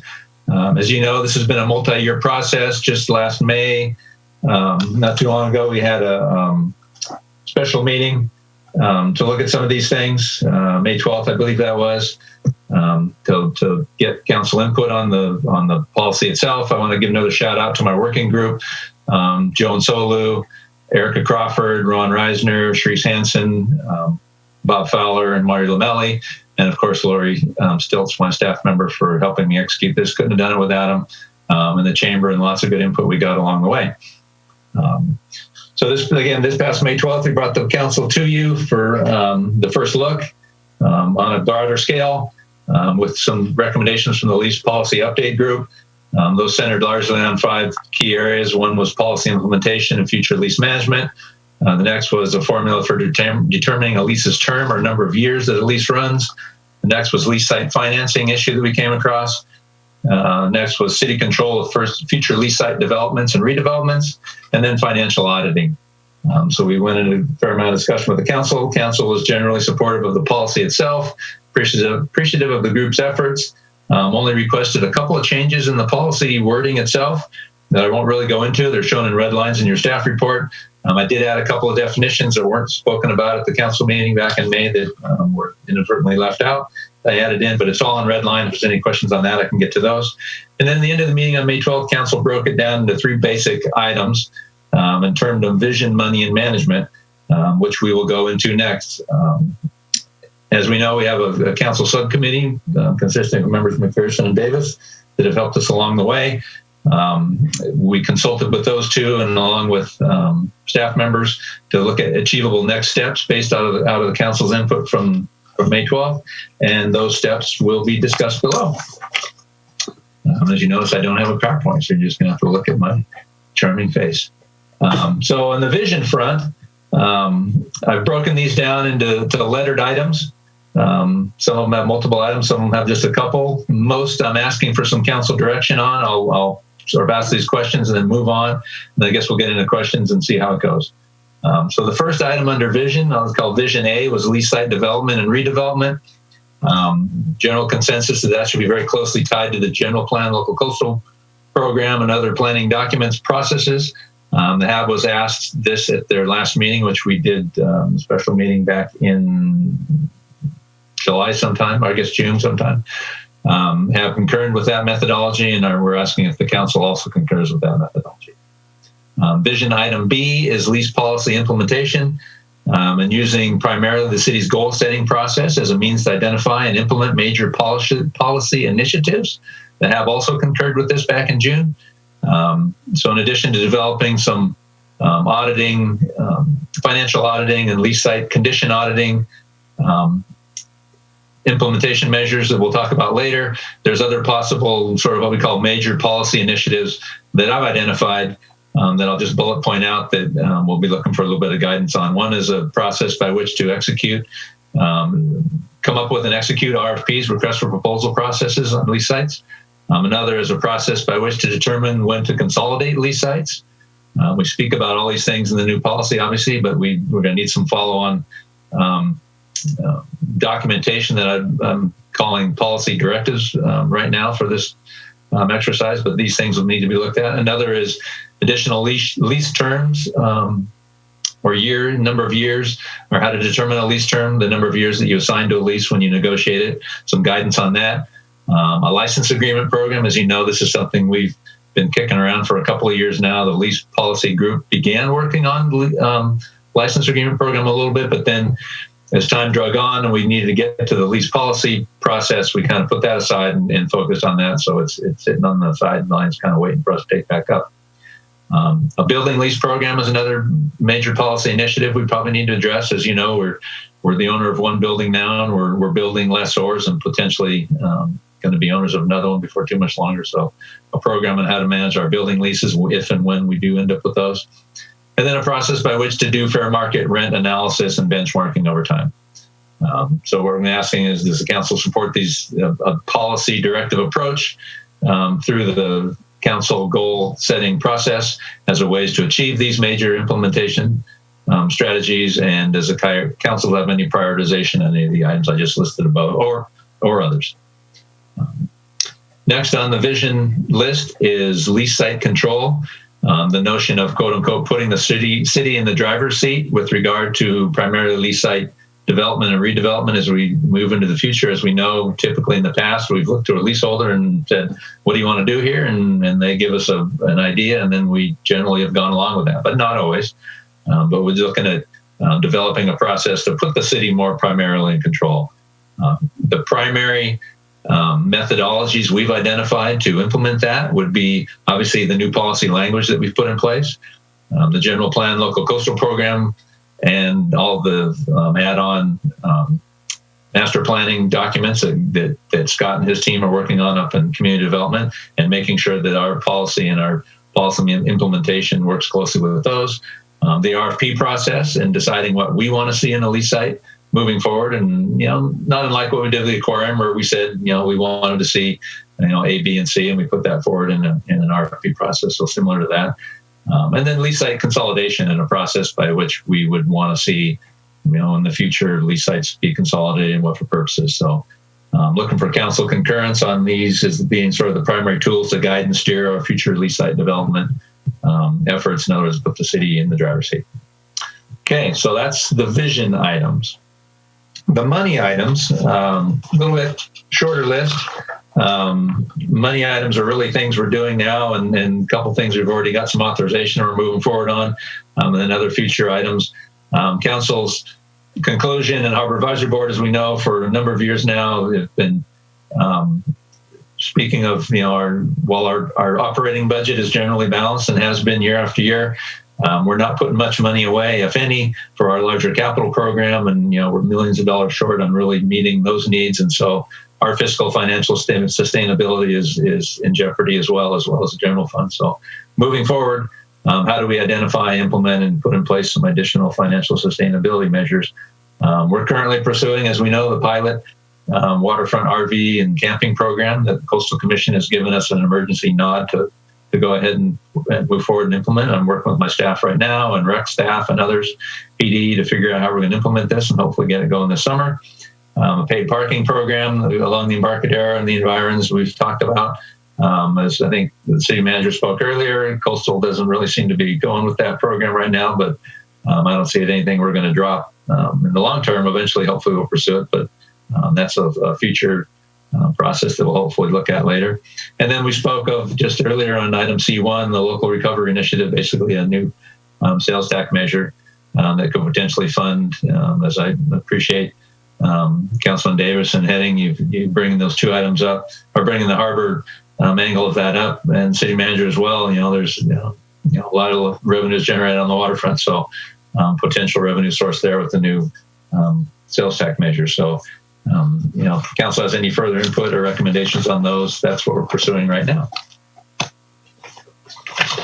Okay, and on to the management items. I think I've got 3 management items in the staff report.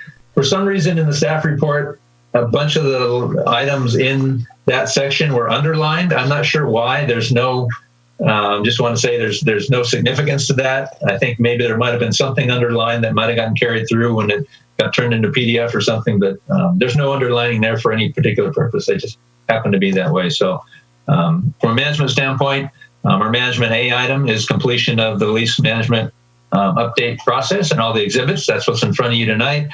As I spoke to you back in May, the primary one was our draft new master lease template to go along with this policy, because the policy, while it's not completely at odds with our existing leases in general, we're attempting to implement some new initiatives and new language, and the new lease template will have to match that. So City Attorney Joe Pannone did a great job in reviewing that for us, as did my group, and making sure that everything that was flagged in the lease policy was also flagged in the lease template and vice versa. So we put that together. The template was taken from our most recent efforts. As you know, we've approved a number of leases in recent years. That template was originally taken from the original 2002 and just updated over time. I'm only going to touch on a couple items that we updated in that new template. It's also in your staff report. It's updated and modernized, again, to match the new lease policy and things of note. The thing was chock full of shalls. Shall is not a word that's widely in legal favor these days. It's not the most definitive term and can mean many things. So took out a lot of the shalls, the mays and the musts and the wills, and really made those fit where they should fit legally. I'll thank again the City Attorney Joe Pannone for doing that. We added an environmental consideration section to the hazardous materials section of the lease and beefed up on that a little bit. We put language in clarifying the leasehold mortgage issue. As you recall, we spoke of that back in May, prohibiting non-lease related financing. In other words, you can't mortgage a lease site to go do something off-site or off-campus. It's got to be lease site or title and trust related. So we put language in there for that.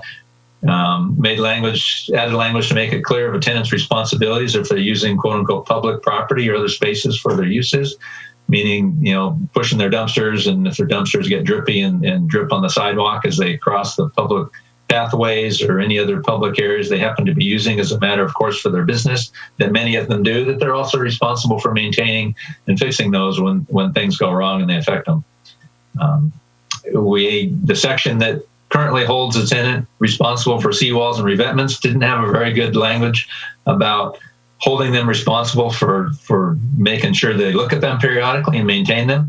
Typically, in most cases, knock on wood, seawalls and revetments don't have many failures, but as you know, we went through a pretty significant failure of the seawall at the boatyard a few years ago that we've just finally resolved over the last year, and so looking to try and avoid those kind of things in the future.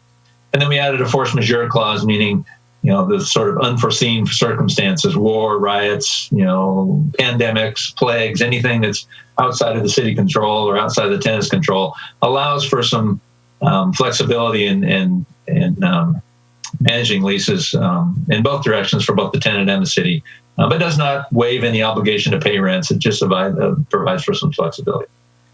So that's the completion of the lease policy and its exhibits. As you'll see, there's many more exhibits in the policy and the staff report now that we didn't have back in May. A bunch of bubble charts or flow charts on process. I think we've got our application forms in there for the different lease actions. We've got our subtenant agreement in there. All sorts of good items in there for the leaseholders and potential leaseholders to really understand what they're getting up against. One of the things we strove for in our lease policy group is we use this hypothetical, potential business person from Iowa coming out and not knowing anything about California, the California coast or Morro Bay, if they could pick this up and sort of at least know what they're getting into and know what might be available and have a good starting point. So that was one of our goals, and hopefully we achieved it with that. Management item B. Management item B in the staff report is financial and physical auditing. Every year we collect percent of gross rents based on their gross sales for most leaseholders, and we periodically need to financially audit those for accuracy and compliance. And also our physical auditing, meaning that leaseholders are maintaining their lease sites both physically and with their permits and compliance with their permits and whatnot. So we're recommending over the next year or so developing a process and metrics to enact in fall/winter of 2021, how to implement those things and try and make it as smooth as possible for both the city and the tenants. I have supported that approach and recommended seeking some professional help and also concurring with other harbors and seeing what they do in terms of financial and physical auditing. So that would be a recommendation moving forward for those two items. And then does the council support that approach?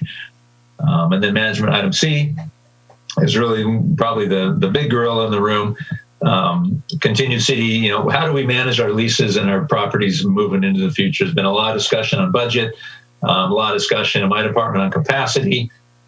As you know, we're currently down, from historic numbers of employees for a number of reasons. And so how do we really move into the future with our lease site management to continue to do it with an in-house model and have the harbor department, continue to do it with maybe the same model or different model, or do go out to contract and have a private property manager do it.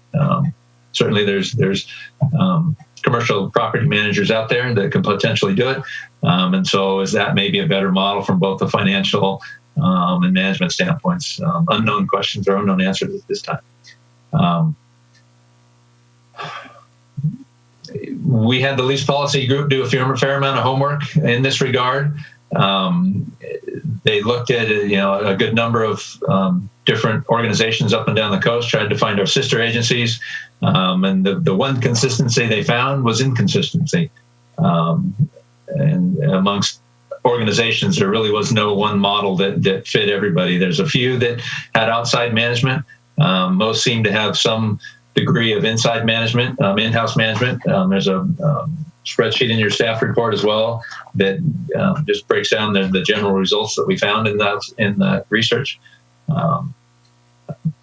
Typical property management from a cost standpoint, they usually do it on a rent basis. They collect a percentage of your rents, and it's a pretty big spread from what our group found. Certainly needs a little more research and whatnot to see where the real numbers may lie. But generally, it seems to range from about 4 to 12%, depending on what you're contracting for and how many properties you're talking about. How much economies of scale there are. A lot of different factors, but certainly we can probably drill down on that and get a little more information. We previously considered a harbor business manager back when I first started this position back in 2012. It got stopped. We were actually recruiting for that, and that recruitment stopped because the power plant announced they were shutting down early, and that was $275,000 of revenue out of our just shy of $2 million budget then. So obviously we put the halt on that and reinvented ourselves internally and ended up with a little different modeling. But when we were looking at that in today's numbers, where that position fit in the current employee hierarchy, probably in the management group, it's about $100,000 to $120,000 a year employee. Recently completed cost overhead study that the city did through the master fee and cost allocation and fee recovery initiatives we did last year and initiated last year and this year. Identified that our total program cost, the cost of the entirety of our harbor department, for personnel, for overhead, to the general fund, our cost allocation costs, our operational costs amount to about $300,000 a year. And that's, all personnel and all costs to manage our entirety of our leasing program. So really moving in the future, which is going to be our best way to determine the most cost and management effective way to move forward. Again, the Harbor Advisory Board supported looking at this and seeking some professional help. Also, some commenting on doing some cost benefit analysis. Obviously, that's what this would entail. So we're looking for some direction from council to authorize and empower staff to move forward with hopefully some help from my lease policy group. Haven't completely scared them all off yet, so they're still willing and able to continue to engage, which is great. I really appreciate that.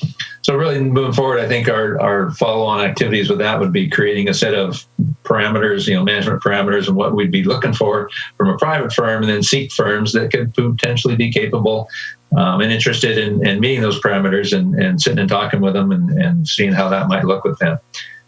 Again, engage those sorts of firms and see if they can provide some budgeting cost and fee estimations in order to determine a general magnitude of cost to be used against comparing what we could do in-house from a cost standpoint. And then again, conduct a cost benefit analysis between the in-house and contracted management. And we could do that on, the extreme versions of that would be keep it all in-house on one end, contract it all out, entirety on the other end, or something in between where we do, maybe different layers or different versions or different amounts of it in-house versus out-of-house. So different ways of looking at it. Do all that research and development and bring that back to council for consideration in the future. So looking to see if the council supports that approach and if we've got any input or direction on how to move that forward.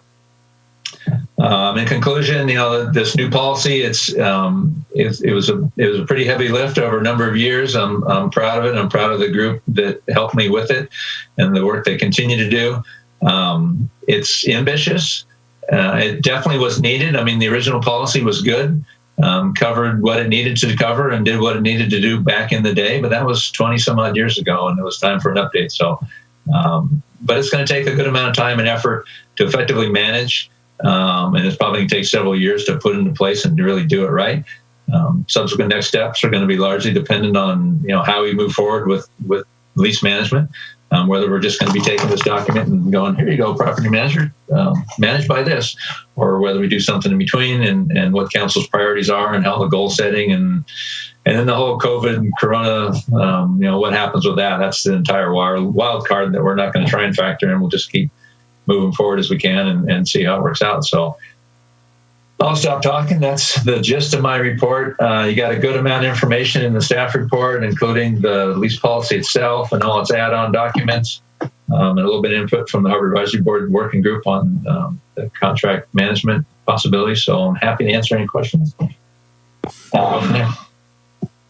Thank you, Eric. I appreciate it. I want to thank you for, again, a tremendous amount of work. I know we're getting the culmination of over a year-long process and very comprehensive. I also appreciate the LMP working group and their leadership and involvement, as well as the Harbor Advisory Board, and also Councilmember Davis and McPherson, who were there as a subcommittee of the council to help guide and give input. And the way I'd like to approach this, if it's okay with the council subcommittee, is to first consider any questions related to the resolution, specifically the lease policy, new master lease format that we've looked at, given input, and now has come back in a revised fashion.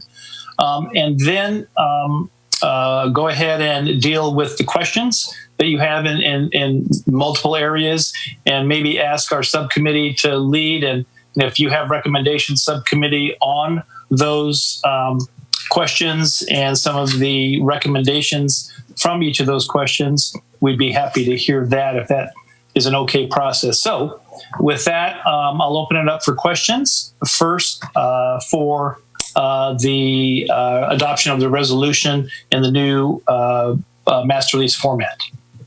Any questions from council? Councilmember Heller, any questions? I don't have any questions. I echo your comments. Great work, Eric, and the committee I think you put together is just the right makeup, and read all the work that you did. It's a fantastic work. I'm looking forward to approving it. Thank you. And Councilmember Addis, any questions? I have the same sentiment. I don't have any questions, but a lot of gratitude for the subcommittee, for the HAB, to staff. It's a long time coming.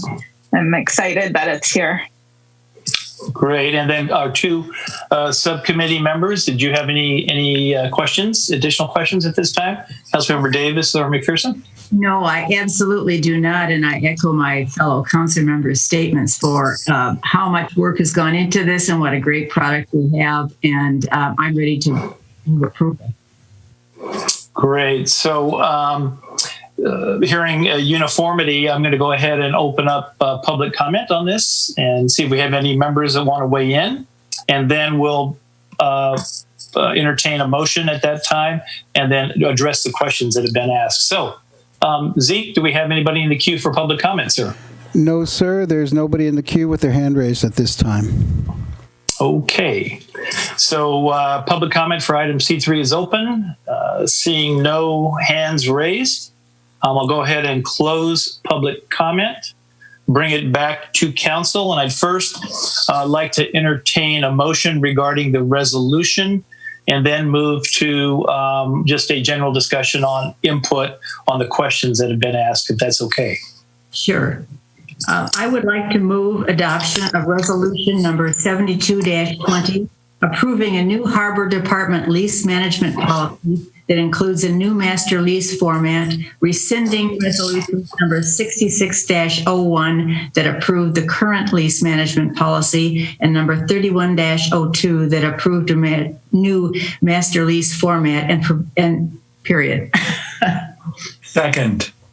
Okay. Motion by Councilmember McPherson on adoption of the resolution and rescinding the prior resolution. And then the second by Councilmember Davis. Any further discussion on that specifically? Hearing none, we'll go ahead and do a roll call vote, please. Councilmember McPherson? Yes. Councilmember Davis? Yes. Councilmember Addis? Yes. Councilmember Heller? Yes. Mayor Heading? Yes. Motion carries 5-0.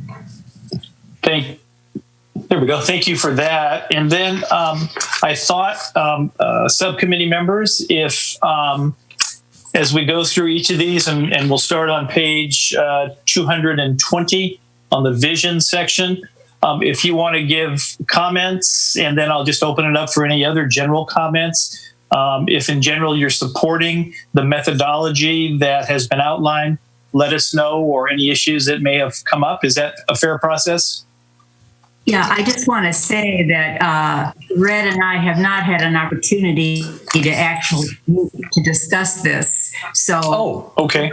We do not necessarily have a subcommittee consensus on this. When we picked up the packet is the first time I saw it. So I'm happy to give my thoughts on it, and I'm sure Red is as well, or we can go through each one, whatever you would like.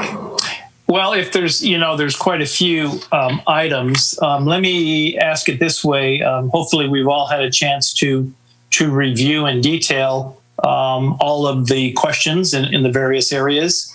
Let me open it up to general input. And again, this is just guidance for staff on any areas that you either agree with or disagree with, and we'll take it as a whole. So did you want to start us off, Councilmember McPherson? Well, I will. I do have just a couple questions pertaining to this to ask Eric before. Absolutely. And it really does concern the crucial issues, which I think are, first of all, whether or not we continue with in-house leasing and property management versus contracting.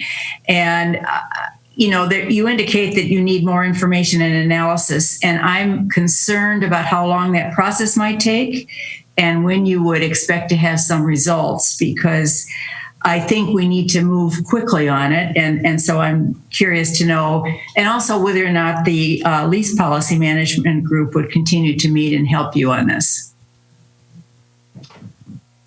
I believe the policy group is definitely willing and able. Obviously, they're business people of their own right, and they've got their own issues to deal with Corona and everything else. But they're definitely, if not by email, but alone, going out and doing homework and helping out. So I think they are engaged. Time wise, I think it's going to take a legitimate cost benefit analysis that I'm sure they can help me with. The cost part's fairly easy to determine. It's really benefit. It's just coming up with a list of pros and cons and how it might look.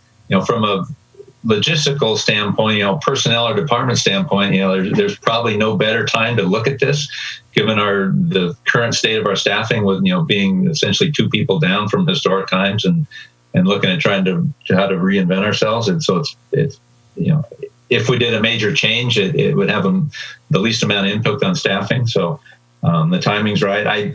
I hesitate to throw any kind of time out there. I don't know if the city manager wants to jump in, having had more experience on prosecuting and executing these sorts of analyses, but I would assume I'm going to be looking for help from the finance department and my policy group and potentially others on how to move this forward. If we're assuming we're doing an in-house sort of effort without spending a ton of money and going hiring a consultant, because that could take months and tens of thousands of dollars. But seeking some professional help and input along the way, but not necessarily hiring professional input to do it. Okay. I didn't answer your question. How long would it take? Was your core question? I wonder if Scott wants to weigh in on is this, do you consider this a priority to kind of move forward on this at this time, or is this something that from a staffing point of view you think has to wait? I think Eric's right. The time is ripe for that. Just like we've heard earlier tonight, the entire organization looking closely where we can now. It's important to remember that we're still working on the public works reorganization. We know that the planning department, process review is beginning, with the assistance and lead from the Chamber of Commerce. So there could be potential outfall in terms of organization from that, potentially. I don't know for sure.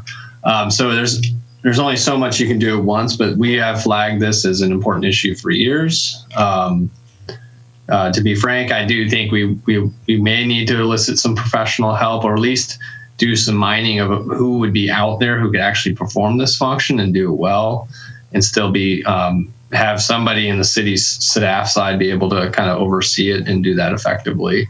So I think there is a good amount of work that would need to be done to determine if we wanted to proceed in a different direction, how you could bring that in and how you could pay for it.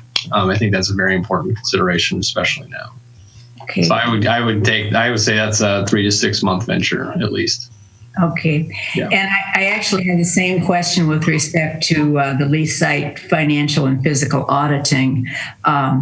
You had indicated, Eric, that you thought this would take a year really before you would be able to actually implement something. And I guess I'm wondering, is it the same issue of just staff time availability to handle it and do it now? Yeah, it is. As the city manager spoke back in May, where we came up with the vision, money, and management list was when he asked, hey, we can't do it all. There's a lot to be done here. What's your priorities? That still stands, and the whole COVID situation hasn't helped with time being taken for that issue. So it's largely that, and again, maybe potentially consulting with some CPAs or folks and maybe even on CFAC that have that kind of expertise, and which, knowing that there are already volunteers that are probably willing to help out a little bit too and give us some input. But yeah, it's going and collecting data. I call it research and development, going doing some R&D and really putting something in place, talking to our leaseholders. We're contractually obligated. They're contractually obligated to report and give us whatever we want. We've streamlined the lease policy to really try and primarily look at, from a year-to-year basis, sales tax data versus what they're reporting as the primary means with which to measure. And then, every year picking a number to do full financial audits on, but not do it to the same depth that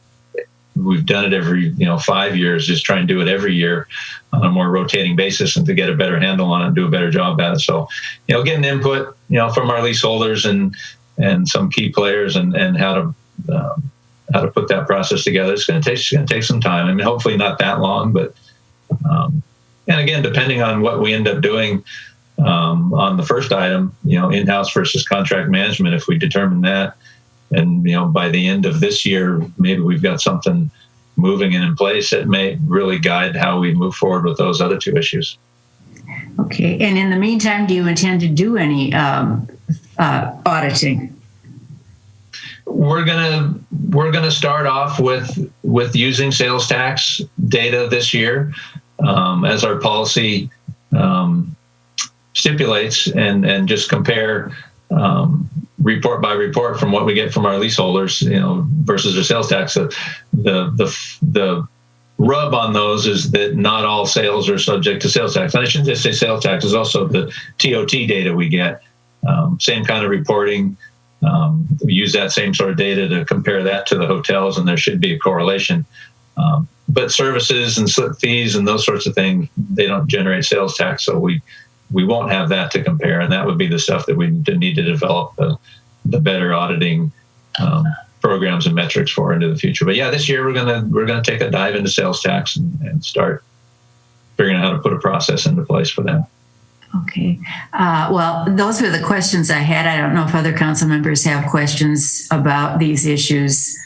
I'll wait to hear, and then I'll give my opinion when you call on me again. Okay. I'll go to Councilmember Davis, who was also part and parcel of this. Councilmember Davis, do you have questions?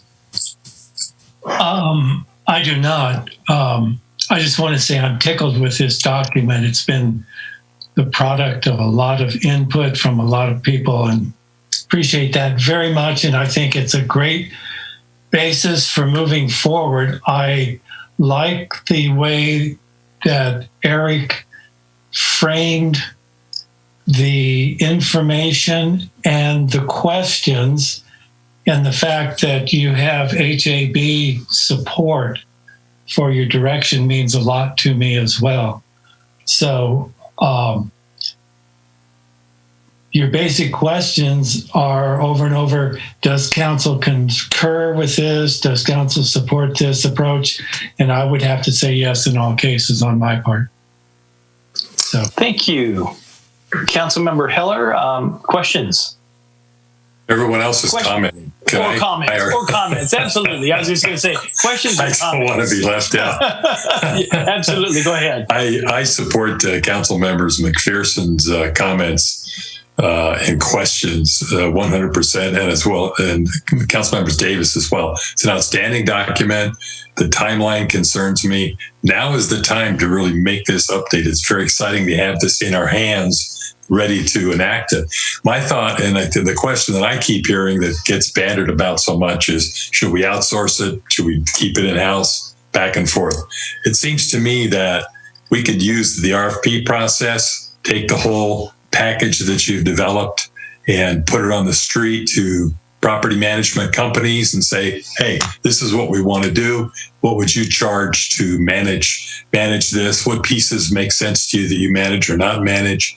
And you could do an RFP and get a heck of a lot of good information at no cost, probably in 60 days. So I see this as a quite urgent thing. I know we all have a lot on our plates, but I see this as really urgent. If we could get this in place, within the next 2 or 3 months, it would be fantastic, because we're going to have a lot of vacancies, I think, to deal with, and it would be nice to have this in place at that time. So those are my thoughts and my main concerns about the document.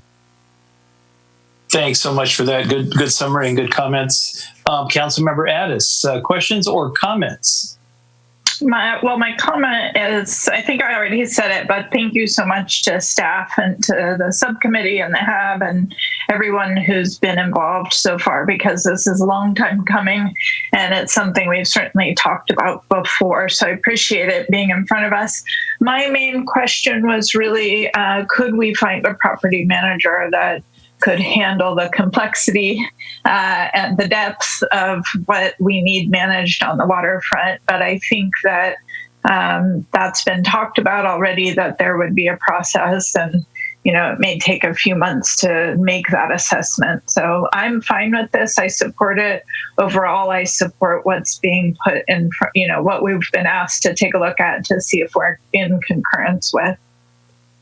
Great. And thank you for those comments as well. By exception, I'll just make comments. Again, I'll add my thanks, Eric, to all members who were part of this process.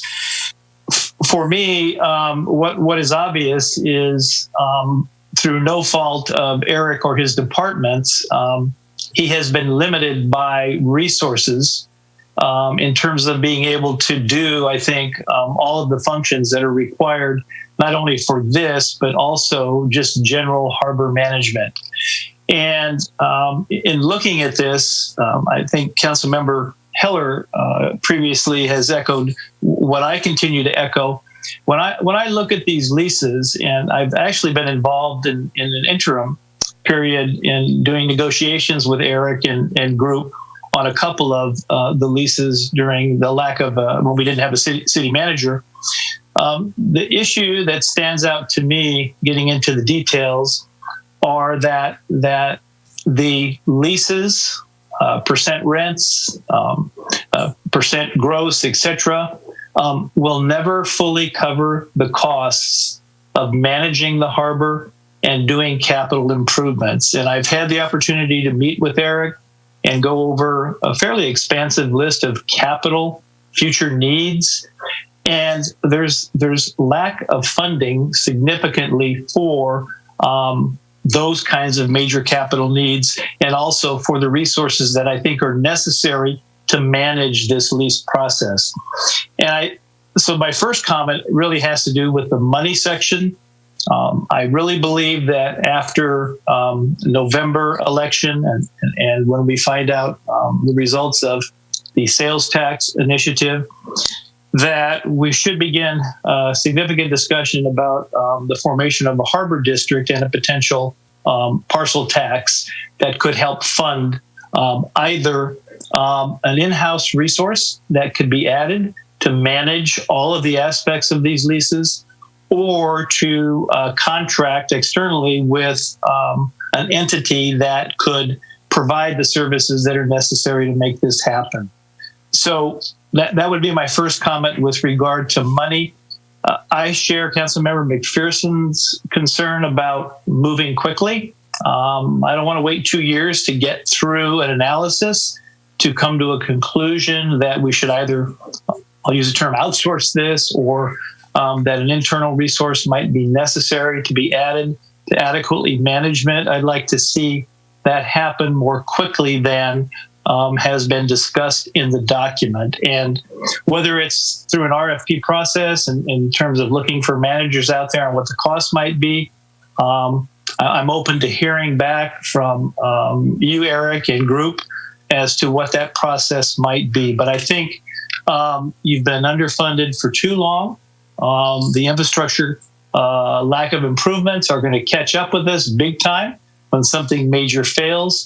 And I also think we might be leaving money on the table with regard to lease management and things that we should be doing that we can't do because of constrained resources. And I think Councilmember McPherson, you wanted to give some comments as well.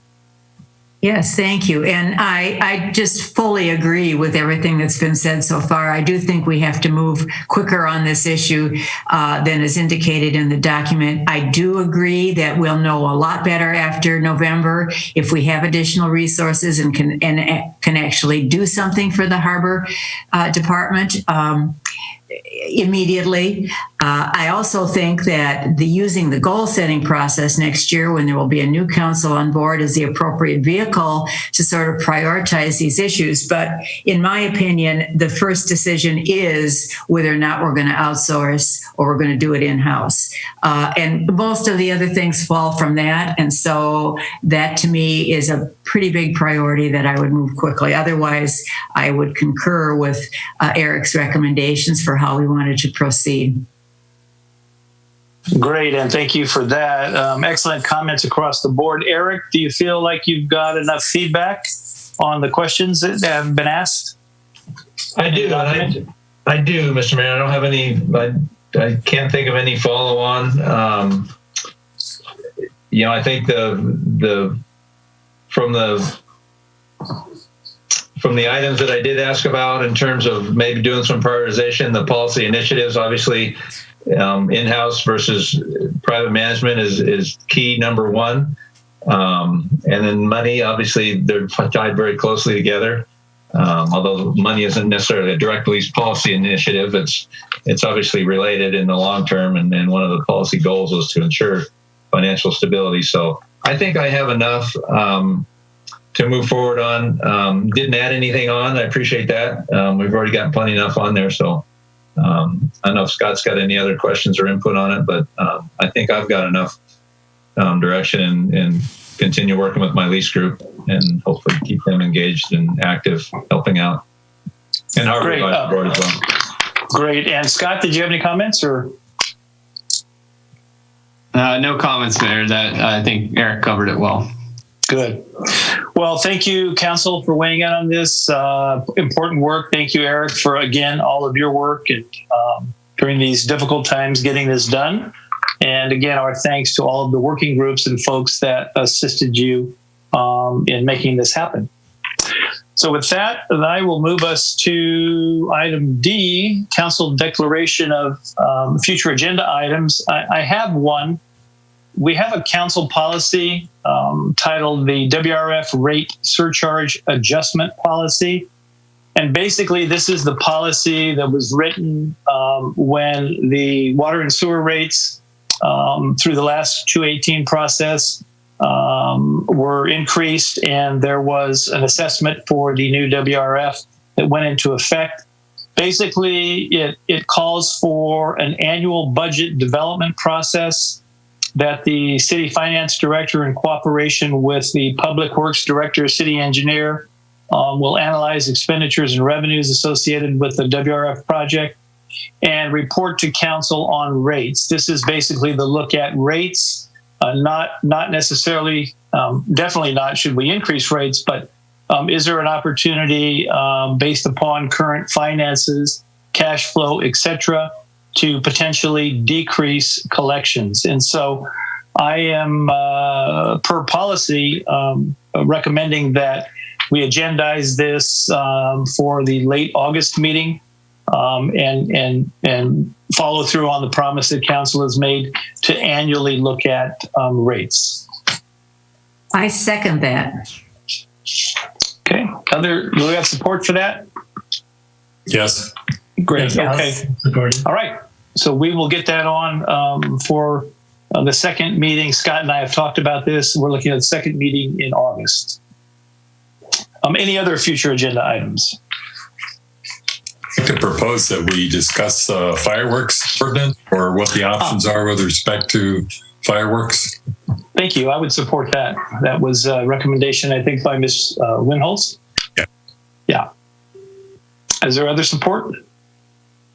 I would support it, but I don't think it's a priority at this time, given we have a year basically to. Yes, I mean, I would support eventually agendizing it, but I think we have other issues more pressing at the moment. So agree, and we'll get that at the appropriate time prior to July 4th of next year. Great. Okay. Anything else? Okay. If not, I will move to adjourn. The next regular meeting of the Morro Bay City Council is scheduled for, no, this is not right. Oh, the regular meeting for Tuesday, July 28th, 2020 has been canceled per adopted resolution number 01-20. The next regular meeting of the Morro Bay City Council will be held on Tuesday, August 11th, 2020 at 5:30 p.m. via teleconference. Thank you. Good evening. Be safe and be well. Thank you all. Yeah. Have a nice Thank vacation. you. Yes.